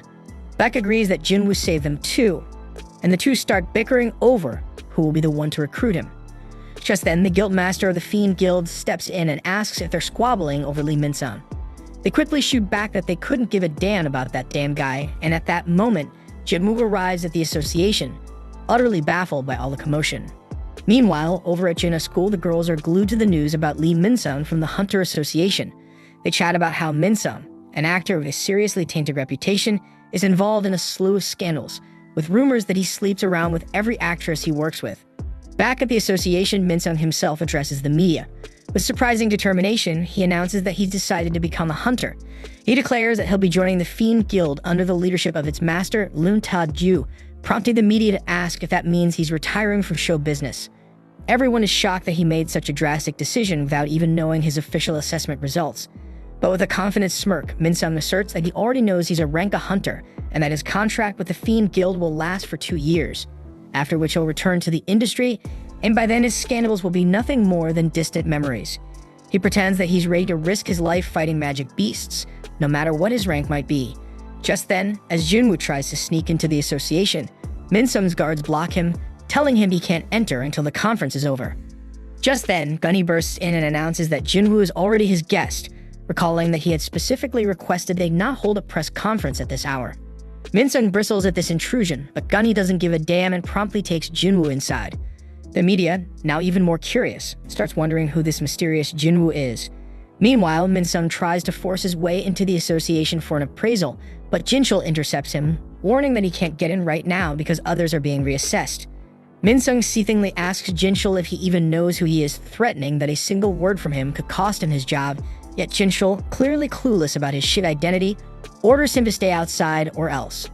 We then see Gunny escorting Jinwoo to the reassessment venue, where Jinwoo notices that Mr. Choi and Baek are present to review his results. Entering the assessment room before they begin re-evaluating his power, the assessors ask him what abilities he uses. Jinwoo casually demonstrates by summoning one soldier, though Gunny knows full well that's just the tip of the iceberg, as Jinchul has filled him in on his true capabilities. Deciding it's time to show his real strength, Jinwoo summons his entire army, declaring that he can bring forth about 100 more soldiers on command. Gunny is visibly stunned by this display, and both Mr. Choi and Baek can practically feel the sheer intensity of his magic. So powerful that it makes them wonder if his abilities even surpass their own. Before long, the appraisal process concludes and Jinwoo is issued an S-rank hunter license. He thinks to himself that with this new status, no one will ever suspect him if he sells the Sphere of Avaricious, using the money to get properly equipped. With renewed determination, he decides that his next target will be the Demon Castle, and Gunny eagerly looks forward to seeing what he can accomplish. We then see Jinwoo leaving the association with Mr. Choi and Baek waiting eagerly to talk to him about recruiting him, but he simply walks right past them, insisting he has other pressing matters to attend to. Just as he opens the door to the association, he's ambushed by flashing cameras, the media snapping pictures of him. Songy, astonished to see his face on the news, shows the photos to Jinna, who is equally shocked to discover that her brother has become an S-rank hunter. All of Jinwoo's associates catch wind of the news. Some can't believe their eyes, while others had long suspected it was only a matter of time. Back at the association, the media have shifted their focus away from Minsum and are now bombarding Jinwoo with questions. Meanwhile, Leo confides in his father that he was unable to convince Jinwoo to join his guild. He recalls that Jinwoo flatly rejected his offer, insisting that he has a personal mission to complete on his own. Jinwoo explained that joining any organization at this point would only slow down his progress. He must grow stronger independently, and then he asked Leo to come with him instead. Back to the present, Leo pleaded with his father to let him follow Jinwoo. In response, his father scolds him for what he sees as an extremely selfish decision. He reminds Leo that he had originally entrusted this project to his own brother, only to change plans at Leo's insistence, and now Leo seems intent on abandoning everything without achieving a single milestone. He challenges Leo, asking if he believes that is fair, prompting Leo to recall his experiences with Jinwoo and resolve with determination that he must go with Jinwoo no matter what. At the same time, staff at the association are busy keeping the press at bay, preventing them from crowding around Jinwoo. Baek offers to escort Jinwoo home, arguing that dealing with the media would be too draining, but Jinwoo insists there's no need. With remarkable speed, he slips past the reporters while covering his face. Mr. Choi is stunned by how physically strong Jinwoo has become despite his magical background, and Bak can hardly follow his movements with his own eyes. So he wonders if Jinwoo has grown even more powerful since they last saw him, and Jinwoo himself thinks that all that remains is for him to acquire the right equipment. Later, we see Jinwoo at an auction house, where he tells a staff member that he's in the market for an item designed to defend against fire-based attacks. When the attendant inquires about its intended use, Jinwoo explains that he needs something to withstand the intense heat inside a dungeon. He displays a cloak and some rings, noting that while they're reasonably priced, the cost is still a bit steep for him. He wonders if a discount might be possible, but the staff informs him that prices are fixed. However, they add that if he manages to break the glass encasing their equipment, he might just walk away with it for free. Jinwoo is startled by the staff member's comment and readies himself to smash the glass. Just as he's about to throw a punch, the staff interjects, explaining that he was only joking, and that even a slight vibration would trigger an alarm due to the glass's remarkable strength. He apologizes for taking the joke too far, leaving Jinwoo feeling awkward. Frustrated, Jinwoo tells the staff that he'd rather see some proper weapons instead. The weapons specialist then leads him over to display a selection of short swords. As they walk, the armor specialist member points out that Jinwoo somehow managed to crack the glass, even though he never actually touched it. Meanwhile, a particularly hefty short sword is presented to Jinwoo, and he can hardly believe the outrageous price tag, especially since its strength barely matches that of Kasaka's Venom Fang at best. In response, Jinwoo pulls out the Kasaka dagger he recently purchased from his personal store and asks the staff how much it could fetch on the market. They confidently tell him it could sell for about 100 million gold, a figure that shocks him given that he originally paid only 2.8 million. This revelation convinces Jinwoo that items bought at the store are highly valuable, and he begins to think that he might not need to part with the sphere of avaricious after all. Taking a break, Jinwoo retreats to the bathroom, and the scene shifts to the headquarters of the White Tiger Guild. There, Baek reflects on Jinwoo's immense strength, pondering how his second awakening might have ended long ago, yet he continues to grow stronger. Bak wonders if he has been approaching things the wrong way, and he starts to consider that perhaps Jinwoo is a hunter who can keep getting stronger indefinitely. The narrative then cuts to Jinwoo's home, where Jiena notices that the media has finally stopped bothering their house, an event that delights her because it means she can return to school in peace. Jinwoo speculates that the association must have intervened to ensure their privacy. Teasingly, Jiena suggests that he could be on TV if he wanted to, but she begs him not to drag her into it. Jinwoo shrugs, admitting it's beyond his control, and then announces that he'll be away for a week starting tomorrow, a revelation that leaves Jiena surprised and curious about his plans. At that moment, Leo shows up at the doorstep. When Jiena asks if he's one of Jinwoo's friends, Leo clarifies that he's actually Jinwoo's right-hand man. Jinwoo quickly offers an explanation, telling Jiena that he'll be working with Leo for the next week. Although Leo seems a bit confused at first, a gentle nudge from Jinwoo helps him understand, and he readily agrees to play along. At night, we find Leo fast asleep in Jinwoo's room while Jinwoo quietly checks on Jiena, thinking that maybe things have finally settled down. Though now everyone knows he's an S-rank hunter, so he's got to be extra cautious. To ensure security, he summons Fang's guards from earlier, but quickly notes that only 3 are here, recalling that Fang originally had 4. One of the guards reminds him that the 4th had been sent crashing into the ceiling by one of Jinwoo's earlier attacks, and his shadow extraction didn't manage to recover him. Jinwoo shrugs it off, deciding that 3 guards suffice. He then leaves one of them along with 2 ordinary guards to watch over Jinna. Then while on the rooftop, Jinwoo reflects on the need to bolster neighborhood security and orders some of his soldiers to patrol the area, ensuring it remains peaceful. Overhead, we then see a majestic flying magic beast soar through the sky. The following day, Jinwoo and Leo are seen driving together. Leo thanks Jinwoo for letting him stay over, and Jinwoo reassures him that there's no need to worry about him running away from his house. Leo then inquires about Jinwoo's business at Daesung Tower. Jinwoo reveals that he's scheduled to train for an entire week there, much to Leo's surprise. After all, he's already an S-rank hunter. Jinwoo simply replies that he still believes in the pursuit of greater strength, a sentiment that doesn't surprise Leo all that much. Later, inside the imposing Demon Tower, Jinwoo, adorned in his water-based ring and wind robe, embarks on his latest conquest. He receives a quest to slay the demon monarch Baron residing on the top floor, with a reward promising a rune stone for the Shadow Exchange ability plus 30 ability points. Fired up by the challenge and the rewards on offer, he teleports to the 76th floor. In another scene, Leo's mother is seen in conversation with his father, astonished that their son has left home. While his father appears nonchalant, he suddenly collapses. Back at the Demon Castle, Jinwoo is locked in combat with a formidable boss-level monster. In the heat of battle, he summons Fong and hands it the Sphere of Avaricious. Fong retaliates by unleashing a powerful fire spell that reduces the monster to ashes. Impressed by the display, Jinwoo resolves to carefully consider when best to deploy Fong's abilities in the future. Later, we see Leo's father awake in the hospital, learning that Leo has come to visit him. His wife confesses that she lied about his collapse being due to overwork to Leo, and they recall the doctor's grim explanation. He has contracted the so-called eternal slumber disease, a condition where one is overwhelmed by sleepiness until they eventually falls into an unending slumber. Leo's father kept wondering why he had contracted this awful disease, and the doctor explained that people with low resistance to magic are especially prone to it if they're exposed for too long. The doctor even asked if any of his friends or relatives were hunters, which made both him and his wife think about their own son Leo, but the doctor admitted that the exact cause was still unconfirmed. Frustrated, Leo's father then began to wonder if perhaps he had been completely eliminated by this harsh world. Meanwhile, at the country's border, a squad of hunters was patrolling the area when they encountered that flying magic beast we saw earlier. They stopped in their tracks, all scratching their heads and wondering what the hell is that. Back in the Demon Castle, Jinwoo is leveled up after his recent battles. He explains that he's reorganized his soldiers into 6 separate teams, each operating on its own with 2 simple orders.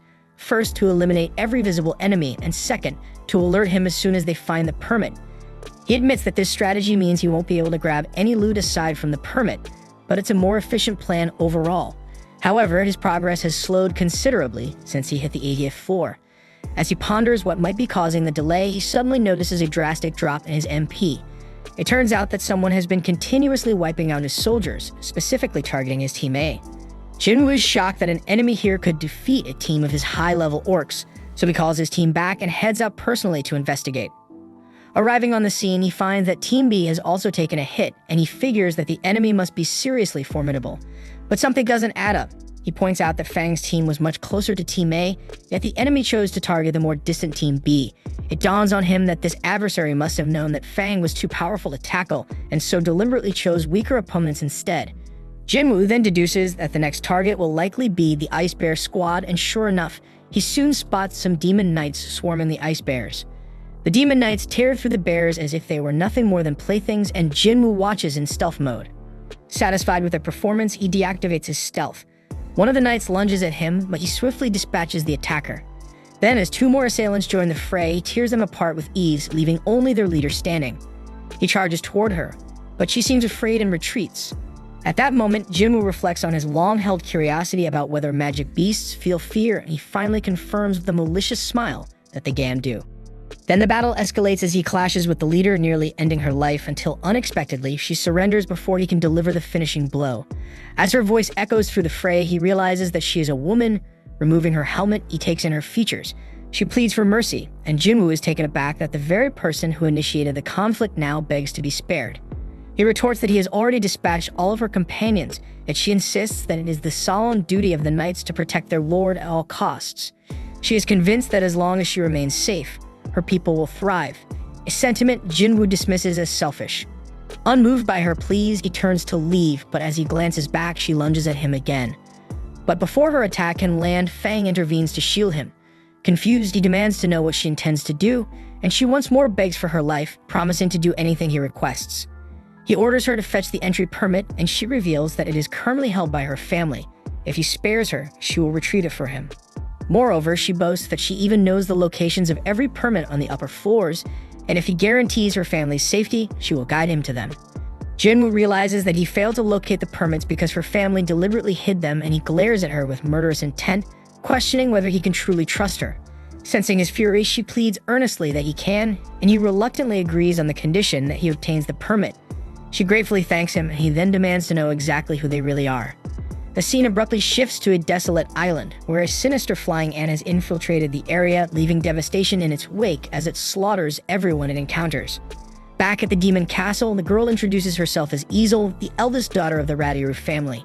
Jinwoo, however, remarks that this is not the answer he was seeking. He had hoped to learn more about the system from her. Much like he did with Baruka, the leader of the Ice Elves, and he presses her by asking if she is tormented by voices commanding her to kill humans. Easel denies this, admitting instead that she hears a different directive, one to protect the space. Intrigued, Jinwoo asks when that command first began. She confesses that it all began the moment she arrived here, and when Jinwoo presses her about where she was before, she replies that she was in the demon realm, and that everyone only ended up here once they regained their senses. Intrigued, he wonders aloud what they were doing in the demon realm. Suddenly, something odd happens. She starts acting robotic, her voice flat as she explains that they were preparing for war. When he asks who they were gearing up to fight, she reveals that it was against a formidable enemy, so powerful that the demons had to band together to stand a chance. And they were on the verge of fighting that formidable enemy. But just as she begins to elaborate further, an error message suddenly issues from her mouth, announcing that the details are classified and that the conversation is now blocked. Before he can press for more, she faints and Jinwoo quickly catches her, realizing that he can no longer ask for any additional information. The scene then shifts to a meeting at the Hunter Association. Officials review photos from the recent flying ant attack on the Japanese outlying islands, and Jinchul reports that the assault caused a total of 294 casualties, with 108 hunters engaged in battle. Among the fallen were 4 E-rank hunters, 1 C-rank, and 1 B-rank hunter. Gunny is astounded that a single monster could inflict so much damage, and Jinchul adds that the creature was eventually put down by an A-rank hunter who arrived on the scene. Gunny deduces that the winged ants must possess A-rank strength, a fact confirmed by Jinchul, who cites findings from the investigation department after dissecting the monster. Gunny then points out that the island attack lies just 120 kilometers from Jeju Island, warning that if those ants develop even stronger flight capabilities, they could easily reach the southern tip of their nation. He immediately calls for assistance from Japan and urges that neighboring countries be alerted. He laments that the inevitable threat is upon them now. He wanted to strike first to prevent casualties, but it appears he was too late. Determined, he declares that the 4th raid mission of Jeju Island is now underway. Back in the demon castle, Easel apologizes to Jinwoo for suddenly fainting.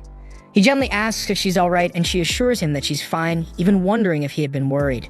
He admits that he was indeed concerned and inquires if her home's nearby. Easel gestures toward a house straight ahead, and they proceed inside. Once there, her father is taken aback by the unexpected visitor and wonders if she hadn't noticed the countless troops silently looming in his shadow. Jinwoo notes with appreciation that her father is quite perceptive, but soon enough Easel's father's forces close in around him, declaring that they won't let him leave alive. Easel intervenes, pleading with her father to stand down, while Jinwoo calmly reminds her father that he promised Easel not to harm anyone as long as he receives the permit. Having heard that Jinwoo had defeated both Vulcan and Metis, her father is convinced that Jinwoo isn't an opponent they can defeat. Reluctantly, he hands over the permit, ordering Jinwoo to leave. Then, with unexpected boldness, Jinwoo asks if he might borrow her daughter as well.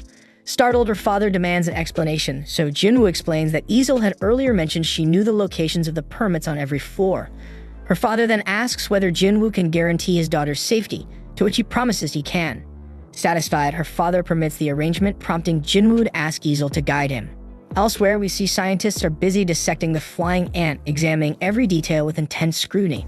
Back at the castle, Jinwoo continues his steady ascent through the floors, and soon he finds himself on the 89th floor. There he observes that both Aegis and Tank have leveled up, one now holding the title of Elite Knight, while the other is just a Knight. He muses that one of them now rivals the strength of an S-ranked adventurer, while the other is comparable to a rank adventurer. Meanwhile, Easel has prepared an array of gifts for the nobles on the floors above, intending to negotiate permits through these offerings, but Jinwoo dismisses the need for such bribes. Isol then warns him that the floors above level 90 are managed by high-ranking nobles, on a completely different level from the low-level shits he's been fighting, so obtaining permits by mere conversation will be extremely difficult. Jinwoo agrees, remarking bluntly that no one bothers to talk to someone they consider weak. He recalls that her family is locked in fierce competition with other demon nobles and promises that he will elevate her family to become the most powerful in this realm. Isol then asks him why he spared her family, and Jinwoo replies bluntly that it's because he likes her, leaving her blushing and embarrassed. Jinwoo muses that he really does get along with simple-minded folks like her and Jinho, so he tells Isol to head back home now. He reminds her that she just warned him things would get tough from here on out, and he doesn't want to drag her into danger. But before she leaves, he asks her to disclose the locations of the permits. Nervously, she wonders if she's useless to him. But he reassures her that isn't the case. In fact, he believes it wouldn't be safe for her to go ahead with him. Still determined to follow him and witness his achievements, she insists on coming along, so he agrees, and together, they ascend to the 90th floor. There, Jinwoo battles the monsters advancing ahead, and he realizes that Isol was right. Both the strength and the sheer number of monsters in this area far exceed those on the lower levels. Nonetheless, he manages to push forward with little difficulty until he finally reaches the 97th floor. The scene then shifts to the Hunter Guild, where we learn that both Mr. Choi and Cha-ha have received a call for the 4th raid on Jeju Island. Mr. Choi reveals that all the S-rank hunters in the country have been mobilized, and Cha-ha wonders if this means Jinwoo will be involved as well. He then informs her that they will be cooperating with Japan this time, since the flying ants have also been threatening that region. Sheke asks when the raid will commence, but no exact time has been decided yet, though he believes it will start soon because the hunters from Japan's ultra-large guild are scheduled to arrive in their nation later today to discuss the situation. Meanwhile, we see Jinwoo on the 100th floor of the demon castle, where he spots a wyvern circling overhead. The creature lands, and riding it is none other than the demon lord Baron. Jinwoo is struck by the overwhelming aura emanating from Baron and wonders if he has any chance of defeating him.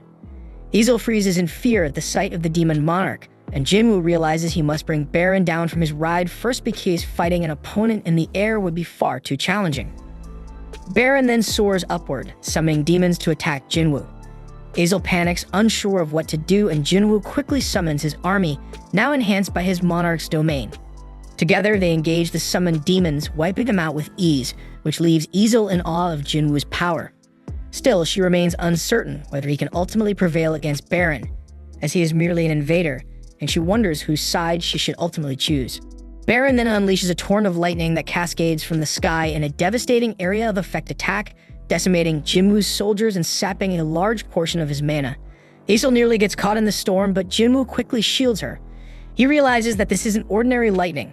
It's a wide-range assault with a stunning effect. Though he knows his soldiers can be revived, repeated hits like this will rapidly sap his MP. Determined to act before his resources are completely depleted, he activates his dash and stealth skills to charge at Baron and target his wyvern. However, Baron effortlessly blocks his attack, and Jinwoo is taken aback that his stealth detection was penetrated. Baron then hurls Jinwoo forcefully to the ground and attacks with a homing lightning breath. Jinwoo dodges the attack, but is intercepted by Fang, who saves him at the last second. Just then, Eggers steps in and slices off the wyvern's head, bringing Baron crashing to the ground. Jinwoo breathes a sigh of relief, glad that the demon lord has been forced to the ground because he was growing weary of constantly looking skyward. The scene then shifts to the Hunter Association, where a meeting is underway with Goto Ryuji, the guild master of the Draw Sword Guild, accompanied by his interpreter, Hanakawa. Gunny explains that the Draw Sword Guild is one of the largest in Japan, boasting 11th ranked hunters and standing as the second largest guild in Asia. He comments that Gono exudes an inspiring aura and truly lives up to his legendary reputation. Hanakawa then thanks the association for accepting their proposal to form a joint assault team. Gunny, not wanting any fuss, tells her not to mention it further. After all, they were the ones who first requested support. Hanakawa then explains that their research based on information gathered and the dissection of the winged ants has revealed two critical points for the mission. First, the flying ants grow rapidly after hatching but have a lifespan of only 1 year, meaning that if the queen is killed, the rest will perish within a year. The second key finding concerns the ants' behavior. Based on records from 3 previous raid missions, the researchers discovered that the ants are strongly attracted to potent magic power. Hanakawa remarks that this trait will be crucial in devising a strategy for the upcoming mission, and Gunny agrees, noting that they've analyzed the ants' movements with remarkable thoroughness. Hanakawa then translates for Goto, explaining that their guild plans to send 10 out of their 11 S-rank hunters, all tasked with luring out the ants, while the Korean hunters are slated to eliminate the queen ant. Jinchul then expresses some reservations, pointing out that this strategy might force the Japanese hunters to face thousands of ants head-on. Goto, however, is unfazed, since his hunters will merely act as bait rather than engage in full combat, and their AI simulation confirms that this is the optimum plan, and Gunny agrees to the plan. Back in the demon castle, Jinwoo's army continues its fierce battle against the demons, and Jinwoo himself fights relentlessly. He barely finds time to gulp down a mana potion before he notices his MP rapidly depleting. We then see Igris, Iron, and Fang locked in combat with Baron, who seems to effortlessly block all incoming attacks, including Jinwoo's own strike. And in a brutal moment, Baron seizes Jinwoo by the head, poised to finish him off. Yet Igris intervenes, intercepting Baron's sword, and Jinwoo takes advantage, slashing one of Baron's hands while Igris stabs the other, and Jinwoo's shadow army holds the demon down. In retaliation, Baron unleashes another lightning breath that wipes out a large portion of Jinwoo's forces, leaving him alarmed as his MP reaches critical lows. Undeterred, Baron summons his blades and engages Jinwoo in a rapid exchange of blows. The high-speed duel sees Baron gradually overpowering Jinwoo, and he even manages to disarm him. As Baron attempts to deliver a finishing lightning breath, Jinwoo holds down his arms. Just then, Baron lunges again with his lightning breath, but in a sudden twist, Easel throws her blade to divert his focus. Seizing the opportunity, Jinwoo channels the power of his ruler's hand, and with a display of raw strength, he rips off Baron's arms.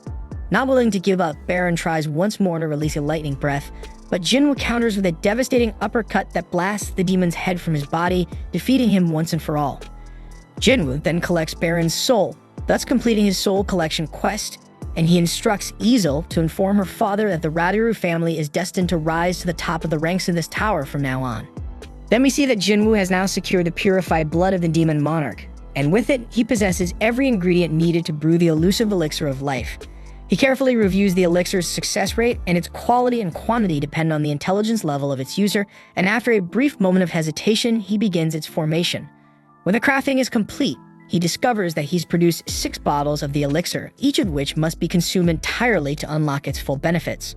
Pondering whether this miraculous potion might be the cure for his mother's afflictions, he is interrupted by Iron, who brings him the corpse of a dragon.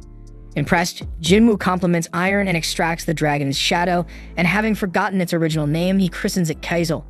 Easel comments optimistically that riding Kaizel will enable them to return to her homeland in no time, even suggesting that they celebrate with a party upon their return. But Jinwoo, eager to test the elixir of life immediately, cuts her off. He recalls that one of his rewards included a rune stone, and after rummaging through his spoils, he finds it and crushes it, a decisive act that grants him a new ability called Shadow Exchange. This power allows him to swap positions with one of his shadow soldiers, though it comes with the limitation that he cannot use it again for 3 hours after each activation. Delighted with his new power, Jinwoo tells Easel to head home on her own. She hesitates, wondering if he isn't coming to the party, but Jinwoo explains he doesn't have time to detour to the 80th floor right now. Instead, he uses Shadow Exchange to swap positions with a shadow soldier near his house. Noticing that the ability is now on cooldown, he summons Kaizel and rides it the rest of the way home. Elsewhere, Jinchul and Gunhee review their strategic plans. Gunhee outlines that they intend to use the Hunter's combined magic power as bait to lure out the flying ants. Following that, they will deploy special interference waves designed to disrupt the ants' sensory communication. Seizing this window of opportunity, the special forces are set to infiltrate the nest and eliminate the queen. Jinchul remarks that the crucial challenge now is whether the interference waves will work as planned, and although Gunny shares some of his unease, he remains confident that the investigation's findings are solid and aligned with their conclusions. He reassures everyone that they also have a contingency plan in case the waves fail, so for now, they should focus on thoroughly preparing a team of hunters to head to the island. Shifting the topic, Gunny asks Jinchul if he's managed to contact Hunter Jinwoo yet, but Jinchul admits that his attempts have yielded no response so far. The scene then shifts to Baek enjoying a drink with Byung-gu. Byung-gu then cracks a lousy joke that barely elicits a chuckle from Baek. Baek then explains that Byung-gu is an S-rank healer who retired at a young age, a rarity among hunters who usually suffer permanent injuries. Despite his retirement, Byung-gu remains one of Baek's best friends and an eccentric character at heart. Byung-gu then inquires if Baek is truly headed to that island again, and Baek confirms that he is. Byung-woo reminds him of the tragic fate of Eun-suk, and Baek says that is why he is going, because if those ants are allowed to run rampant, they will eventually turn the entire country into their nest. Byung-woo is surprised to hear Baek speak with such patriotic fervor. Undeterred, Baek insists he's going regardless. Byung-woo teases him, remarking that he sounds just like Eun-suk did. He adds that he'll never return to that hellish place and pleads with Baek to leave if he is here to invite him to go back to that damn place. Baek, however, is only there to say goodbye because he might not survive this mission. Byung-woo understands the gravity of the situation, and then he reveals that he's planning to take the civil services exam instead, determined to leave the bloodshed of the battlefield behind. He admits that the exam will be tough, as he's only ever excelled at history thanks to watching countless historical dramas.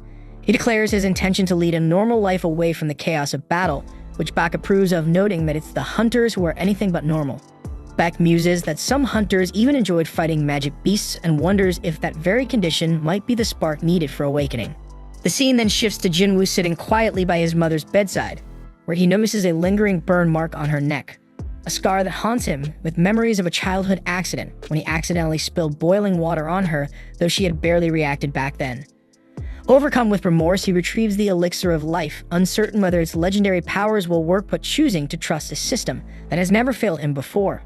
With trembling hands, he carefully lifts his mother, and after a moment's hesitation, he forces the elixir down her throat.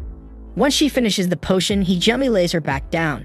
Slowly, the elixir begins its work, mending the burn on her neck and rejuvenating her frail body.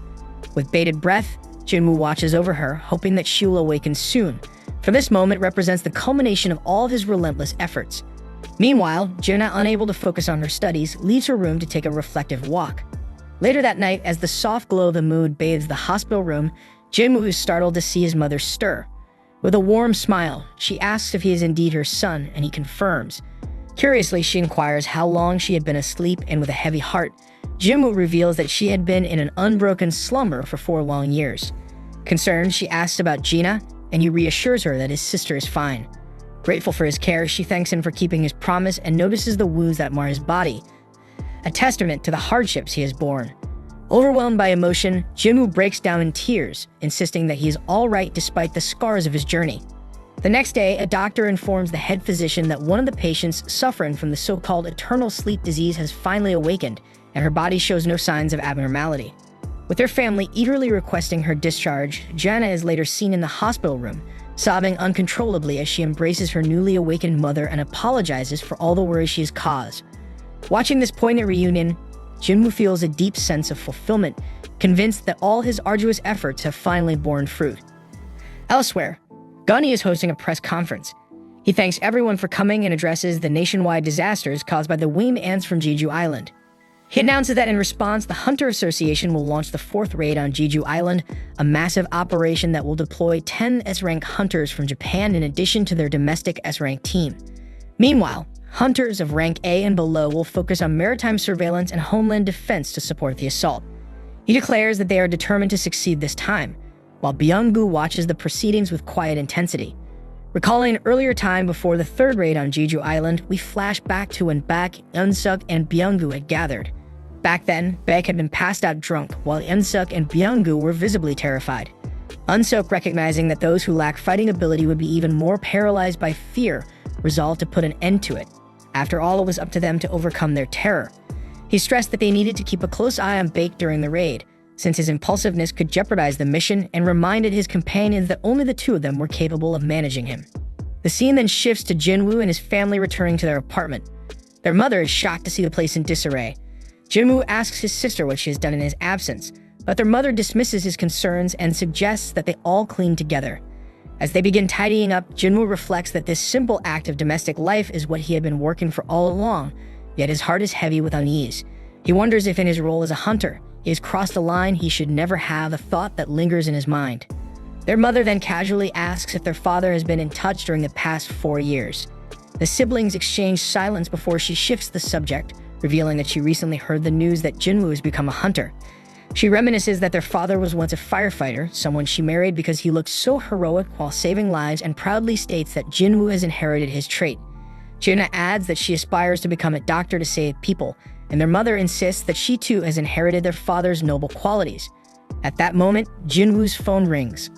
The scene then shifts to the Hunter Association, where Gunny has just wrapped up his press conference. He remarks that he didn't expect anyone to approach them so soon afterward, and it turns out they're talking about Thomas Andra, the renowned American S-rank authority hunter. Jinchul confesses that he had half expected Thomas to show up, given the timing of recent events, but Gunny is skeptical. He muses that someone with power equivalent to a nation's military would rarely meddle in another country's affairs. Jinchul agrees, wondering why Thomas would interfere here, while Gunny speculates that he might simply be passing by, or perhaps he's here to intimidate them about Hunter Dongsu or to verify something. Gunny also wonders if Jinwoo is still out of reach, but Jinchul reassures him that they've already been in contact with him and that he should be arriving soon. Shortly thereafter, Jinwoo appears at the association and learns that the raid on Jeju Island is set to depart in 4 days. Gunny inquires whether Jinwoo plans to lend his strength to the mission, and Jinwoo admits that it might be a good chance for him to level up since Jeju Island is practically an EXP farm, although he feels he has already achieved his major goals and sees little reason to keep fighting indefinitely. Just as he's about to voice his reservations, he suddenly senses an immense surge of magical energy. Gunny is astonished that he can detect it from so far away and reveals that some of the S-rank hunters are currently warming up in the gymnasium, inviting Jinwoo to take a look if he wishes. Meanwhile, in the training hall, Baek is seen sparring with an opponent who manages to swiftly take him down, advising him to focus on building up his lower body. Refusing to give up, Baek fights on, though Jinwoo is surprised to witness that Baek is struggling under the pressure. Mr. Choi soon appears and explains that if Baek were to go all out, Hunter Mei would be no match for him. But he then introduces Baek's opponent as Med Dongwook from the famed guild. Curious as to why Baek isn't unleashing his full strength against such a capable foe, Mr. Choi reveals that Baek prefers to hold back in front of a crowd. When he fights at full power, he transforms into something monstrous. Jinwoo can't help but think that the rumors about Baek being a transformation-type hunter might actually be true, and just then, hunters from Japan arrive on the scene. Their guild master Goto then spots Jinwoo in the stands and inquires about his identity. Hanako quickly identifies him as Jinwoo, a recently promoted S-rank hunter. Initially, Goto is under the impression that Jinwoo might be a skilled assassin, but Hanako clarifies that he is in fact a mage.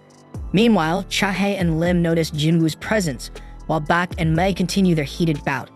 Watching the ongoing fights, Hanako grows increasingly disappointed with the level of strength displayed by the local hunters, remarking that they don't even resemble true S-rank fighters, perhaps a consequence of her constant exposure to Goto's battles. Not long after, Mr. Park Jong-soo, the guild master of the Knights Guild, overhears their comments. Although he struggles to understand the Japanese banter, he catches enough to feel insulted by their disparaging remarks. Hanako casually mentions she's never even heard of Mr. Park, to which they suggest that might be because he's only an A-rank hunter rather than an S-rank. Still, they remind everyone that his guild remains among the top 5. Chahae and Lim step in to prevent further squabbling, and Mr. Park is unwilling to let their comments go unchallenged. Seizing the moment, Goto proposes a friendly sparring match to test the prowess of Korean hunters, insisting that only S-rank fighters should participate, with the rules to be decided collectively. Gunny approves of the idea and emphasizes that mages should sit this one out, as their strength is notoriously difficult to gauge in combat. He also insists that only combat-oriented hunters join, dismissing the less battle-hardened ones. Baek then lays out the rules. Any participant who gets grabbed at the wrist, touched on the back, or forced to the ground will be deemed defeated. And rather than a one-on-one duel, the match is designed as a battle royale to mirror the chaos expected on the island. With the terms set, Goto nods in agreement, and the event is set to proceed. It is soon revealed that from the Korean side, the competitors will be Chahae, Lim, Ma, and Baek, while from Japan, the fighters are Tawada, Kumamoto, Hoshino, and Tanaka. Then we see Jinwoo watching their rivals assembled in the ring, noting with interest that Goto isn't fighting at all. This unexpected situation gives him the chance to witness an all-out clash between S-rank hunters. Mei immediately leaps into action using an ability that enlarges him threefold, as if signaling that the real competition has just begun. As the battle erupts, Baek pursues an opponent attempting to flank his allies while Mei matches his colossal brute strength against Tanaka in a series of incredibly intense, bone-crushing punches. Meanwhile, Lim faces an opponent whose speed is almost supernatural, and this foe keeps a safe distance until at one point he lands a kick to Lim's temple. Once Lim finds an opening, he fires his projectiles at the enemy. His attack nearly hits Tanaka, prompting Tanaka to shout for Hoshino to knock Lim down before the situation escalates further. From the sidelines, Mr. Choi watches the fight with a mix of concern and curiosity. He asks Gunhee whether the arena is reinforced with high-quality magic gems. Gunny confirms that it is, though he adds that the current standards might need an upgrade, as these fighters are literally breaking everything. As Bak chases his rival, he reflects bitterly that these hunters are truly the cream of the crop among the Japanese S ranks. If the association ever hopes to win, it will take some heavy lifting. Adopting his monstrous form, Bake attacks fiercely, yet his opponent always manages to slip away. In a moment of frustration, Bake concludes that Kumamoto in particular is not built for direct combat. Kumamoto, aware that he narrowly escaped, silently admits that this kind of brawl isn't his forte. Bake glances over at Goto and imagines that the purpose here is to test his subordinate's readiness for the upcoming battle against the ants. Seizing this moment, Bake transforms into an even more advanced form, feeling honored to provide the answer Goto seeks. As Kumamoto struggles and attempts to flee from Bak's relentless pursuit, Bak's speed proves too overwhelming, although his claws never quite manage to land a decisive blow. From the audience, Mr. Park scrutinizes the intensity of the skirmish, concluding that as an A-rank hunter, he stands no chance in such a high-level ring, even though his sycophantic subordinate insists otherwise. Amid the chaos, Tanaka has already finished off Ma, and while Hoshino subdues Lim and ends their duel, Beck clearly dominates his own fight. Yet, Kumamoto persistently dodges every attempt by Beck to strike him. Finally, the two victors from the duels step forward to support their struggling comrade, positioning themselves in front of Bak in a show of solidarity. Meanwhile, Cheke keeps her opponent under control with a flurry of rapid attacks. After landing a solid hit on the Japanese woman Tawada, she realizes she must dash off to aid Beck. But as she sprints away, Kumamoto suddenly appears behind her. With astonishing reflexes, Chaha reacts immediately, drawing blood from Kumamoto, whose eyes flare up an intense, monstrous red. Outside the ring, Kumamoto's acquaintances murmur that no one knows what might happen when he reaches this stage. Hanako suggests that perhaps they should pull Kumamoto out of the ring for his own safety, but Goto objects, fearing it would upset some of the other hunters.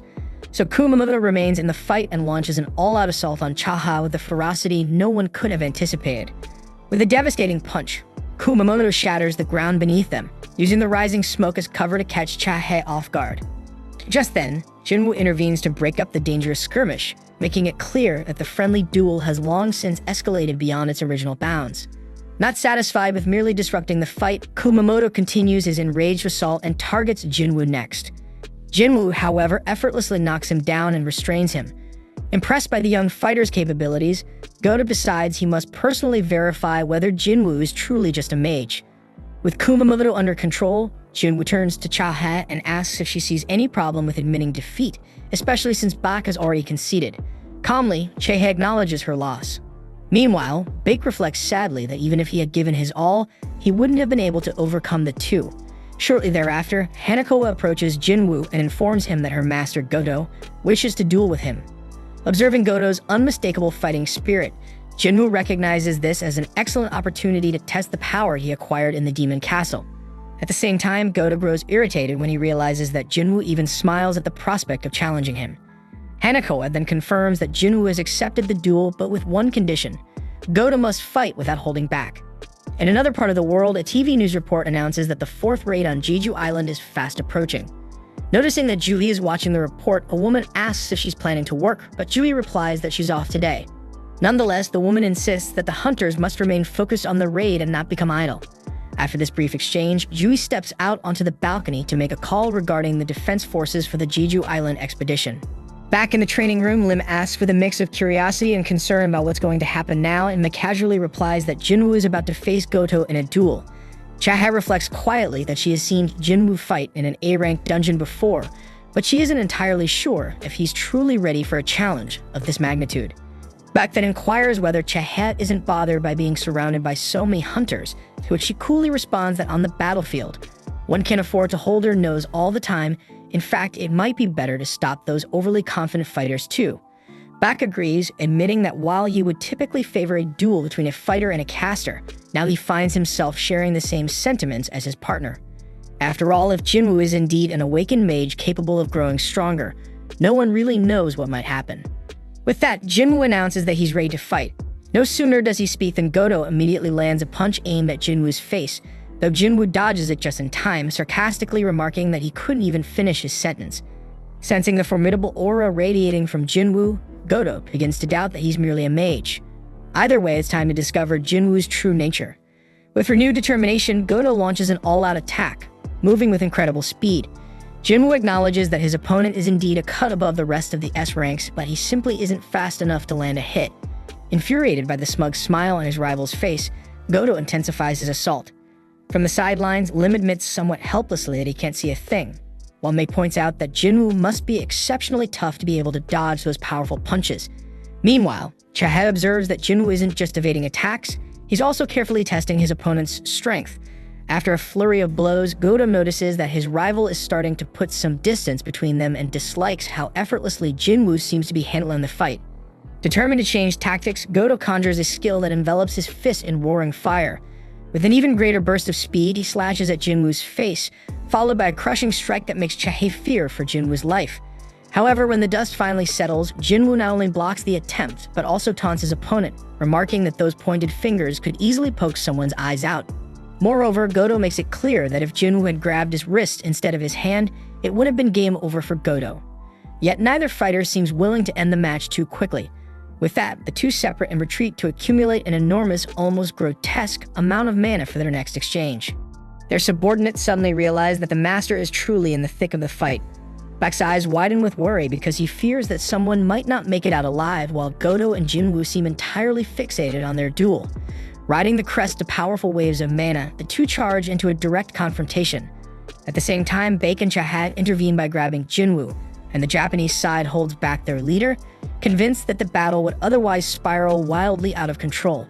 Finally, Baek orders Hanako to instruct the master to call a halt to the fight. Once the confrontation ends, Mei can't help but joke that the young fighter faced the mighty Goto and ended up with nothing more than a scratch. Jinwoo reflects that although he took a significant risk, he now has a keen understanding of everyone's strengths, and he even managed to infiltrate soldiers into the shadows of 5 of them. As the Japanese guild prepares to depart, Gunny warns Goto that he'll be sending information about all the hunters involved in the upcoming raid.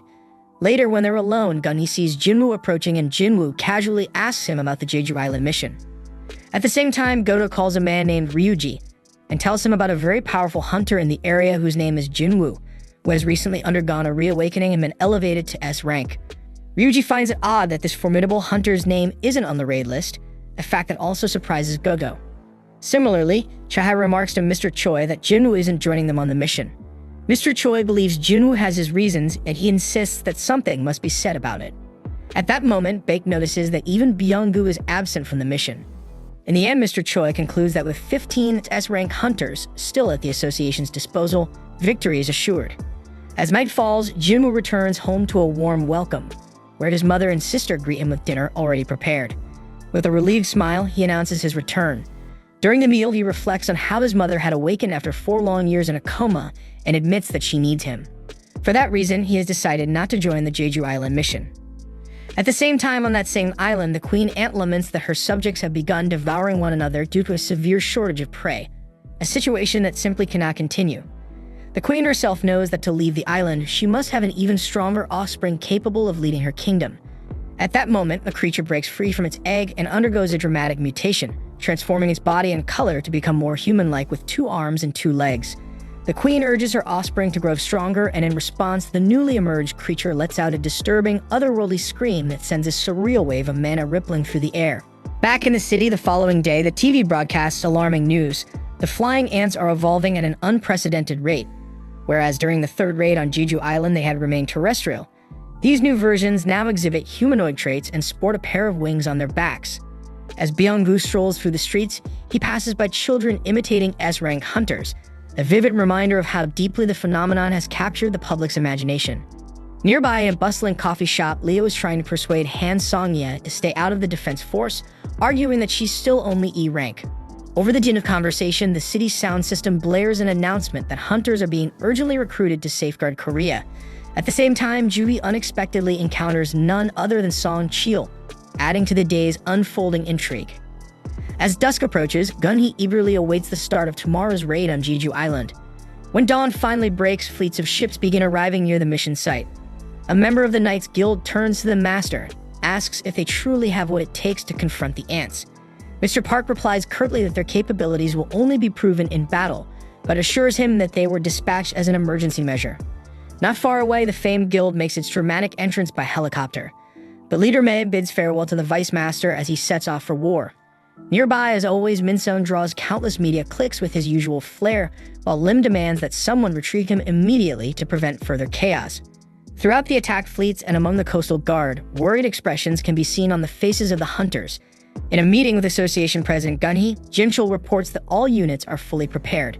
Gunhee is visibly pleased to see so many volunteers ready to defend the country and is relieved when news comes in that a certain individual had reconsidered and decided to join the offensive. At that moment, Baek is startled to see Byung-woo approaching, and the two old friends greet each other warmly. Meanwhile, at the island's center, the elite Japanese group is split into 4 teams, each assuming strategic positions. As the hunters are airlifted to their mission zone, they notice that a team of cameramen has been dispatched by the board to broadcast the battle live. Ma inquires whether the cameraman is safe, and the man reassures him that he's accustomed to filming in hazardous conditions. Ma adds with a touch of weary hope that he wishes this would be the final S-rank raid on the island. After all, if these raids persist, the entire country might vanish. Baek silently agrees and muses that a national hero must emerge from this confrontation. Jinchul then informs Gunhee that the attack team is ready to move out. With that, Gunhee announces the commencement of the 4th raid on Jeju Island. In a parallel development, Goda orders his 4 diversionary forces to operate at full strength, unleashing an astonishing surge of mana that leaves Baek, high above in the helicopter, visibly impressed. Amidst the chaos, swarms of ants begin emerging from a nearby anthill. Mr. Choi strides to the rear exit of the cargo aircraft and with brutal efficiency, blows up the insects. Yet, as an endless stream of ants appears every second, he quickly realizes that he must push himself even harder. Once he finally manages to eradicate the threat, he asks if it's time to land. With the helicopter now grounded, Baek confidently asserts that the Japanese will be able to distract the ants for an hour, enough time for the Koreans to eliminate the Queen. Back in the operations room, Ryuji gives the order to start interference. A powerful signal is transmitted to prevent the ants from receiving the Queen's emergency call. In the heat of battle, Tawada warns that Kumamoto is in grave danger of dying if he remains paralyzed. Shimizu suggests that perhaps it would be better to wipe out all the ants at once, while a colleague shouts, asking where Tanaka is. Moments later, Tanaka is seen in another corner, gleefully smashing insects as if he were a child having fun. Elsewhere on the island, a Japanese man observes the thick smoke rising from Mr. Choi's explosive attack and asks his partner if he thinks he could take on that master in a duel, despite his own ice-based power. After sealing off the entrance to the ant nest, Mr. Choi leads his group forward. However, the labyrinthine network of tunnels proves confusing and Baek questions which direction they should take. To ease their worries, Mr. Choi conjures a fireball to illuminate each passage, so they need to inspect every hole individually. Now the task is simply to find the tunnel that leads to the deepest point, and Mr. Choi is convinced that a particular one is the right choice. Meanwhile, Jinwoo completes his daily exercise quota and in a moment of relaxation, imagines that the S-rank hunters on the expedition will handle the ant problem without much trouble, even though he isn't there himself. As the group follows the promising path selected by Mr. Choi, Lim speculates that the Queen might have fled, but Baek reminds him firmly that escaping from this island isn't an option. At that precise moment, Mr. Choi gathers his comrades to inspect an egg chamber, which leads them to believe that the Queen is nearby. Moments later, they spot a giant egg, and the sight fills the team with dread as a creature does seem to have emerged from it. Elsewhere, we see that Tanaka has injured his shoulder and asks for healing from the group's healer Shimizu. But instead of immediately tending to him, she teases him, demanding something in return. However, before anyone can react further, the Ant King suddenly appears and in a brutal twist rips Shimizu's head off and acts so shocking that it plunges the team into terror. And that shit seems like that Dan Hunter x Hunter Ant arc all over again. Tanaka and his fellow hunter quickly sense a formidable presence nearby and immediately raise their guard to prepare for combat. However, before they can react further, the monster strikes with lethal precision, decapitating Tanaka and doing the same to the other hunter on their team as if they are nothing. The scene then shifts to the ant nest, where the hunters are battling white ants that seem to possess strength on par with S-rank hunters. Despite their formidable power, the ants move in a monotonous, predictable fashion, making them easy targets for hunters employing diverse tactics. One by one, the white ants are taken down. Chai points out that the exoskeletons of these ants are extremely tough, yet Magdam-wook is relieved there aren't too many of them. Byung-woo reassures everyone that even if there are many, there's no need to worry because he will support the team from the rear. Baek is taken aback by Byung-woo's calm assurance, especially coming from someone who usually shies away from combat. In response, Byung-woo tells him to quit the sarcasm, reminding him that these ants can keep living even if their heads are chopped off, so the key is to cripple them instead. Bake takes his advice to heart and cripples one of the ants he just slayed by his foot. Dong-wook then observes that the enemies seem to grow stronger the deeper they venture into the cave, though they still haven't encountered any ants that walk on two legs. Mr. Choi speculates that these Baekdol ants must be guarding the queen. Lim chimes in, expressing concern that they have a long way to go and questioning whether they're on the right path. Mr. Choi reassures him that they likely are, and Chae concurs, remarking that she can even detect a strong scent of powerful magical beasts emanating from deep within the cave. Surprised that Chae can sense such a presence from so far away, Mr. Choi suggests that perhaps Bake might be able to pinpoint them using his abilities. He tests this idea and successfully locates the queen. After a thorough search through the cave, he informs the group that the queen ant resides in the deepest part ahead, heavily guarded by numerous S-rank defenders. He warns that the decoy forces outside have their limits and urges them to move quickly. Although he acknowledges that the battle ahead will be challenging due to the unknown strength of the queen ant, he remains confident that with their current lineup, they are poised for victory.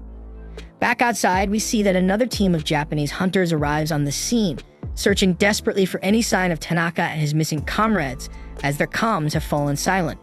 One of them spots what appears to be Fujishima's glasses, but before he can investigate further, his companion suddenly vomits and grimly remarks that he smells something utterly terrifying approaching. He channels his ice magic toward the source of the stench, only to have his efforts rendered futile when the Ant King shatters the ice with him inside. Meanwhile, Kumamoto and Tawada, unable to locate Tanaka's team, decide to focus on the battle unfolding before them. Back at the ant nest, the hunters have advanced into the queen ant's chamber and are heartened by the sight of a formidable force awaiting them. Byung-hoo then steps up and uses his skills to bolster the entire group, infusing them with extra power as the fight erupts in earnest. Then Mr. Choi unleashes a torrent of fire magic to incinerate the advancing ants, admitting that he normally avoids using such potent spells, but he's making an exception given the dire circumstances. Not to be outdone, Bake transforms completely into a mighty white tiger and pounces on the ants, tearing them apart with his bare claws. Chae, witnessing Bak's fearsome beast form, is visibly awestruck. Amid the chaos, a news reporter with the team receives word that the viewership for the raid has skyrocketed, surpassing 380%. Eager for dramatic footage, the reporter attempts to get closer, only to be firmly held back by Byung-gu, who reminds him that this is an S-rank raid, and that safety must come first. The battle is broadcast live, and nationwide the people watch with high expectations. As the fight rages on, Lim methodically takes out countless ants with his precise arrows, while Mr. Choi continues to fry the adversaries with his relentless fire magic. Buck in his white tiger form rips them apart, and Chae slices through wave after wave of the insect horde.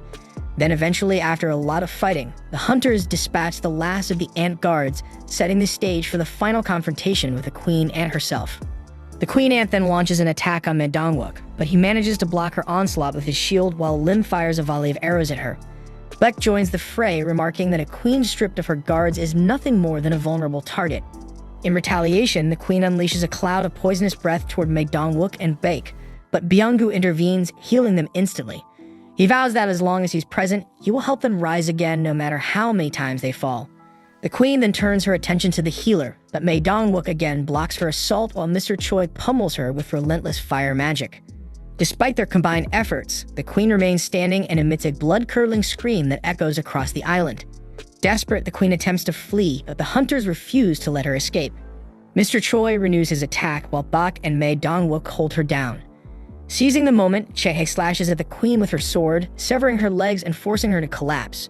With one final decisive blow using her special decapitation skill, she beheads the queen, putting an end to her reign of terror.